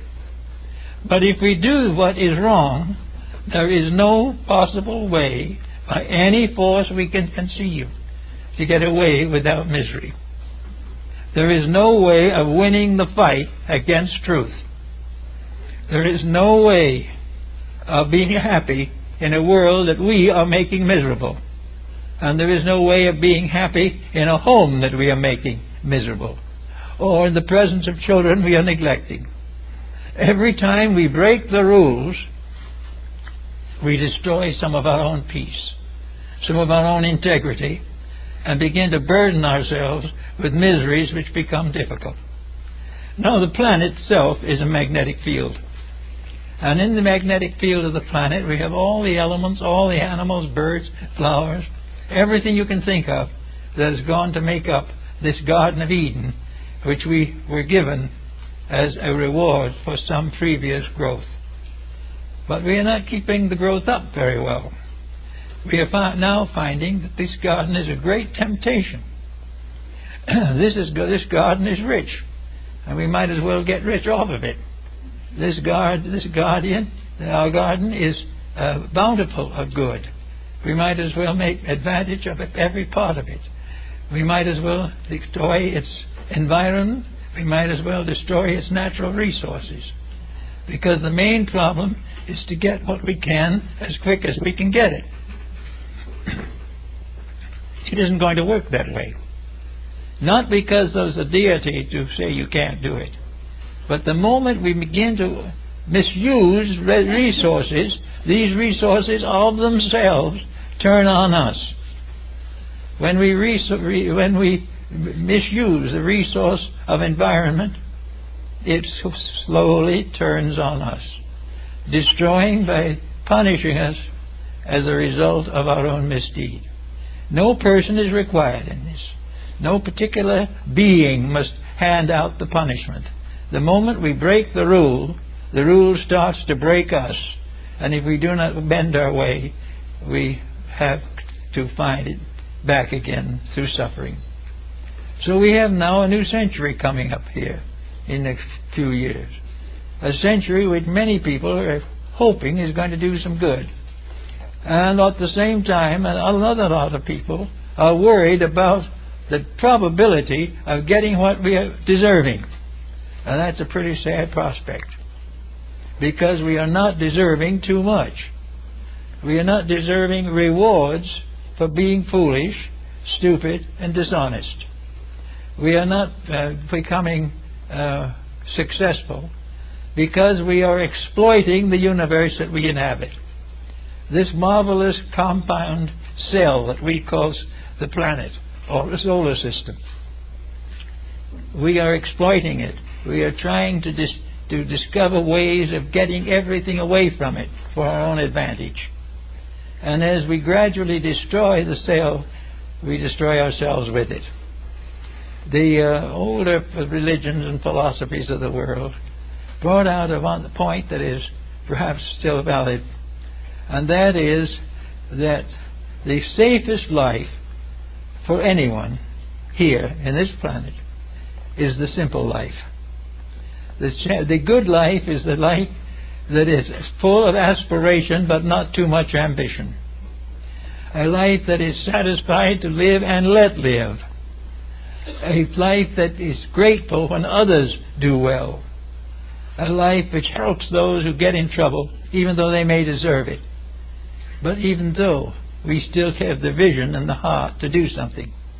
And until we understand the whole principle better, charity is very important. So we are not really working until we find that we are not perpetuating problems. If we perpetuate them, we will have them. Now, how are we going to know whether we're perpetuating problems or not? Well, the only thing we need to know is whether what we're doing is working well or not. Is our educational system satisfactory? Are the young people getting the education we believe they need? Are the young people themselves satisfied that they're being given the instruction that is useful to them? Are we convinced in our own minds that we're doing the best we can, or whether we are consciously and intentionally compromising everything because it's a little too much work? Then we have another problem that comes out of the same thing. If these young people are graduated to do what we have done, the years of the 21st century will be very rough on them, because we are now facing into the consequence of a personal and collective mismanagement. We are paying for the mistakes we have made and for the faults we have never corrected. We are also paying for an educational system which we have variously distorted in order to make sure that it would advance our personal desires. We are in the same respect with our religion.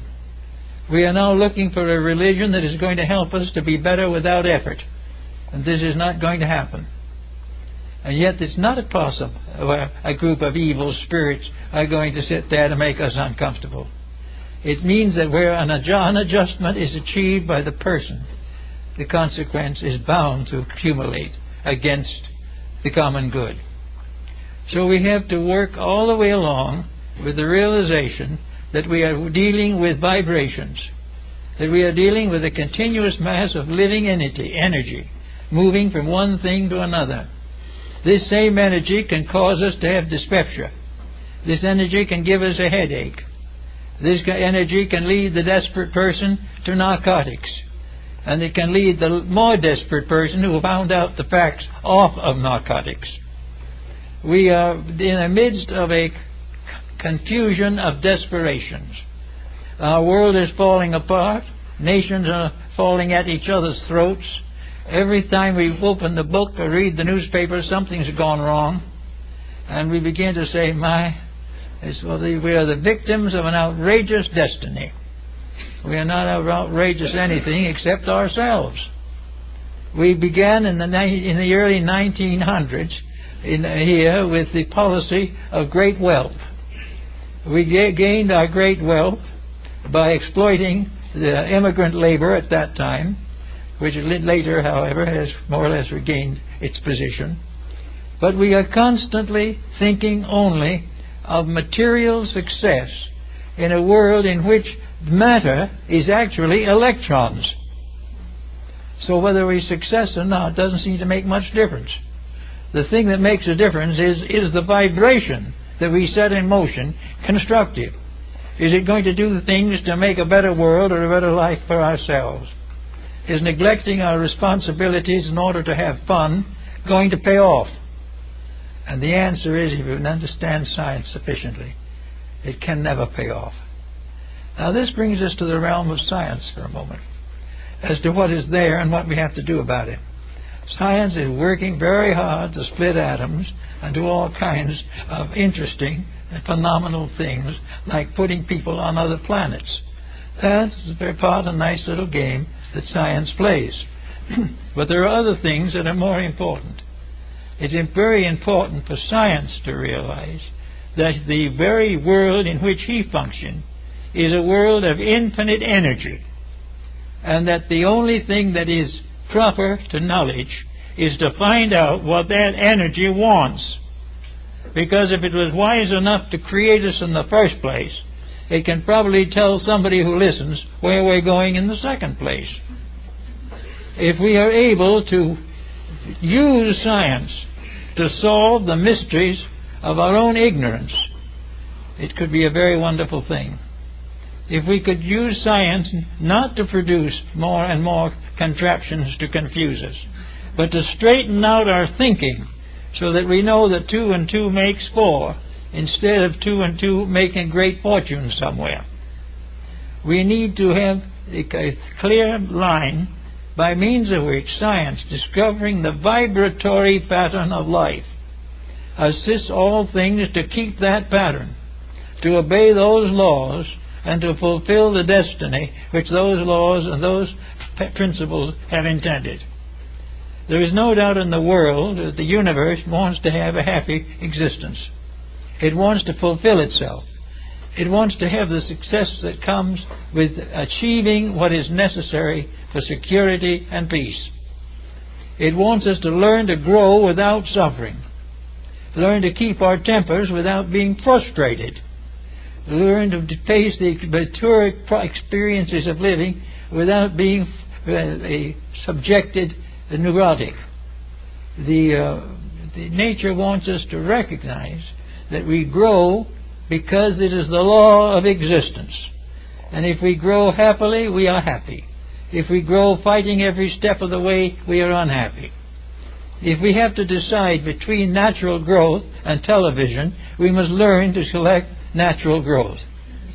Television at the present time couldn't be much worse. They say it can be, we're just waiting.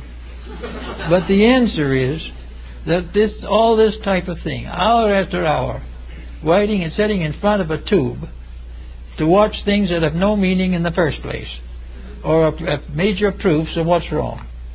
And if the proofs of what's wrong, we're not going to accept that proof anyway. But we should be doing things to learn, to help, to create, to provide. We should learn to take the energy we have in life and make it earn a destiny that is suitable. By the right use of our potentials, we grow. If we use one energy wisely, we will have a second energy given to us. If we become master over our own dispositions on one level, we will have the strength to master them on another level. Growth is what is intended, and nature is perfectly happy for happy growth. It doesn't want miseries. But where every individual grudges everything he does right and considers ill-doing a vacation, we're going to have the same problem. But we are living in a universe of energies, absolutely impossible to violate. We are living in a situation in which we keep the rules and the rules keep us. Break the rules and the rules break us. There's no ifs, buts, and ands about it.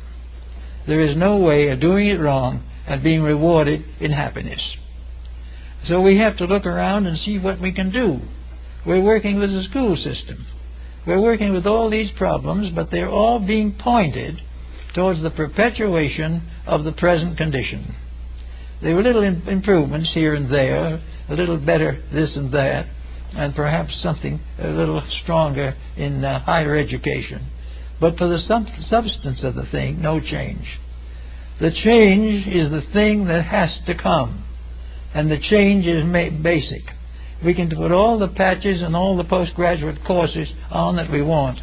We can build new devices, new machines, until the universe topples over from its own devices. But this will not do it. The answer is very simple. We will have to learn the simple facts of doing it right in the first place. We have to learn to use common sense and integrity. We have to use the virtues which our ancestors praised, even if they didn't keep them. We are certainly going to be forced in the next 25 years to decide whether we want to make our own mistakes and perish, or clear up our condition and survive. We are being given an opportunity for the best and most important improvement that is possible. We are in need of idealism. We will get it if we want it. We are in need of integrity. We will get it if we earn it. We can do all these things and meet the next generation, or the generations to come, with a clean slate and a clean world. We can recognize the fact that we can conserve resources, that we can control environment, that we do not need to poison the air, that we do not need to toxify all of our foods. These things are not necessary, but they represent little shortcuts to the ways of profit. And with these we're going to have trouble as long as we have them. And we'll never be able to create a government strong enough to sustain us in our mistakes. It's not possible. And then when we realize that, then we'll stop making the mistakes and do it right in the first place. Now, in our little religious world that we are living in now, our own particular little world of hopes and ideals, we find a great interest coming up. A new world is breaking for integrity. We are becoming more and more aware of the necessities of cleaning house, and more people are willing to do it. Little by little, the improvement of character is becoming something generally to be hoped for. And I've noticed in many publications that have been coming along recently, the new ideas in schooling, the new ideas in marketing, the new ideas in education. They are all working towards the solution. Now, not one of the ones I've talked with have been thinking of doing this for the sake of pleasing God. That was the old way. Now they're believing that the truth of the pudding is to please the universal plan of things.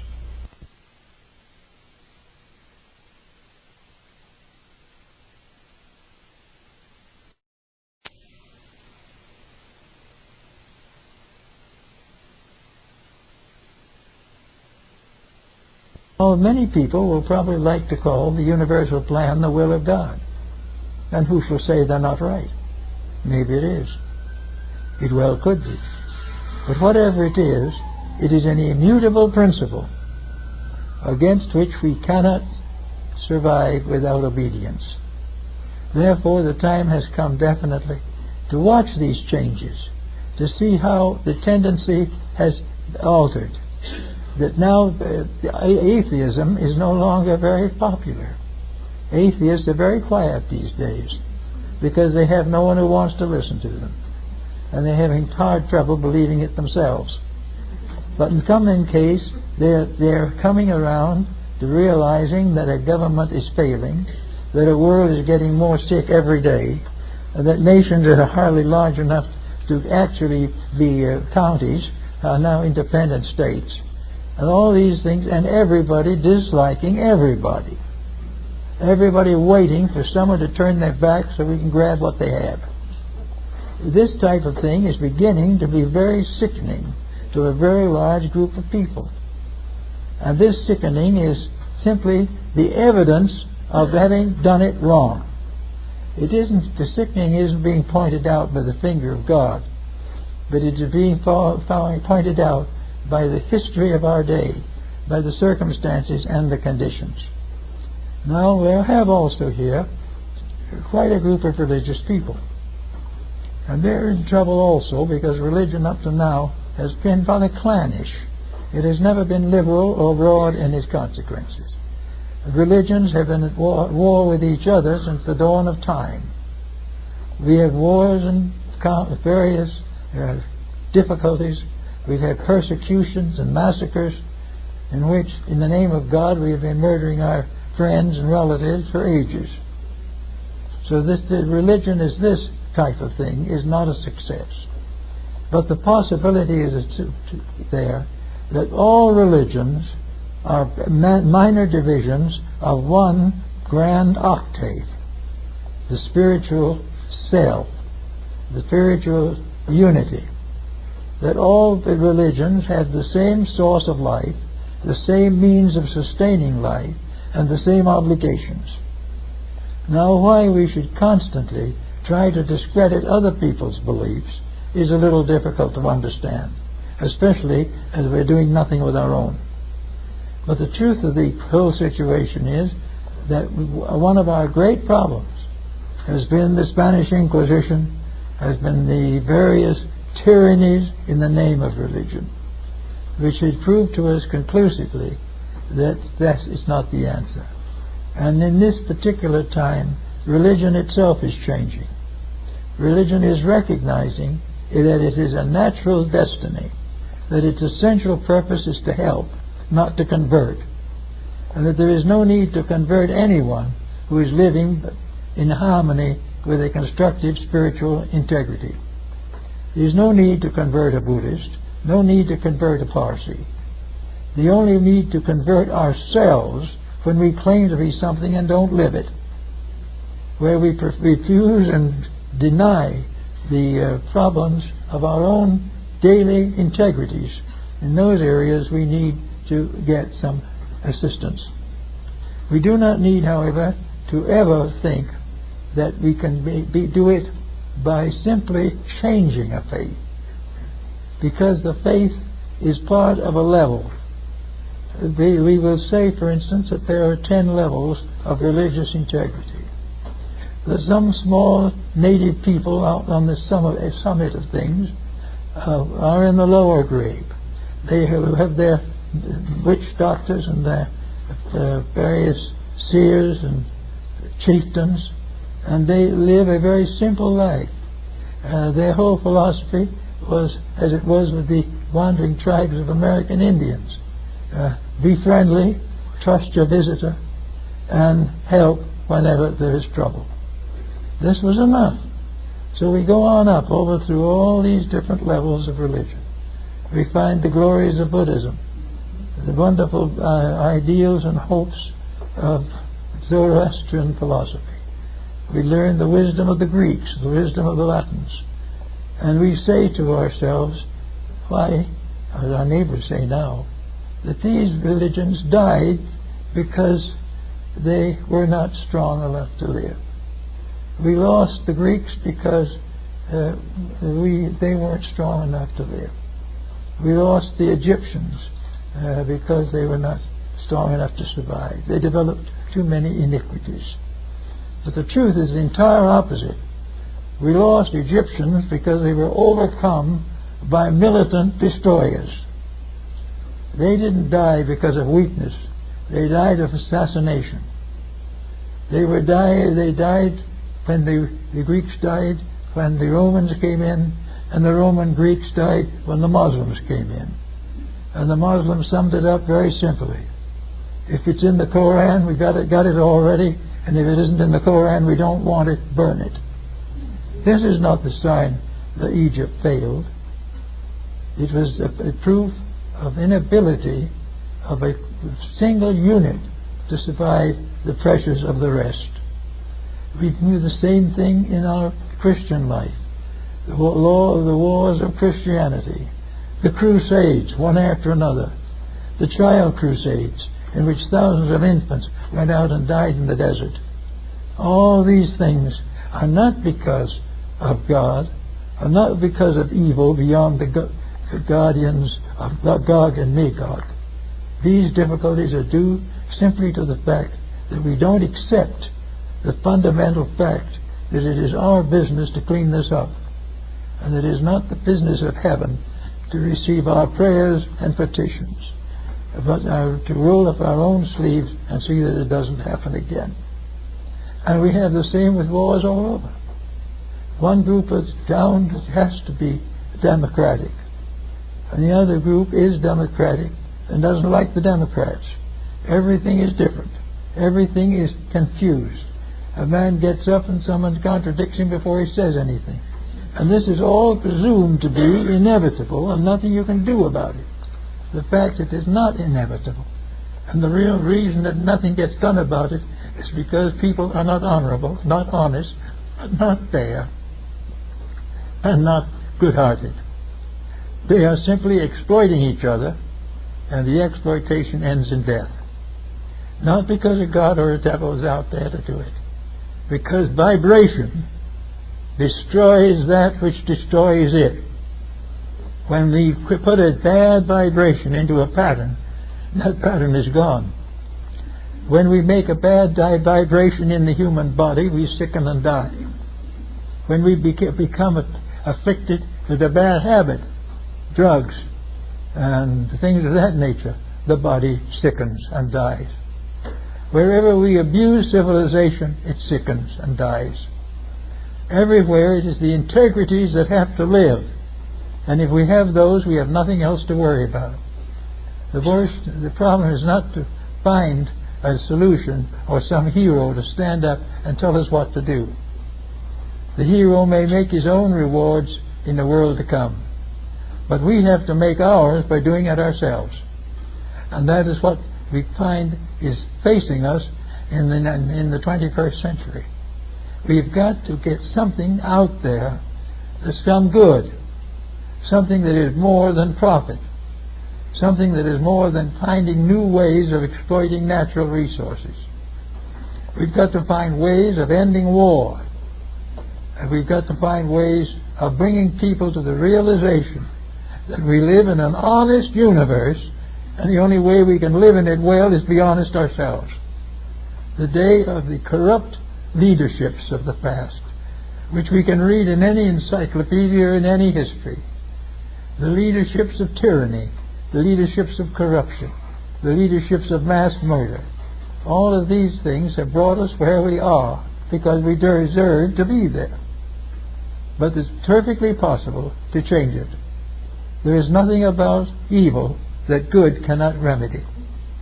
There is nothing about the problems of the moment that wisdom cannot solve, if that wisdom is intelligent and constructive. Now we want to set up great systems to fight this corruption. We want to have special ways of doing it and make a great ado about it all. It's not that difficult. We don't need new courses on all this. We simply need basic intelligence. We need to take the courses we already have and put soul back into them. Because what the whole educational system, the political system and the industrial system have lost their souls. They've lost their contact with the infinite good. And this infinite good is not necessarily a person. It is an energy, a principle, a vibration, something that has arisen in space long before our time. Where it came from we do not know, but we are affirmed and intend to consider that whatever it is a sovereign good, and we can call that sovereign God, and we will not be far from the truth. For the infinite principle of good is worshipped by philosophy under the symbolism of God. But God is the one thing that nothing can pervert, nothing can injure, nothing can corrupt. Therefore, to stay on that side of the fence is to stay with security to the end of time. The days of corruption are numbered because we haven't the resources to preserve them. And the time now is very near when we're going to have to live ethically if we want to survive. And we do want to survive, and we will survive.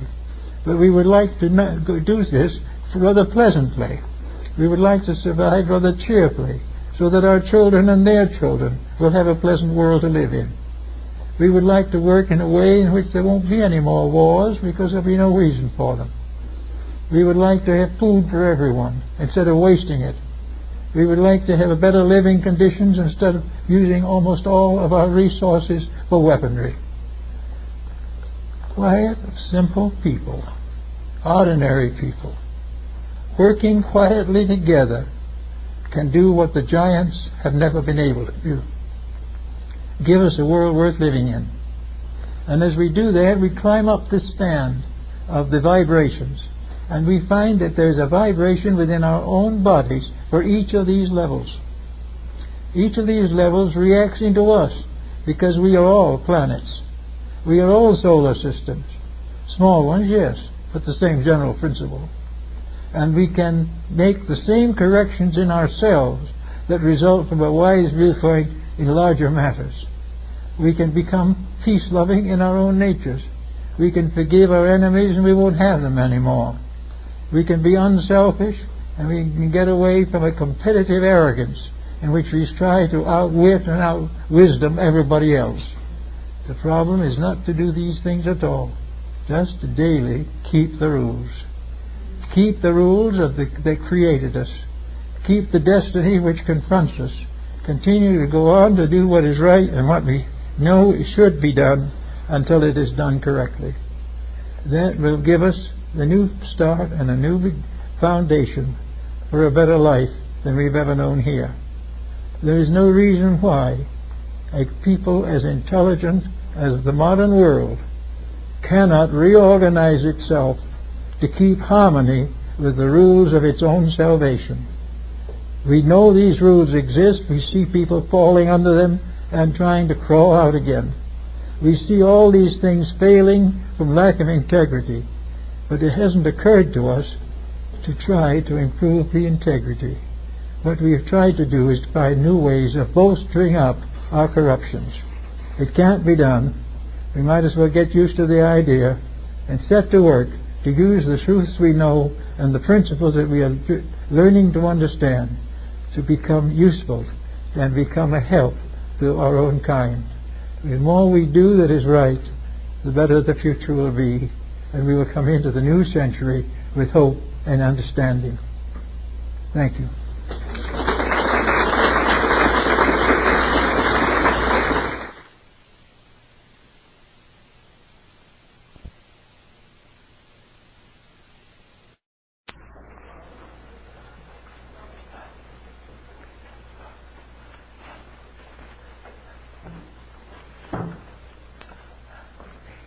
This morning we have a very interesting subject that not only goes back to the old philosophies, but also comes down to modern times. And that is this problem that we have of time itself, the past, the present, and the future. There is an old saying in the philosophies that the past is dead, the future is unborn, only the now is actually available to us. There is much more to it than that, but I'd like to point out that for most purposes, our present humanity functions on these three levels. And the ones who live in the past and the ones who live in the future, so to say, are the ones that have become of interest to psychiatrists and psychologists, because they are the ones that accumulate a variety of peculiarities. The problem of living in the past is a distinct failure. Most everyone we know somewhere is tied to memories. Memories of childhoods, memories of broken homes, memories of delinquent children, all kinds of memories. Many of these memories are more or less negative, and many of the people who have them are more negative. And the result is, becomes a long cycle of self-pity, a great many problems in which the individual feels that he has been unjustly treated, and also gradually comes to live in his own misfortunes. Many of these people go off by themselves and live as hermits, or separate from their families and relatives and live in a retirement home. Many of them are more or less unhappy about society. They feel that they have been shortchanged. They believe that in one way or another they have been mistreated by those around them and those near to them. So that this phase of life presents us with the glory of the past of wars, the past of crime, the past of wealth and poverty, the past of sickness and death. There is a long story behind this past. This thing that is gone and dead, actually, is very much alive in the subconscious and subjective of human beings.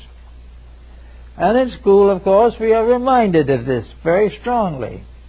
Not only are we told about the miseries of the past, but in the past also, many of the wonderful things we have done, like inventing gunpowder and things like that. We also find, in going back, that our families and our communities and our countries have been unfairly treated. We have been enslaved by some powerful despot, and generations have gone into difficulties. We therefore have a certain pity for persons like ourselves and a strong resistance against the persons who have done the things that we seem to remember were not kindly. So in the past there is a great big puddle of trouble, and many people today live in it. And when we read the newspapers in the morning, there's a good reason to remember it, because a large part of news journalism is based upon the past. It is based upon things that happen which are now revenge.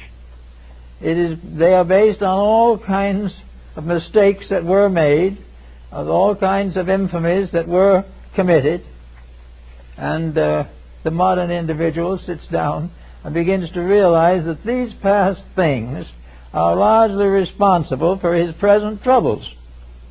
So he gets a very negative attitude toward the past. The past to him is a symbol of failure, a symbol of contact with things that were unfair and unreasonable. Of course, there were exceptions to these things. In our old New England, why, we used to have old families. They were very proud of the fact that they never had a new thought in 5 generations. This was a symbol of loyalty. It was also something that helped them to keep up the good old golden days and ways. They were the ones who established rules that today nobody could keep. But to these people, these rules were elegance. They were the sign of refinement. They were the signals of people who really amounted to something. So that lots of families have elders who are important. Then there were also families that had elders that were significant as citizens. There were some who were great in business, some who were great in religion or philosophy. They were educators. And in every family or two, there were 1 or 2 people who did something that was interesting, unusual, perhaps meritorious, and perhaps not. But anyway, they did something. And they become the family heroes. And on a larger scale, the national heroes, the world heroes. And we remember in the past, we remember not only Pythagoras and Plato, but Napoleon and Genghis Khan. And we begin to recognize that we inherit from the past memories that are important and memories that are very bad. That brings us to another condition. Why not recognize that this past is a sort of textbook?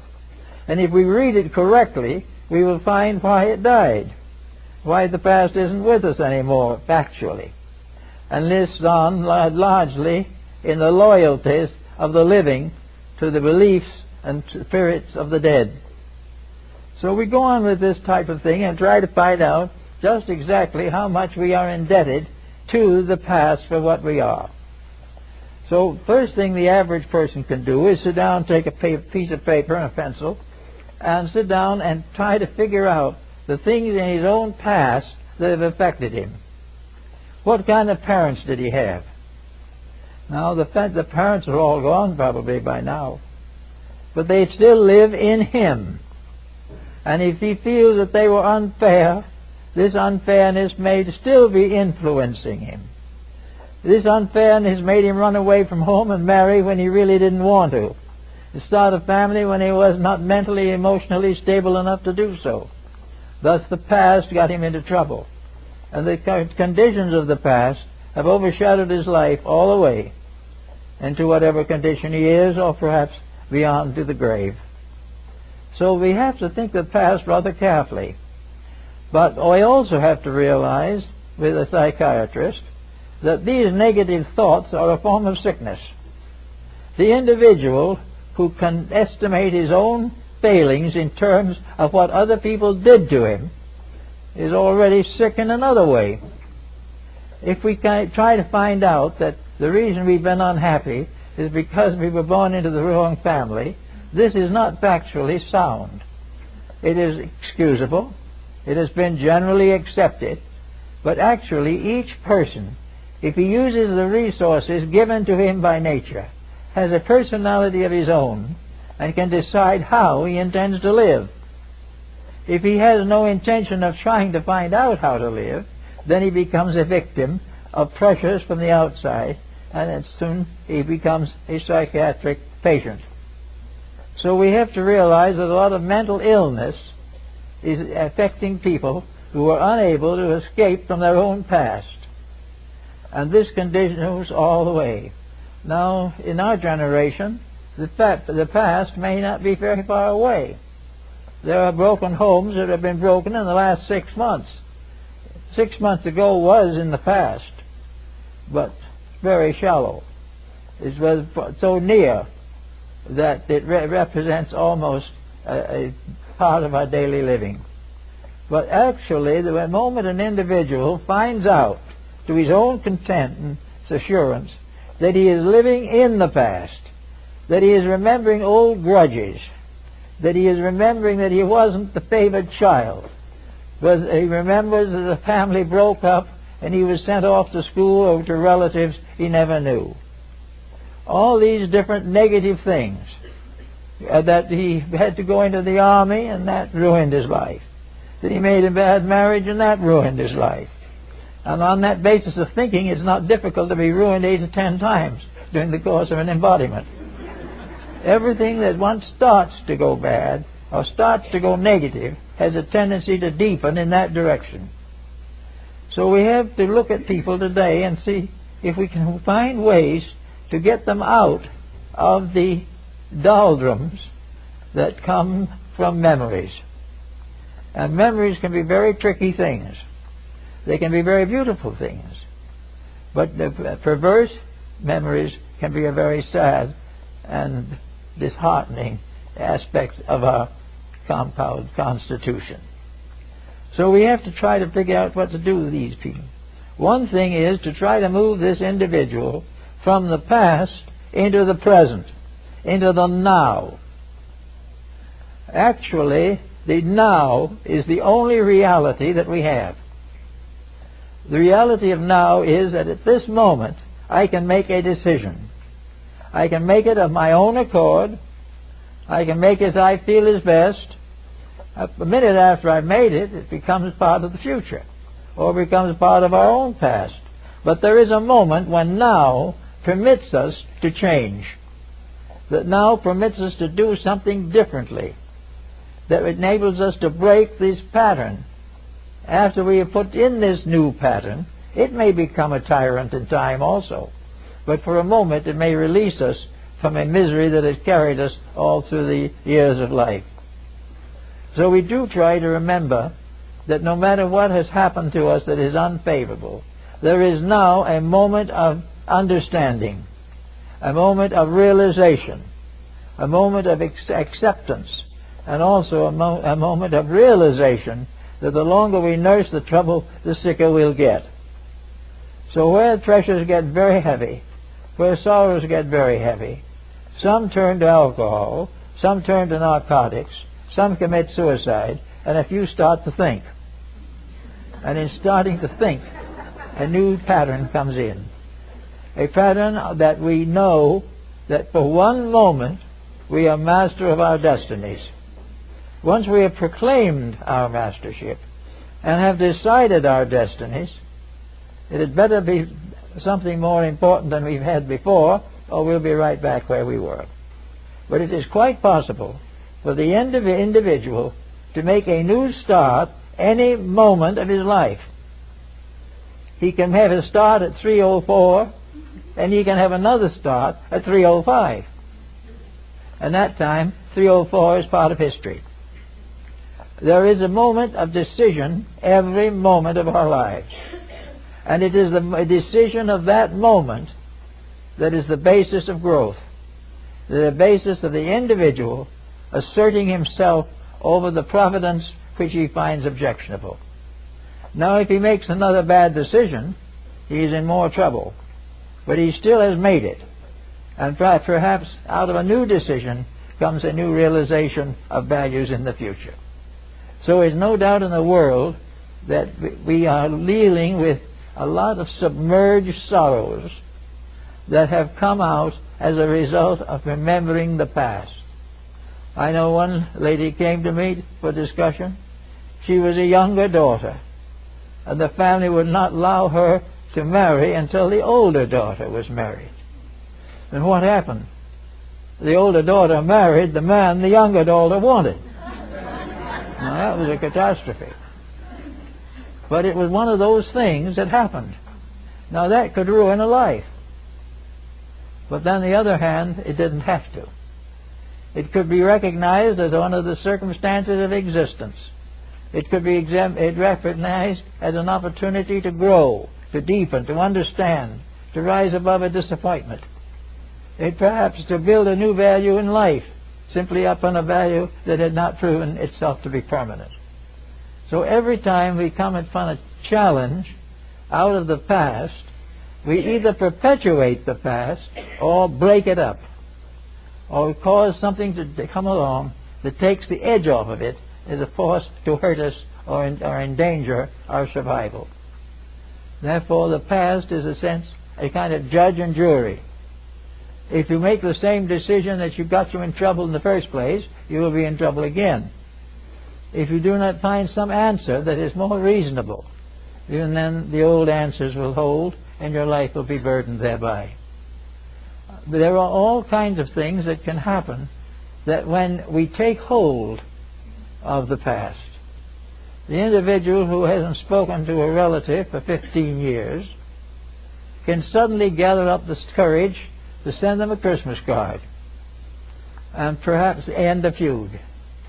That card went in a moment of now, something that we forbidden to do because we can do what we will until we have done something else that blocks it. So this ended a feud, and the people, older but wiser, mended a situation that had disturbed the family for years. Another individual had a very bad marriage. In this very bad marriage, with the divorce, 2 small children were involved. The mother, the children, felt that this situation was not her fault, that things had happened that should never have happened, and that somebody else was to blame. So these are the things that could be taken into the idea of dead yesterdays. But then now comes the problem of what to do to make it a dynamic living tomorrow. So when the time came to take care of the problem, the individual had to determine whether he would keep the feud going, whether he would continue to be injured, to continue to be subjected to tyranny, or whether he would grow up out of it and think of something better. Also, we find things of this kind come up in business. An individual has a job that is not very pleasant. He isn't enjoying it greatly. And in the job he's in, he makes a series of unfortunate mistakes. These are blamed on someone else, never on the person. But this costs them the job. So now we have another individual with a past which is now to their mind filled with unfairness. There's something that they have been injured that they did not deserve. In the past, their minds did not permit them to recognize the fact that they did deserve this. But if they've grown up a little into that moment which is now, they could see from the viewpoint of now why they were wrong then, and in this moment relieve themselves of a very heavy burden of memories. In fact, every time we look back into a family situation or a world situation and find it intimidating or depressing or dangerous, we have to realize that it is part of this tendency that we all have to perpetuate the sorrows that have come to us. Now we have nations today. Nations are having a very unsavory time at the moment. They're getting into all kinds of patterns that are objectionable. And most of these patterns tie back to a feud of some kind. And this feud ties back in turn to some ancient grudge that has been carefully perpetuated. Now, the grudge may have been so far back and so insignificant in itself that it was generally forgotten. The average member of the community did not even remember it, or never have heard of it. But when the time comes to create agitation or attempt a revolution, somebody digs out the old unfairness, dramatizes it, and everybody goes to work on it. And this is the same type of thing in world affairs. Nations that have carried feuds for 500 or 1,000 years break through them. A nation that has been tied down to a certain religion or a certain philosophy finally rebels against it, and after going through a certain period of purification rises above it. Now in nations and various community projects, the idea of the past, the idea of the negative survival of mistakes just by memory alone has now become quite important. We are beginning all over the world to analyze some of these mistakes and realize that they were, most of them, unimportant, but were dramatized and magnified by years of meditation. The individual had a bad marriage, has been living that down through years of meditation also. And very often the individual who got into a trouble or a nation that got into a difficulty did the same thing again, and had again another example of this mistake. If you do it once, it could be anybody's fault, they say, but if you do it twice, it's yours. And this is what happens. These people have perpetuated a feud. Now, we read the newspapers, and you will find out how this acts. You will find out that the minister of something or other dug up a record that his great-grandfather or something or other was mistreated, and it was a terrible thing. And therefore the clan, the family, and the country are now all back of the righting of a wrong. Everyone involved in the wrong is dead, but the grudge goes on, and it has to be cleared up. So in the problem of clearing up the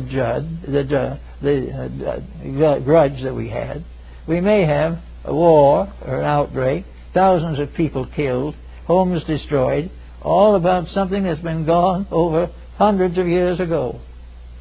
It's the same way in our modern life, in our home. We are nursing grudges only for a year or two maybe, but by the course of that year we have broken a home and maybe broken the lives of children. So everywhere you go back to the negative, that is the dead past, we are reminded that it is the better part of philosophy that the dead past should bury its dead.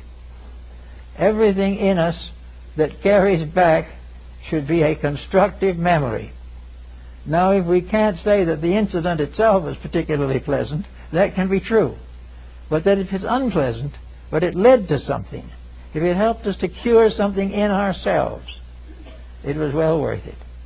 Therefore, if there's a grudge anywhere in our own natures which we feel we have been slighted or wronged, our first real problem is to examine the details, maybe again over a long time in life, to find what we should have learned instead of constantly looking for an opportunity for vengeance.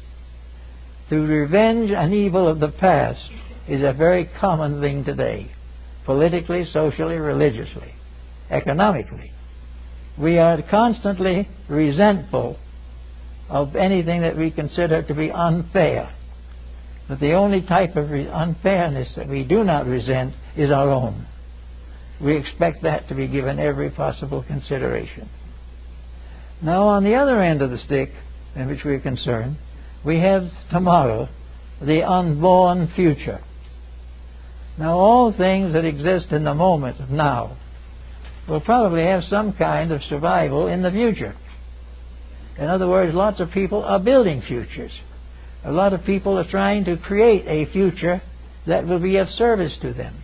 But supposing a person who is trying to create a better future happens to think of some of the unfair suffering he has gone through, the result is probably going to block the improvement that he hopes to gain. If the future is merely an avengement of the past, if the future is only a time in which what we hoped for or wanted, regardless of whether we deserved it or not, is going to happen, then we are again in trouble. The future, it should not be considered merely a period of the fulfillment of our desires. The future should be the fulfillment of that which is necessary. Because if it's to fulfill your desire that you make a pause, then you will be in the same place as the ones who are suffering from the past. The past may be a case in which a personal injustice was committed. If we do not correct it, then the future has no bearing for us. So two sisters have lived in the same community for many years, but haven't spoken for a long time. But these now in the future may speak to each other. If they can now speak to each other, then the future has become significant. If they continue not to speak to each other and start talking about the brotherhood of man and so forth, but do nothing themselves, then the future is simply the past projected into time to come. Now, most people in their right minds do not want the future now to be merely a projection of the present. We know that the things that we have been doing and now the past, the immediate past, is a black mark against the future. That in the times to come, if we continue as we are now, we will corrupt the future completely. We will do all the things that we shouldn't do. And we have considered the future only as a period of the fulfillment of desires. The individual has been poor all his life, hopes that before he dies he finally will make his pile of money somehow. And all those who have not succeeded may die with success on their minds. But in every instance, the future is regarded as a period of reward. The individual, something wonderful is going to happen. And that makes the future interesting, makes it enjoyable, makes it something we all like to work with and hope for. But in so doing, we have the question, what have we that we deserve that is going to make a happy future?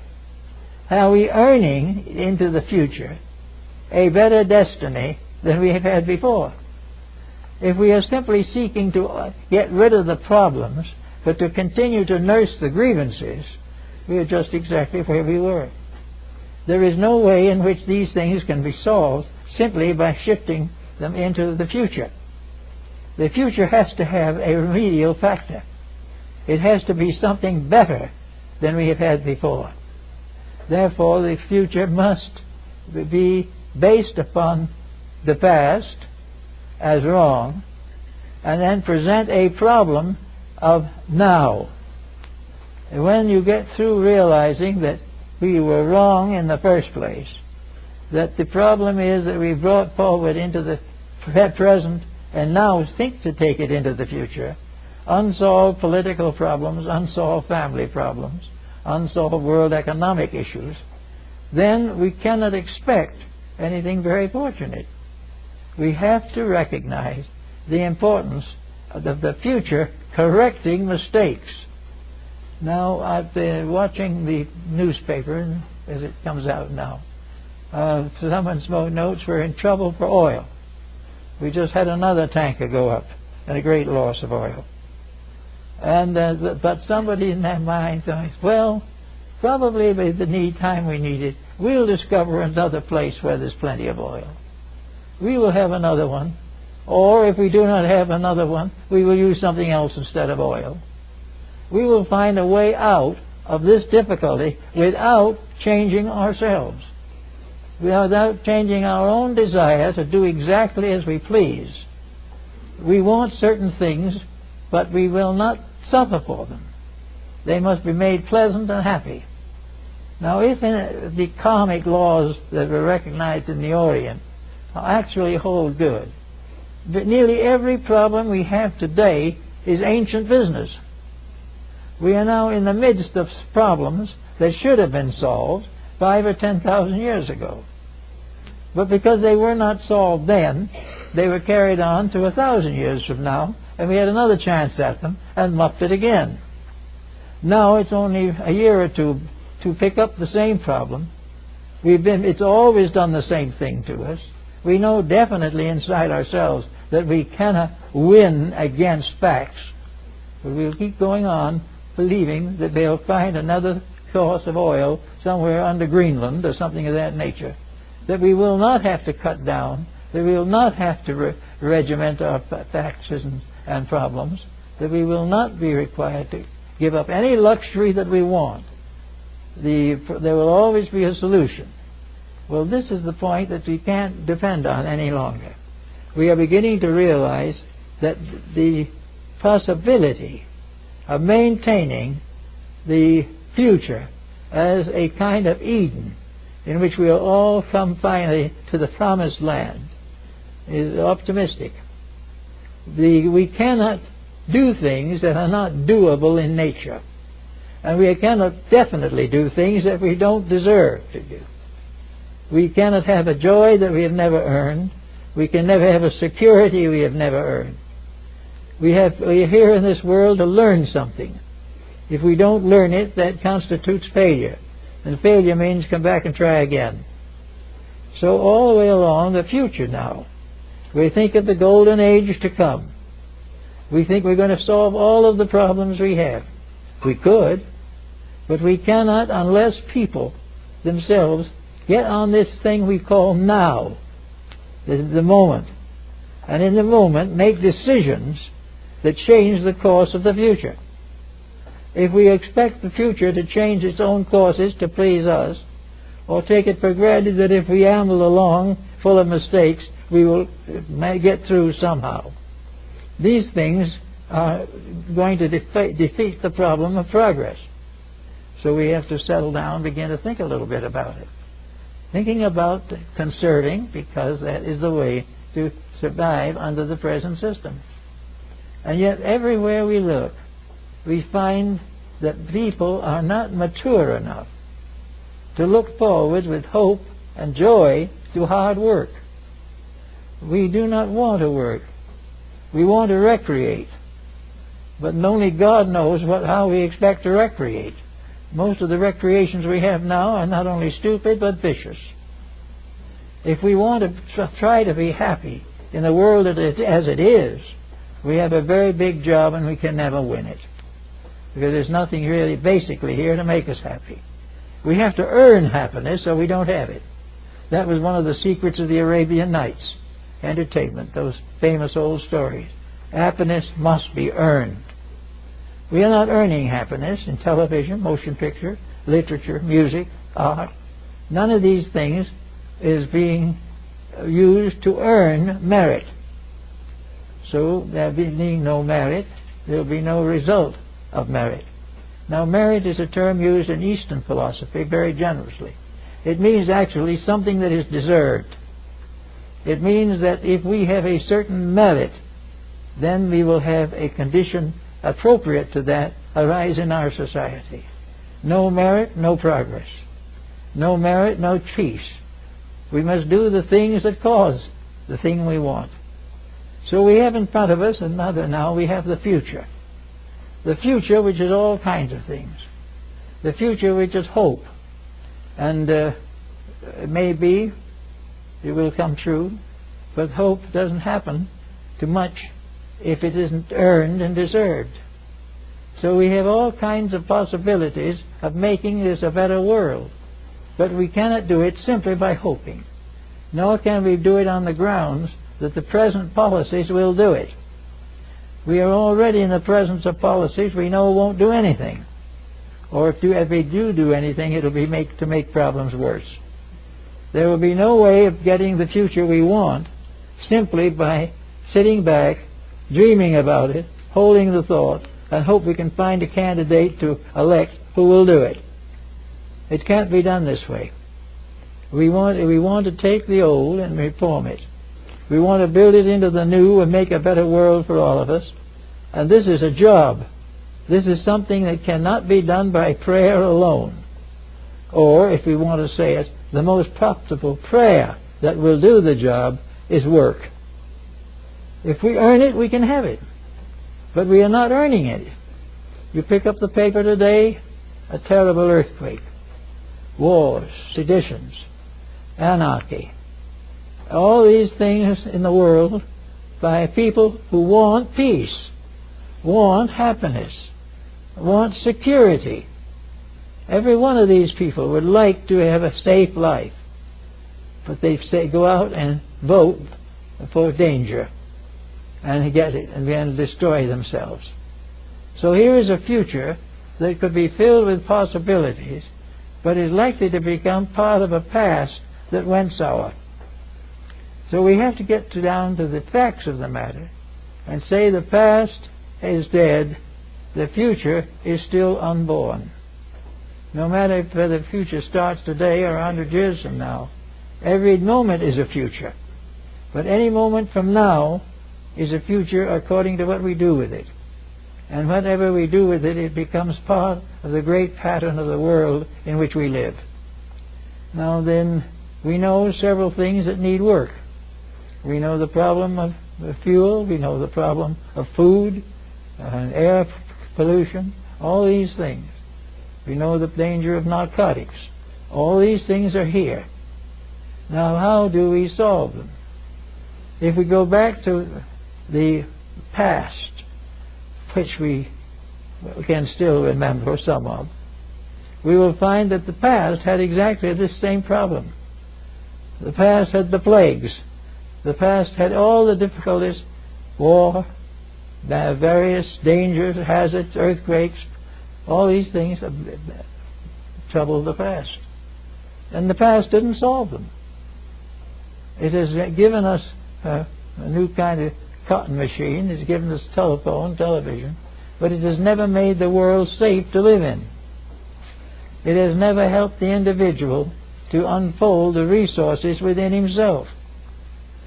All that we get is a kind of panacea, which panacea has nothing, on the grounds that if we follow the rules, we will be able to survive. But we are following rules now, but we're not surviving. We are knowing beyond all doubt that we are using man-made rules to run a divinely made universe. We are here to use our own yes and no's and have our own senates and congresses to pass judgment on situations and conditions which we do not understand and never will. We do not recognize the fact that beyond all these other things is common sense. And common sense is something we can't get along without. And this common sense has to come in. And it's summed up in the Bible very simply. As ye sow, so shall ye reap. As simple as all that. We've got to cause these securities or we cannot have them. So in the past, we have insecurity. In the future, we have a potential area for the correction of insecurity. But if things drift, it will be just as insecure as all the rest. And between these two, we have a moment of decision. We have the individual who has the right to say yes or no. The individual who has the right to stay with what he believes at this moment. And most of all, to depend very heavily upon common sense. Now, for the now man, what are the basis of the rules that he has to work by? If he lives to take what he is now and the world as it is now and make it better, where is he going to get the rules? Well, I think Ben Franklin summed them up pretty well, and so did Bacon. He's going to get the rules by the realization that if the thing works, it's the rules. If it doesn't work, it isn't the rules. If he puts in a whole group of new rules, and 2 years later there's another war, the rules weren't the answer. The rules are not shadows written out in something or hung on a wall. Rules are working instruments that accomplish the necessary. If they do not accomplish the necessary, they are not the rules. So we try to find out what the rules are. And probably Ben Franklin is one of the ones who gave us some of these rules. His very simple answer was that the real rule is common sense. Now, common sense is something that everyone is born with to some degree, but it is usually smothered out in the cradle. It also, if there's any of it survives, it is killed off in the public school system. Common sense is the one thing nobody wants, because they realize that if they have common sense, they're going to have to live better, and this is a very serious obstacle. The individual does not want to live better. He just wants to get even or get away with the things that help him to keep what he's got, or get more. So there is no probabilities here. But Ben Franklin told the thing very definitely. The answer is common sense. Common sense is the most uncommon of all the sensory perceptions. It is based upon the simple fact that an average 12-year-old child, if asked a question within its comprehension, and it can express itself, it will probably give you the correct common sense answer to a common sense problem. It will tell us definitely the experience of all time on working with the matters that we have to face. Ben Franklin said, "Waste not and want not." Well, that's pretty good common sense. This is an age of wastrels. We waste just about everything. We waste 3/4 of the world's wealth on munition and armament alone. We waste our natural resources. We waste gasoline. We waste everything you can think of, simply because waste means a little added luxury. And because of a little added luxury, we're going to wake up someday without the necessities of life. So Ben Franklin summed it up very well. Want not, and you waste not. And if you want too much, you will waste. And here is the great age of waste. I think every one of us realizes that every time we go to the mailbox in the morning. We find it stuffed with literature that we didn't order, don't want, and will promptly throw out. But it is using up valuable pulp, it is using up time, using up everything you can think of. Wasting simply in the hope of one thing alone, and that's profit. And sometimes it undoubtedly makes profit. But it's a very expensive way to waste our natural resources, because it means that one of these days, maybe 10, 20 years from now, we won't have enough of that resource to send a single circular to a prospective customer. We need to understand these things. We need to get down to the simple facts of life.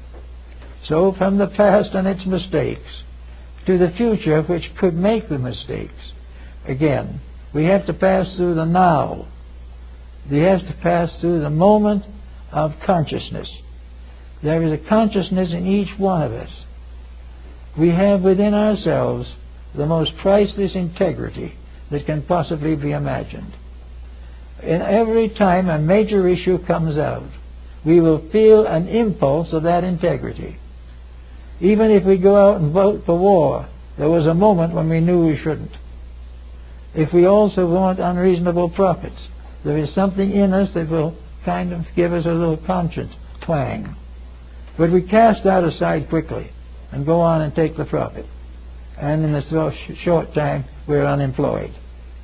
A study of the facts of life is far more important than any of the elaborate findings that go out of commissions and people of this nature. They are out trying to fit all these things together under the problem of how to cure a situation without changing it basically. We want to know how to be rich and to be richer and to abolish poverty without anybody paying anything. It's not very likely to do it. We know now that everywhere along the line it is breaking down. We find, for instance, that it's now costing $80,000 to put a young person through a modern university of first class. This is a complete waste. There is no reason in the world why every person in the world has to be a millionaire. And yet now very little less is considered even possible. And we buy all things and pay for all things on this basis. Where is the common sense? If the thing that we buy at an exorbitant price is an absolute necessity, we may have to struggle with it a little bit. But if it is a sordid luxury that makes no difference one way or the other as to the final working out of things, then we should simply cut off the extravagance. There is no need to be extravagant when there's nothing we can take with us to the graveyard except our shroud. We have never been able yet to resist the temptation of temptation. We have never been able to stand strong for principle if it meant that we had to save or be careful or we had to be thoughtful or generous. These things have got to come in change, and they've got to come pretty soon. So we have now the three moments of time: the past, the present, and the future. The past we messed up pretty badly. The future we could mess up if we get around to it the wrong way. And in the middle is now. And now is the human mind. It is the mind as an instrument of knowledge, a mind capable of common sense, a mind that is not trained into ineptitude by false educational standards, a mind that thinks, and thinks simply, and thinks in a common fact way, and recognizes the fact that if we expect to survive, we must stand firmly for the processes and changes that assure survival.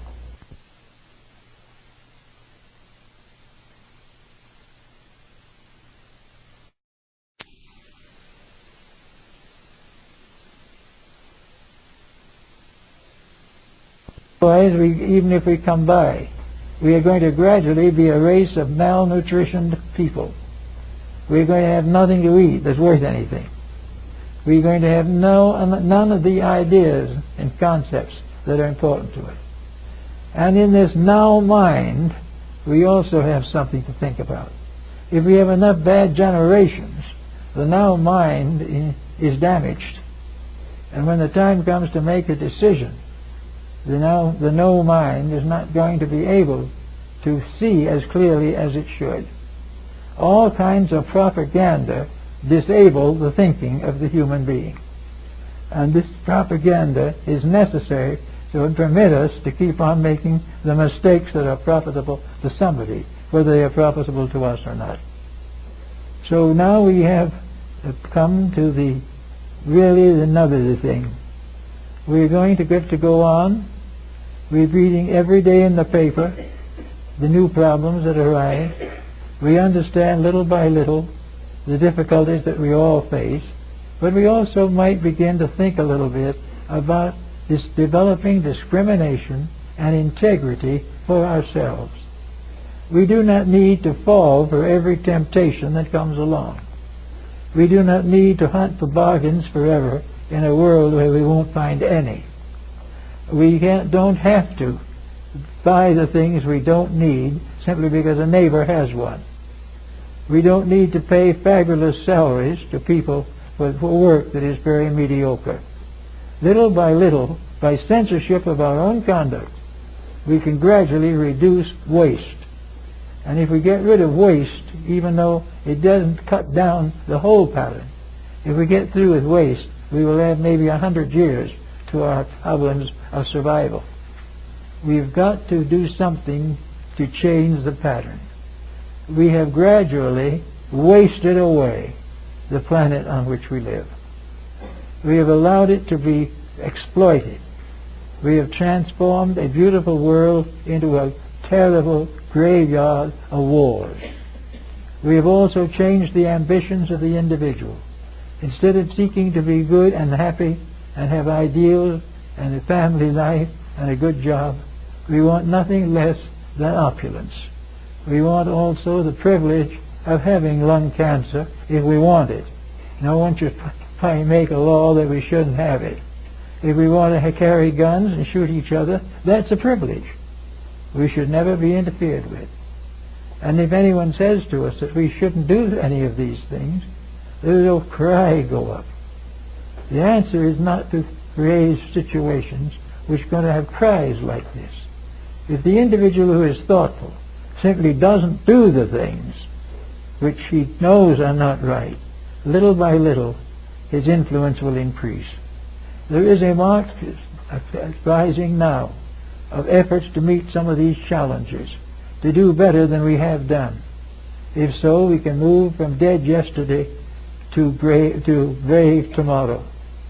We can go across by crossing the bridge of integrity. If we go across of our own free will and joy in the future, we can achieve many of these things. But if we stand on the near side, on the side of memory, and say it's all terrible and prove it by 50,000 quotations, we'll still be the same. And we can watch our legislators, we can watch everyone involved in these matters to see if we can find the ones who are able to take the problem and face it in the terms of nature. Every problem we have is part of natural law. Every problem that we have is faced by nature on all kinds of sides, in every direction. And a wonderful, natural, intuitive wisdom guides the decisions. Man is capable of this intuitive wisdom, much more even than the animal. There are things that animals won't do that human beings do every day.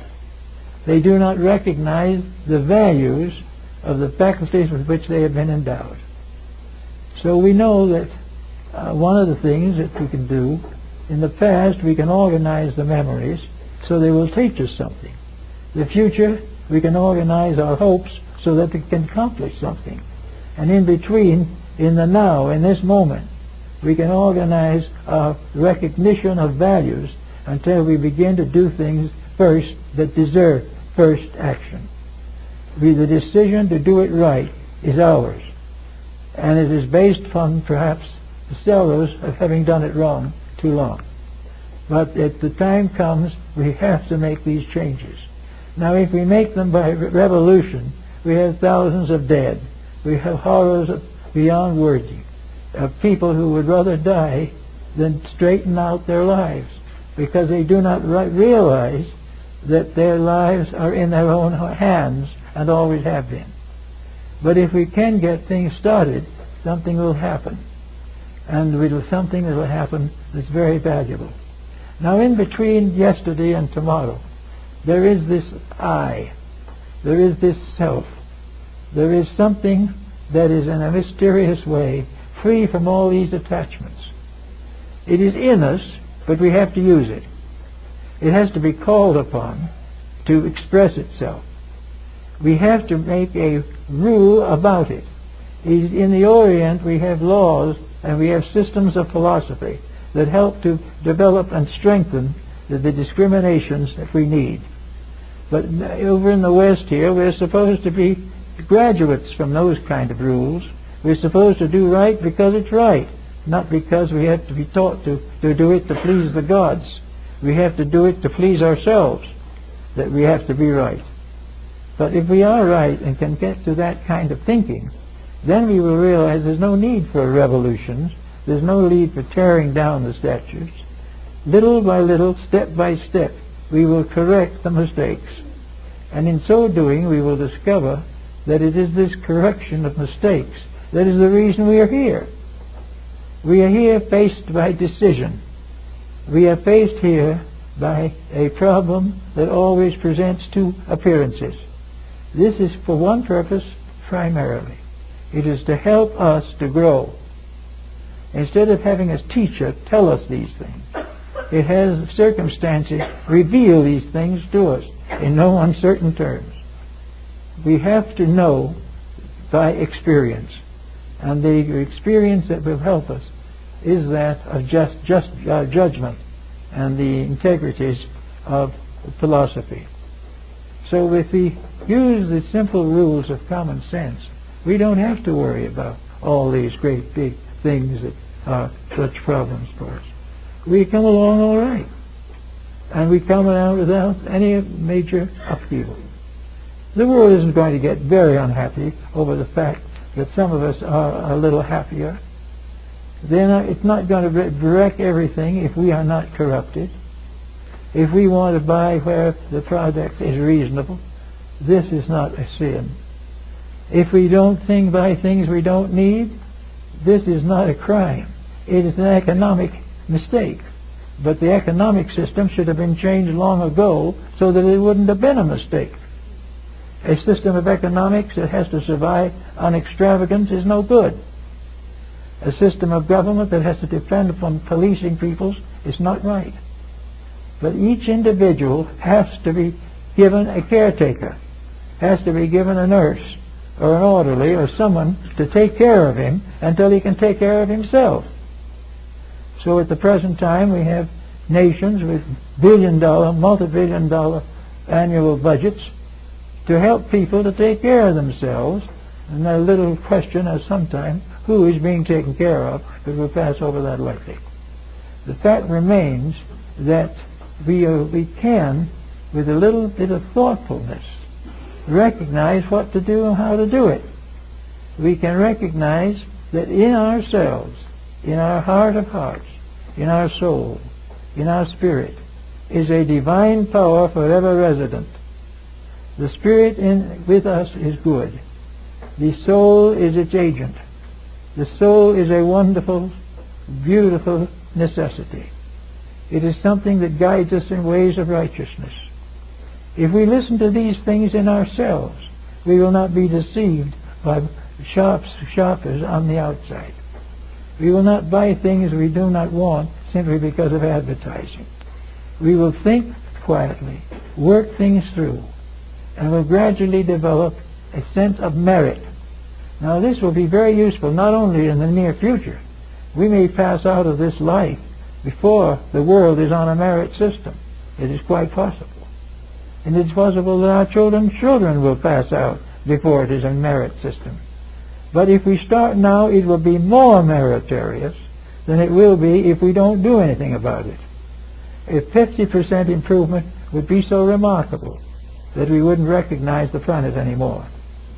But we have to start with ourselves. And within each of us is the power of redemption. We can redeem, convert, redeem, and save our own resources. We can think through our own values. We can be worshipful of our own good. We can see the God in our own souls and recognize and serve that God in the souls of others around us. We can move from a materialistic foundation of spend and spend to a more idealistic foundation of use and use correctly. If we will do these things, we will find a more or less painless revolution. Certainly, it'll be a little inconvenient. We'll have a little worry over the idea that some prize fighter is making 10 times as much money as we are making. But if that gets all very serious in your mind, remember what the prize fighter does with the money. Gets nothing. It's gone in a few days, or some luxury, or at most he has to go to the grave taking nothing with him but what he brought. So that all this great falderall about fame and fortune is part of a viewpoint that has no foundation in integrity. And integrity says we're here to do interesting things. If we didn't have to worry about money, we could be artists, musicians. We could do all kinds of philosophy. We could serve each other. We could develop new ideas that would add thousands of years to the life expectancy of living things. We could have the investigation of values, and we could gradually develop within ourselves knowledge that we could take with us beyond the grave. The only wealth that we can take beyond the grave is our own soul. And the more we develop that soul, the more we work with it, the more we turn it to unselfishness, the more we use it for the development of securities for the needy and idealism for the ones who are ready for it. We can help to have a better generation of children. We can get over a great many problems without ever for 1 minute making anybody really unhappy, because the people who don't believe in it don't care anyway. And those who don't care anyway will have to wake up a few more times before they know what it's all about. But they'll be along anyway. You don't need to worry about them too much.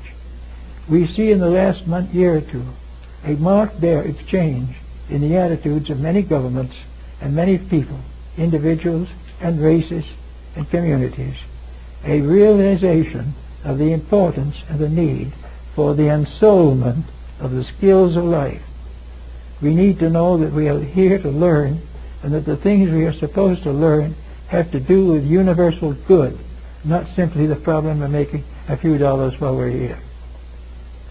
So if we remember the sorrows of our past, and remember that humanity is passing through those same pains that hurt us so desperately, and that we can also remember the things we have done in the will do in the future, and have done in our futures from day to day, where we have done things that were good, things that were wrong, where we have abused the privileges of life, but we have also found out some new things, some new beauties in the human soul. We suddenly become more aware that we are not evil creatures. We are simply children growing up searching to understand, searching for growth, and someday we'll be victorious. Now these kind of thinkings, I think we will find that we can live our neighbors right now a little easier. We will, when the moment we realize beyond question that all antagonisms, all that type of conflict, all jealousies, all conflicts of competition are unworthy of the human being. When we realize this, I think we'll come along and have a much better life and a much better hope for the future. Thank you.